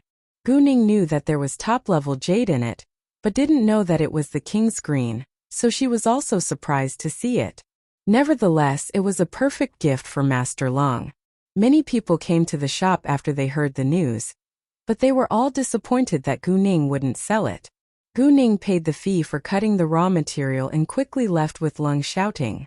Everyone could only watch them disappearing from sight. The king's green was worth at least 100 million yuan. However, the news also attracted some bad people's attention. With the priceless jade in her hands, Gu Ning was in a dangerous situation. The minute that they left the shop, they felt that some people were stalking them. However, they ignored them, walking straight to the parking lot. There were many people on the street, so the bad men didn't have chance to attack Gu Ning. They planned to grab the jade from Gu Ning when they were in the parking lot. However, Gu Ning and Ling Xiaoting walked to a Hummer, which shocked the bad guys. The car was extremely expensive, and its owner must be either super rich or powerful, so those bad guys hesitated. Meanwhile, they were reluctant to miss the King's Green, which was worth at least 100 million yuan. Therefore, they made up their mind to take the risk. 100 million yuan wasn't much to Gu Ning, but it was a fortune to ordinary people. There were few people in the parking lot, so the bad men directly ran at Ling Xiaoting and Gu Ning when they were about to get in the car. However, before they could attack them, Ling Xiaoting punched them first. Within several movements, the three men were kicked away. To their astonishment, they failed before they even began to attack Gu Ning. The three men were moaning in great pain on the ground, and they now realized that they had made a terrible mistake. They were scared by Ling Xiaoting and eager to escape away. Unfortunately, they could barely stand up. Ling Xiaoting didn't bother to waste time on them, so he got in the car and drove away without hesitation. Both Ling Xiaoting and Gu Ning weren't affected by what just had happened. "We need to find a good box to pack it up before sending to Y Grandpa," Gu Ning said. She almost said your grandpa again but changed it at once. "I think that it's too expensive. Can't we prepare another gift?" Although Ling Xiaoting understood that Gu Ning didn't lack jade at all, the top-level jade was too rare. He wanted her to think about it twice. "Don't worry, this isn't the first time that I've cut out the King's Green," Gu Ning said. Since she promised that she would send his grandpa top-level jade, she would fulfill her promise. No matter how expensive it was, she was willing to send it to his grandpa. But Ling Xiaoting still hesitated. The King's Green was too expensive after all. 100 million yuan was nothing to him either, but it was too much for a gift. "Well, if we get married one day, we'll share our properties and wealth. What is mine is yours," Gu Ning said. She had no intention to take Ling Xiaoting's properties as her own, but she wanted to comfort him. Hearing what Gu Ning had just said, Ling Xiaoting was cheered up at once. He didn't mind Gu Ning taking his properties as her own at all. "Well, then I'll take the gift on behalf of Grandpa." After that, they went back to the house. Before long, the news that someone had cut out the King's Green went across the street of Stone Gambling. Many people were shocked as well as jealous. When it was time for dinner, Ling Xiaoting cooked for Gu Ning at the house. Gu Ning was on her period now, so Ling Xiaoting persuaded her to rest a bit more. Nevertheless, even if she wasn't on her period, he would still be willing to cook for her. Ling Xiaoting was a great cook, even better than Gu Ning. During the meal, Ling Xiaoting's phone rang all of a sudden. The caller was Su Jinchen. Su Jinchen invited them to attend an auction at 2 p.m. tomorrow afternoon. Gu Ning heard that and was excited. She asked Su Jinchen whether she would have a chance to put her objects up for the auction. In fact, Gu Ning just wanted to sell her ancient objects for fun, not for money. "Do you have antiques as well? What is it?" Su Jinchen asked with curiosity. Gu Ning thought for a second before she said, "An official kiln writing brush washer." She just wanted to attend the auction for fun, so she didn't want to put an object that was too expensive up for it. "No problem," Su Jinchen answered with alacrity. He knew little about antiques, thus he didn't ask further about the official kiln writing brush washer. At the auction, there was an appraiser who was responsible to evaluate the objects anyway. Of course, the appraisers weren't always right, so occasionally there would be replicas. Some of them looked so real, and many experts failed to tell the difference from real ones. However, before the auction, potential buyers could check the object themselves, and so they would be responsible for their own choice. The auction house didn't need to bear any responsibility, and its reputation wouldn't be damaged because that was the rule in this industry. A few minutes later, Master Lung called Ling Xiaoting again, talking about the auction too. Master Lung was an antique lover, so he was interested in the auction. He asked Ling Xiaoting whether he was free tomorrow to keep him company. There was one of Su Beihong's paintings at the auction, and he wanted to buy it.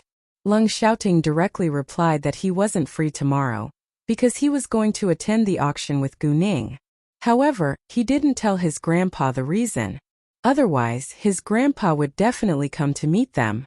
To stop his grandpa from coming, Leng Xiaoting said, "If you want the painting, I can buy it for you. It'll be crowded at the auction, so I think that it would be better if you stayed at home. I have to check it myself. What if it's fake? I don't want to waste money," Master Leng said. "Well, I can give you a better calligraphy than Su Beihong's painting, so you don't need to attend the auction," Leng Xiaoting said. He was trying every method to stop Master Leng from coming. "Do you want Su Beihong's painting or Zhao Mingfu's Luo Shenfu?" Leng Xiaoting asked. "What?" Master Leng was astonished and excited. "Are you sure that you have Luo Shenfu?" "Yes," Leng Xiaoting said. With Leng Xiaoting's affirmative answer, Master Leng was more than excited now. He couldn't wait to get it. "Give it to me right now. I promise that I'll bring it to you later." Since Leng Xiaoting mentioned Luo Shenfu, he planned to send the gift to his grandpa today. Leng Xiaoting understood his grandpa's personality well. If he didn't get the calligraphy, he wouldn't sleep at night, and Leng Xiaoting didn't want his grandpa to stay up late. His grandpa was elderly after all. "When?" "No, you must bring it to me as soon as possible," Master Leng demanded. "I'm eating now. I'll bring it to you after that." "Great. Don't waste your time eating and bring it to me as quickly as you can," Master Leng urged. Leng Xiaoting hung up the call and told Gu Ning he was going to leave for a while. Gu Ning heard the conversation between them and didn't mind. After the meal, Leng Xiaoting went back to the Leng family's house with the calligraphy and the king's green in his hands. Gu Ning then sent messages to Lu Zhan and Duan Lisan, telling them that she had already settled the office building and the new company. Lu Zhan and Duan Lisan both relaxed after reading Gu Ning's message. From now on, they would work for Fenghua Entertainment. Of course, they needed to sign contracts first. In the Leng family's house, Master Leng was anxiously waiting for Leng Xiaoting, and told the housekeeper to check outside all the time to see whether Leng Xiaoting was back home. It was past 7 p.m., so Leng Yuanqian's family and Leng Yuanzhen's family were all in the house with Master Leng. They knew that Master Leng was restless because of Leng Xiaoting, so Leng Yuanqian's family was displeased. In their eyes, Leng Xiaoting was an outsider, even though he was Master Leng's eldest grandson. "Grandpa, Xiaoting just visited you yesterday. Why are you so excited now?" Leng Xiaoshuan asked with curiosity. Not only Leng Xiaoshuan but everyone else was also curious. They had never seen Master Leng being so restless with excitement just because Leng Xiaoting was coming back. "Xiaoting is going to give me the Luo Shenfu. It's a priceless calligraphy," Master Leng replied with happiness. He also didn't hide his appreciation towards Leng Xiaoting, which made Leng Yuanqian's family feel dissatisfied. However, they had to admit that Leng Xiaoting was very able to get Zhao Mengfu's Luo Shenfu. They all knew that Master Leng was an antique lover, and everyone wanted to gain his favor. Unfortunately, it was so hard to find a real one nowadays even if you had enough money. "I don't think that it's a big deal. It's just a valueless piece of calligraphy," Leng Xiaojia said with disdain. She was obviously annoyed. "Xiaojia, mind your words," Leng Yuanqian criticized. They all knew that Master Leng was an antique lover, and her words would definitely anger Master Leng. Master Leng indeed was irritated, looking at Leng Xiaojia with strong dissatisfaction, and Leng Xiaojia immediately lowered her head in fear. She didn't dare to meet Master Leng's eyes. Master Leng had known about the attitude that the other members in the Leng family had towards Leng Xiaoting the entire time, but as long as they stayed in harmony and didn't attack each other, Master Leng wouldn't interfere. However, if anyone showed his or her animosity against another in front of him, he wouldn't ignore it. Was it so hard for them to get along with each other in harmony like a family? Leng Xiaoshuan couldn't tolerate that Leng Xiaojia had picked on Leng Xiaoting, who he admired. "Xiaojia, we all know that Grandpa loves antiques, paintings and calligraphy. Why did you still say that it's valueless? Who are you aiming at, Xiaoting or Grandpa? Is something valueless if someone dislikes it? If so, then I think that your designs are valueless too. Leng Xiaojia was interested in clothing design. Although she was still unemployed at the moment, she had been designing clothes when she was not fooling around. Leng Xiaoshuan intentionally embarrassed Leng Xiaojia in front of their grandpa because Leng Xiaojia had found fault with Leng Xiaoting many times. Although she didn't dare to say it in front of Leng Xiaoting, she had often badmouthed him behind his back. You? Leng Xiaojia was mad, but couldn't say anything because of Master Leng's presence. In fact, Leng Yuanjin's family didn't get along with Leng Yuanqian's family either.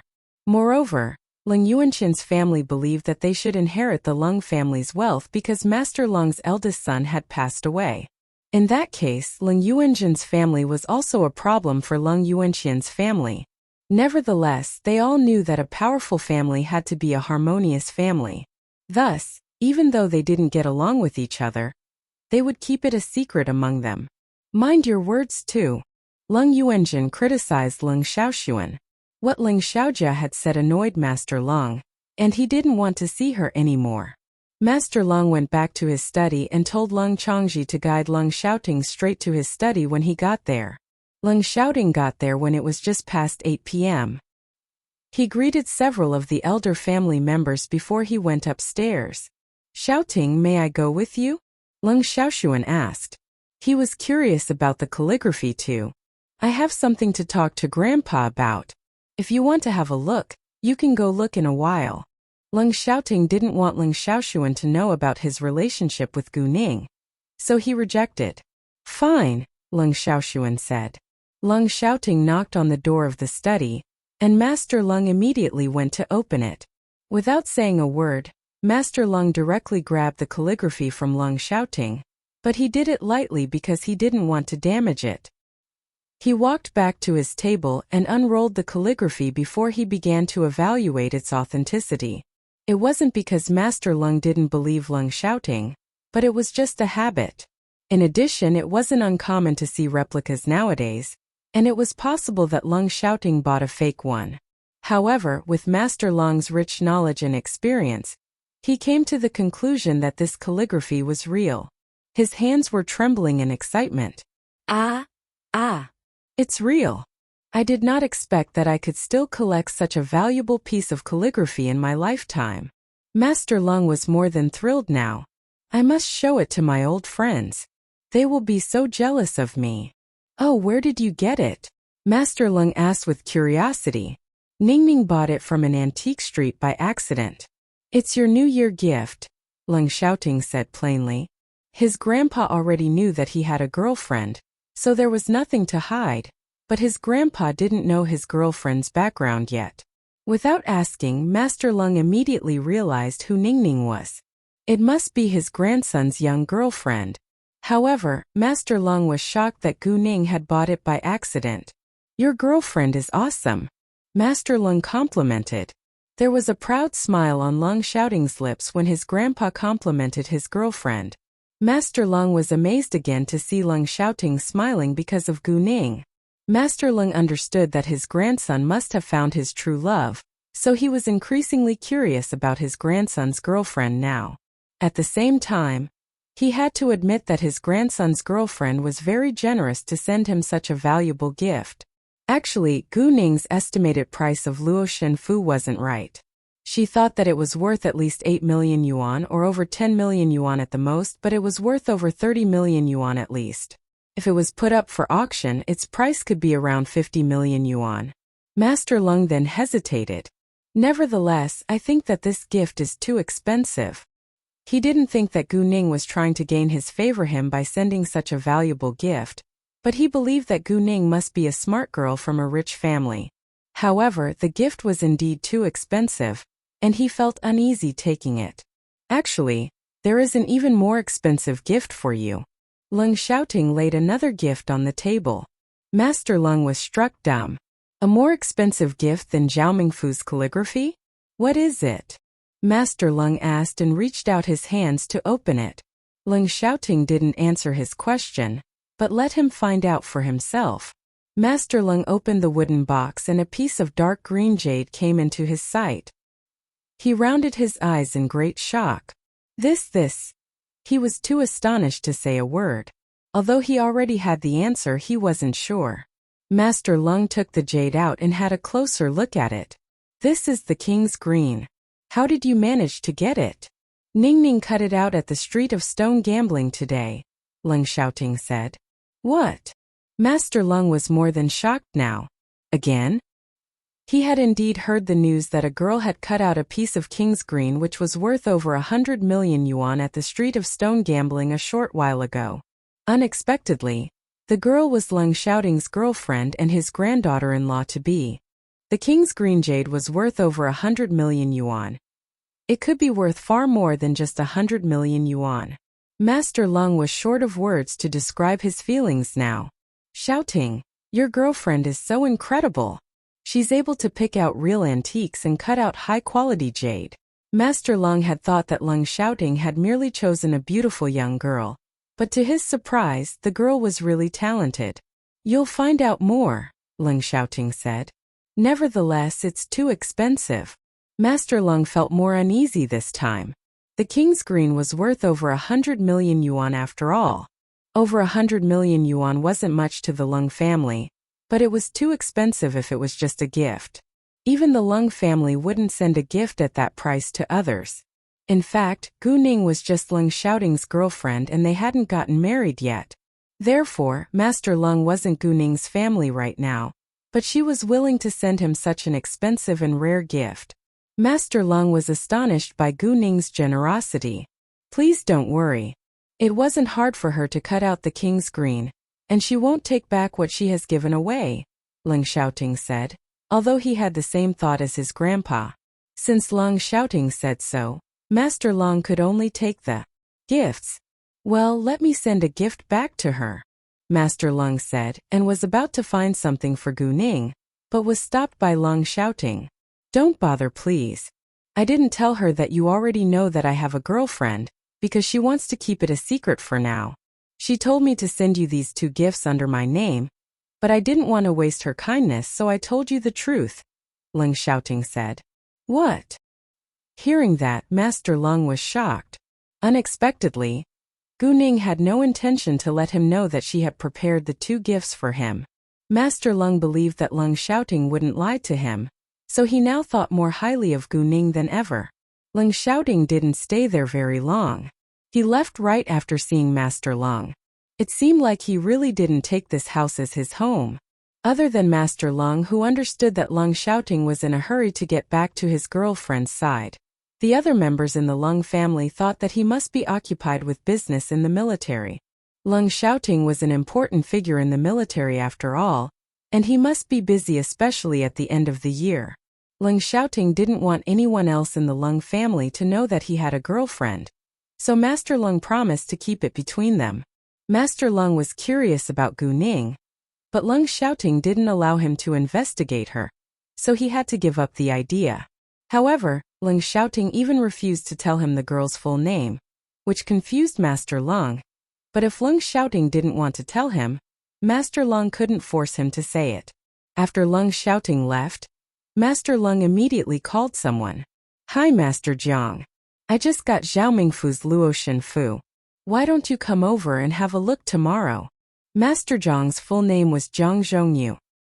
He was an old friend of Master Lung, and he had been the head of National Antiques Association before, so he naturally had great affection towards antiques.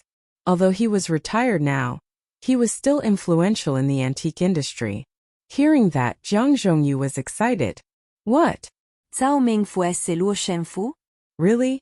You're a bad person that you call me now but tell me to visit you tomorrow. How will I be able to sleep tonight? No, I'm coming right away, and you must stay awake and wait for me. Jiang Zhongyu of course couldn't wait till tomorrow. He walked out of his room quickly and shouted upstairs. Jiang Ruining, get out here now. Jiang Zhongyu was already 70 but exercised a lot, so he was still full of energy. Within seconds, a handsome young man around 20 years old appeared at the stairs looking downwards. Grandpa, what's wrong? Jiang Zhongyu noticed that Jiang Ruining was still in his nightgown. Change your clothes right now, and drive me to the Lung family's house. It's so late now. Why are you going to the Lung family's house? Jiang Ruining asked. Stop asking questions, you have only 2 minutes. Zhang Zhongyu ordered. Zhang Ruining immediately went back to his room and got changed. A minute later he walked out again. Luckily, the Zhang family's house was just 2 streets away from the Leng family's house, so Zhang Zhongyu arrived after a few minutes. Leng Changji was waiting for Master Zhang at the door.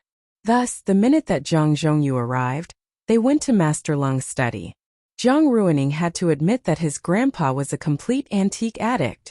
It was a winter night, and he still came here without hesitation. Zhang Ruining had to follow his grandpa. In the living room there was only Leng Xiaoxuan. Seeing Zhang Zhongyu, Leng Xiaoxuan greeted him with respect, but was ignored. Leng Xiaoxuan was already used to it, because he understood the reason why Zhang Zhongyu was here. Zhang Ruining had no interest in antiques at all, so he stayed in the living room watching TV with Leng Xiaoxuan. The New Year festival is around the corner. Will Xiaoting come back home?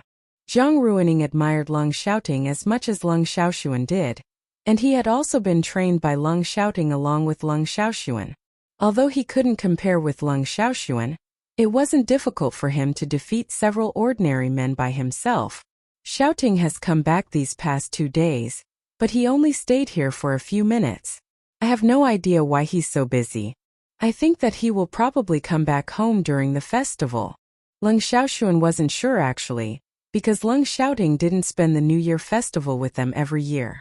In the study, Zhang Zhongyu asked Master Leng excitedly, "Where is Luo Shenfu? Let me have a look now." Saying that, Zhang Zhongyu went straight to the study desk and appreciated the Luo Shenfu placed on it. The next day, Nguangyao and the others took the earliest flight at 7:20 a.m. and arrived at the capital around 10:30 a.m. Leng Xiaoting helped Guning to arrange a car to pick them up. So Nguangyao's group took the car and headed to Jinlin Hotel the moment that they left the airport. 50 minutes later they arrived. Guning was waiting for them in a private room, and they would dine together before going to the office building. Guning and Leng Xiaoting were going to attend the auction at 2 p.m., so she ordered dishes beforehand. In that case, Nguangyao's group could have the meal right when they arrived. "Nice to meet you, Miss Gu and Mr. Leng," Nguangyao said. Because there were other people around, it wasn't convenient for Nguangyao to call Guning his boss. There was a secretary Zhang Xuanjie, and a designer Wu Mingkai, along with an assistant designer and 2 surveyors that came to the capital with Nguangyao. "Miss Gu, Mr. Leng, it's so nice to meet you," the others greeted them. Guning and Leng Xiaoting were their clients, so they had great respect and politeness towards them. Zhang Xuanjie, on the other hand, was aware that Guning was their big boss, so he behaved himself the entire time. Guning invited them to have a seat around the table afterwards. During the meal they didn't discuss much about work. Guning had already written down her thoughts and blueprints for the office building, and Nguangyao would be in charge of the rest of the work. It was an 18-story office building, so the reception undoubtedly would be on the 1st floor, while the chairman's office would be on the 18th floor. As for departments, they were going to set up finance, human resources, marketing, information, and securities departments. The office building was 550 square meters in size, and there were 3 departments on each floor along with a bathroom and a pantry. The canteen would occupy a floor, while meeting rooms were on another. Fenghua Entertainment was directly set up at the headquarters of the group, occupying the 7th, 8th, and 9th floors. The 7th floor was to be a dance studio. The 8th floor was to be recording studios, and the 9th floor were the offices for Fenghua Entertainment staff. There would be plenty of empty space in the 18-story office building temporarily, because it wasn't the appropriate time for Guning to merge all her companies.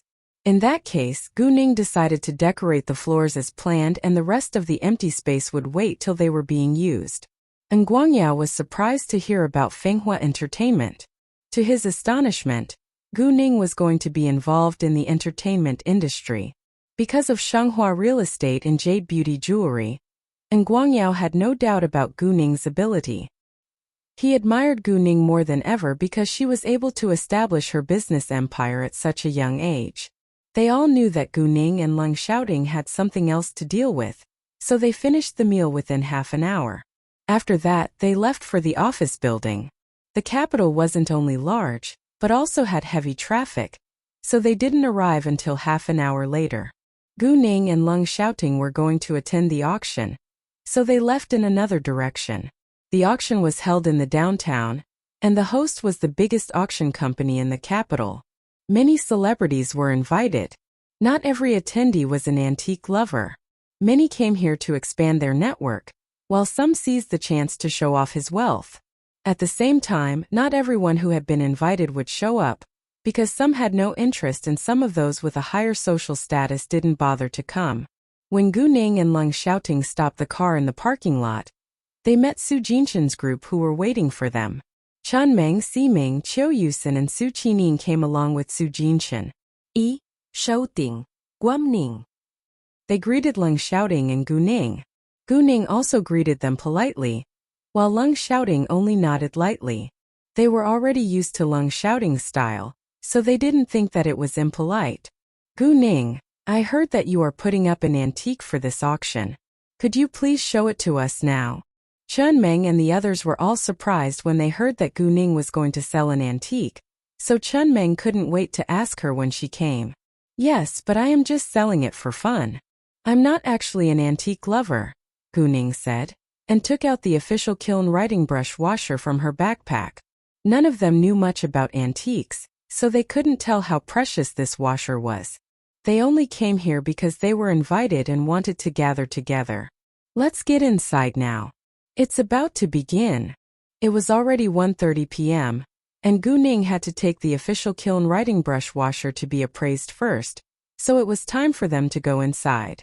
In the hall, everyone was chatting and shaking hands with one another. However, when Leng Xiaoting and the others walked inside, they became the focus and attracted a lot of attention. Not because many people recognized them, but because of their outstanding appearance. Wow, those men are so handsome. Yes. I think the beauties are attractive. I agree, especially the taller one. She has the perfect body. Both women and men in the hall were busy appreciating them. Leng Xiaoting and the other men were handsome as well as muscular. However, although Gu Ning's face was prettier than Qiu Yusen, her body and height couldn't compare with Qiu Yusen's. Qiu Yusen was a mature woman after all, and dressed in a sexy and stylish way. She was the most noticeable one among them, while Gu Ning looked like a student and didn't attract much attention. However, Gu Ning didn't care, and Leng Xiaoting didn't want other men to stare at his girlfriend either. Su Qining was charming too, but still wasn't comparable with Qiu Yusen. Isn't she the daughter of the Su family? Do you mean the super-rich Su family? Yes, she's the daughter of Master Su's second son, and is called Su Qining. And I think that I've seen the tall woman somewhere before. She looks so familiar. Must be on a magazine cover, because she's a well-known model domestically. Oh, it's her. Now I know why she looks so familiar. She's so sexy and even more beautiful than the pictures in the magazines. Both Qiu Yusen and Su Qining were familiar faces to them. As a daughter of the Su family, Su Qining had many opportunities to attend high-end events. And Qiu Yusen, who was a well-known model who was often shown on the screen, so many people were familiar with her face. Most of people around complimented them, but some had the opposite opinions. Even though she's beautiful and sexy, she's just selling her appearance for money, a woman said with disdain. Apparently, she was super jealous of Qiu Yusen. The woman was good-looking and stylish and around 27 years old, but barely comparable to Qiu Yusen. It was understandable that she was so green with envy. Exactly.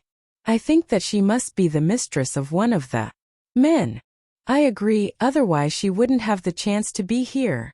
Two other women of the same age echoed to please the first woman. In fact, few people knew Qiu Yusen's family background. Otherwise, none of them would dare to badmouth her. Qiu Yusen didn't care about them, because she was already used to it. People who worked in the entertainment industry had to face attacks from onlookers.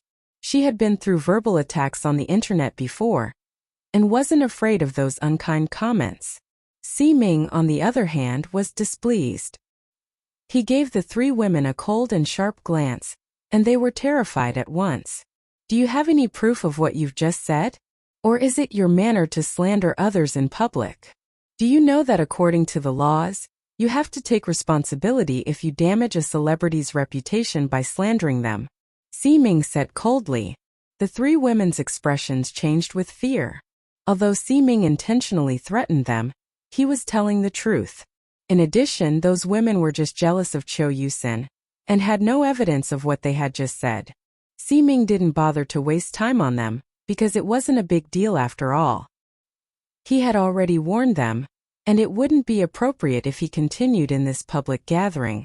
However, right at that moment a woman said acidly, "Oh, since when has selling one's body been nobler than sell one's appearance?" Saying that, a woman who was about 34 years old walked over. She had an air of great elegance with a beautiful face. The alluring smile on her lips showed her special charm and attracted a lot of attention from the men around her. The woman seemed well educated with good manners and was much more charming than those sexy or stylish women, because she was born elegant. However, what she had just said aroused people's curiosity. Apparently, she aimed at the woman who had badmouthed Qiu Yusen. Therefore, it was possible that the woman had sold her body for money. All of a sudden, people all looked at the woman differently.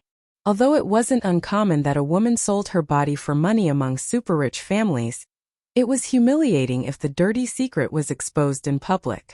However, the woman wasn't in the mood to care about others' opinions towards her because she was totally shocked by the woman who suddenly appeared in front of her eyes. "Are you Zhao Xiyuan?" It was so hard for her to believe that this elegant charming woman was Zhao Xiyuan. Zhao Xiyuan had been a fat and ugly woman before, but now, although it was unbearable, the woman was sure that she had to be Zhao Xiyuan. She had to admit that Zhao Xiyuan was truly beautiful and stunning now, which made her feel jealous and uneasy. "What? We just haven't met for 2 years. So how come Ms. Zhang fails to recognize me?" "Oh, Ms. Zhang successfully stole my husband from me 2 years ago, so now I should call you Mrs. Yang, right?" Zhao Xiyuan said plainly. Everyone was shocked. The woman was indeed a mistress and had ruined Zhao Xiyuan's marriage. However, the woman was hardly comparable to Zhao Xiyuan, even though she was much younger. Zhao Xiyuan's ex-husband was Yang Jianping, who was the vice president of a famous company and had over 100 million yuan of wealth. They had gotten married 7 years ago when Yang Jianping had just been a department manager. And Yang Jianping earned his later achievements step by step during the following years. However, once he was rich, their marriage was on the edge of crisis. Zhao Xiyuan had given birth to her daughter 5 years ago, and became a housewife afterwards. It was exhausting to take care of a baby, so she had no time to look after herself. When she had gained a lot of weight, her husband had abandoned her. Zhang Jie had become Yang Jianping's mistress 3 years ago. Yang Jianping had then divorced Zhao Xun 2 years ago. She had gotten 10 million yuan and her daughter. Zhao Xiyuan hadn't tried to save their marriage because she had been badly hurt. After the divorce, she had used the money to invest. Although she wasn't very rich now, she had earned enough money to live a good life. "You!" Zhang Jie was greatly embarrassed and wanted to escape. Meanwhile, a man in a suit who was around 37 years old walked over. He was obviously stunned when he noticed Zhao Xiyuan and couldn't believe his eyes. "Zhao Xiyuan? It's been ages, my ex-husband." Zhao Xiyuan looked at the man with an elegant smile, but there was animosity in her eyes. The man had stabbed her deeply in her heart before. "You!" Yang Jianping opened his mouth but didn't know what to say. Zhao Xiyuan already attracted all his attention. In fact, Zhao Xiyuan had always been a great beauty, but her body had changed just after she gave birth to a baby. Seeing that Yang Jianping was attracted to Zhao Xiyuan, Zhang Jie was furious. She pulled Yang Jianping with great force but was ignored, which made her really angry. Zhao Xiyuan wore a cold smile and said to Yang Jianping, "Sorry, I have something else to deal with." After that, Zhao Xiyuan left directly. "Xiyuan." Yang Jianping wanted to stop her, but was pulled back by Zhang Jie. Zhao Xiyuan noticed that but ignored them, walking straight backstage. "Yang Jianping, what are you doing?" Zhang Jie was mad. Yang Jianping knew that he shouldn't have acted like that, so he didn't argue with her. But he had to admit that Zhao Xiyuan had stolen his heart. He and Zhao Xiyuan had gotten married after they had been in love for 3 years, and they had affection towards each other, but men were visual animals. When Zhao Xiyuan's appearance changed, he had been reluctant to bring her to attend all kinds of gatherings. Moreover, once he had become rich, he had entered a different social cycle. Many of the men around him had mistresses, and he had failed to resist the temptation, which resulted in the divorce with Zhao Xiyuan. In the beginning, he had felt guilty, but every time that he saw Zhao Xiyuan's fat body, he felt disgusted again. Gradually, he lost the sense of guilt. In fact, he had turned to Zhang Jie just for fun, but he had gotten tired of arguing with Zhao Xiyuan all the time, so he had finally made the decision to get divorced. After the drama, Chun Meng and the others found their seats and went to sit down, while Su Jinshan guided Gu Ning and Leng Xiaoting to the appraiser. After the appraisal, the official kiln writing brush washer was proved to be real, and it was qualified to be put up for the auction. However, it was brought in really late, so it would be the last thing to be shown at the auction. Gu Ning didn't care about that, because she just wanted to sell it for fun. When they went back to the hall, Gu Ning's gaze accidentally fell on a man and a woman. All of a sudden, her eyes were full of animosity and coldness. The man and the woman were Qi Ziyue and Tang Yexin. They were chatting with others. "What's wrong?" Leng Xiaoting and Su Jinshan asked Gu Ning when they noticed her sudden emotional change. Gu Ning immediately went back to normal. "Nothing, I just saw two people that I hate." Gu Ning had thought about her reaction when she met Tang Yexin and Qi Ziyue countless times before. She had thought that she could stay calm, but actually she couldn't, and all she wanted to do was kill them.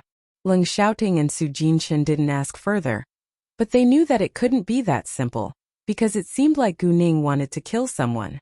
Qi Ziyue also sensed the cold glance, which was full of hatred, but when he turned to search for it, he found nothing. "What's wrong?" Tang Yexin asked. "Nothing." Qi Ziyue couldn't figure it out, so he could only say that it was nothing. At this time, celebrities were seated one after another because the auction was about to begin. All the tables in the hall were round, and there were 3 of them in a row. Each table had seating available for 6 people to sit together, but there were 7 people in the group of Gu Ning, so there was a seat added at their round table. The seats were arranged according to the attendees' social status. As the young lord of a well-known super-rich family in the capital, Su Jinshan of course occupied one of the best positions. He and all his friends sat on the right side of the room in the second row. Experts and senior officials all sat in the first row, and other senior officials along with super-rich families sat in the second row. However, very few of the very senior officials and super-rich families would come. The Tang family was arranged at the left side of the room in the third row, so there was a distance between them and Gu Ning. Gu Ning didn't want to think about Tang Yexin and Qi Ziyue, so she intentionally sat with her back towards them. However, she couldn't control her thoughts and couldn't help thinking about them. Luckily, they didn't notice her yet. Before long, Gu Ning was attracted by an object shown at the auction. There were many things which could be put up for auction, like antiques, real estate, stores, and so forth. What attracted Gu Ning's attention was the 9th object, which was the Shangyun Antique Store. As it was described, this antique store was located at the Antique Street with a great location. Shangyun Antique Store had a history of over 70 years, so it gained great fame in the capital. However, the owner of Shangyun Antique Store had just lost his wife and son in a car accident. He felt great grief and lost his appetite for running the store, so he put it up for auction. Gu Ning thought that it would be better if she had her own antique store, because there were many real antiques in her telepathic eye space. Although she had only found a dozen real antiques till now, it wasn't necessary to sell only real antiques in an antique store. Many people would love to buy replicas too because the price was much lower. Therefore, Gu Ning made up her mind to bid for Shangyun Antique Store. The store wasn't small, and was 86 square meters in size. It consisted of 2 facades with 2 floors, and the owner was selling it along with its foundation property. At 2 p.m. the auction began. A sexy mature woman in a red split cheongsam walked onto the stage. Many people immediately recognized her. She was precisely Zhao Xiyuan, who had argued with Zhang Jie just then. Seeing Zhao Xiyuan, Yang Jianping fixed his eyes on her body. Zhang Jie was mad and pinched him heavily, But Yang Jianping still focused on Zhao Shiyuan and ignored Zhang Jejia. Zhang Jejia was furious but didn't dare to make more noise. Ladies and gentlemen, welcome to today's auction. I'm Zhao Shiyuan, the chief auctioneer of the Detian Auction Company. Zhao Shiyuan stopped for a second before continuing. There are supposed to be 12 objects on the list today, but we just added a new one. It's an official kiln writing brush washer from the Song Dynasty, so we have 13 objects that are all open for bid today. An official kiln writing brush washer? Everyone was shocked because it was highly valuable. Especially those who loved calligraphy, they had natural fondness towards the 4 treasures of study, so many of them were ready to bid for it. Alright, now let's bid for the first object. When the first object was shown on the stage, the potential buyers all went to have a look in an orderly manner. However, more people stayed at their seats. Detian Auction Company was the largest auction company in the capital, and all of the objects shown at today's auction were expensive. Only 2 or 3 of them were worth less than several million yuan, and most were worth over 10 million yuan. There were even 2 objects which were worth over 100 million yuan. The 6th auction item to be auctioned is Su Beihong's The Injured Lion. This picture was created in 1938, when invaders from country are occupied most of our country. Our country was mourning and our people suffered. Su Beihong was in great grief and anger when he painted the injured lion. The lion in the painting looks back and contains infinite depth of meaning. He wrote on the back of the painting, "When our country was in trouble, I met Mr. Lin Ruo and his guests. I painted this to express my sadness." This painting is a combination of realism and romanticism. Our country is known as the Sleeping Lion of the East, and it had been invaded by country R. Afterwards, the sleeping lion had become a wounded male lion. From the painting we can see that the injured lion that is glaring backwards is ready to fight. Speaking of that, everyone shared the same hatred against country R. The grudge between this county and country R could never be solved. The starting price for the injured lion is 5 million yuan, and the minimum edition is 1 million yuan. Now let's begin. The minute that Zhao Shiyuan finished, many started to raise their paddles to bid. Leng Xiaoting also had to buy this painting of Su Beihong for his grandpa. Coincidentally, Tang Yexin was one of the bidders for the painting. Leng Xiaoting didn't raise his paddle yet, because he planned to wait for the end. Number 39, 12 million yuan. Number 57, 13 million yuan. Number 62, 26 million yuan. Number 62 was Tang Yexin. At this moment nobody followed, and it was time for Leng Xiaoting to raise his paddle. Number 32, 29 million yuan. Number 32 was Leng Xiaoting. Tang Yexin was determined to win the injured lion. But to her surprise, number 32 suddenly joined the bidding. Nevertheless, it was the rule that the most generous buyer got the auction item, so she couldn't stop him. A few rounds later, Tang Yexin's face started to change, because number 32 had no intention to stop. Leng Xiaoting raised his paddle without delay, as if he didn't care about money at all. Tang Bingsen had ordered Tang Yexin to buy this painting as a gift for an important figure, but now it seemed hard for her to fulfill her assignment. A few rounds later, Tang Yexin had to give up, because its price was 38 million yuan now. She knew that it was almost the highest price of the painting, and it wasn't worth making a higher bid. Although the Tang family didn't lack money, they didn't want to lose it either. In the end, Leng Xiaoting got the injured lion at the price of 38 million yuan. Gu Ning of course was happy to see Tang Yexin fail. Leng Xiaoting unconsciously helped her revenge herself. Before long, the 9th auction item, Shangyun Antique Store, was ready for bidding. Shangyun Antique Store is the 9th auction item, Zhao Shiyuan said. It's a well-known antique store with 70 years of history in the capital. If its owner's family hadn't been killed in a terrible accident, its owner wouldn't put it up for auction. In other words, accidents are unpredictable, so we have to cherish the ones we love. Never regret in case you lose them. Saying that, Zhao Shiyuan stopped for a second, and there was sadness in the air. People were all touched by her description. Yang Jianping asked himself, Do I regret? He indeed regretted now, but he would probably make the same decision if he went back to 2 years ago, because he still disliked the Zhao Xiyuan from then. Soon Zhao Xiyuan opened her mouth again. Alright, there are 583 objects in Shangyun Antique Store. 7 are real, 23 are replicas, and the rest are all crafts.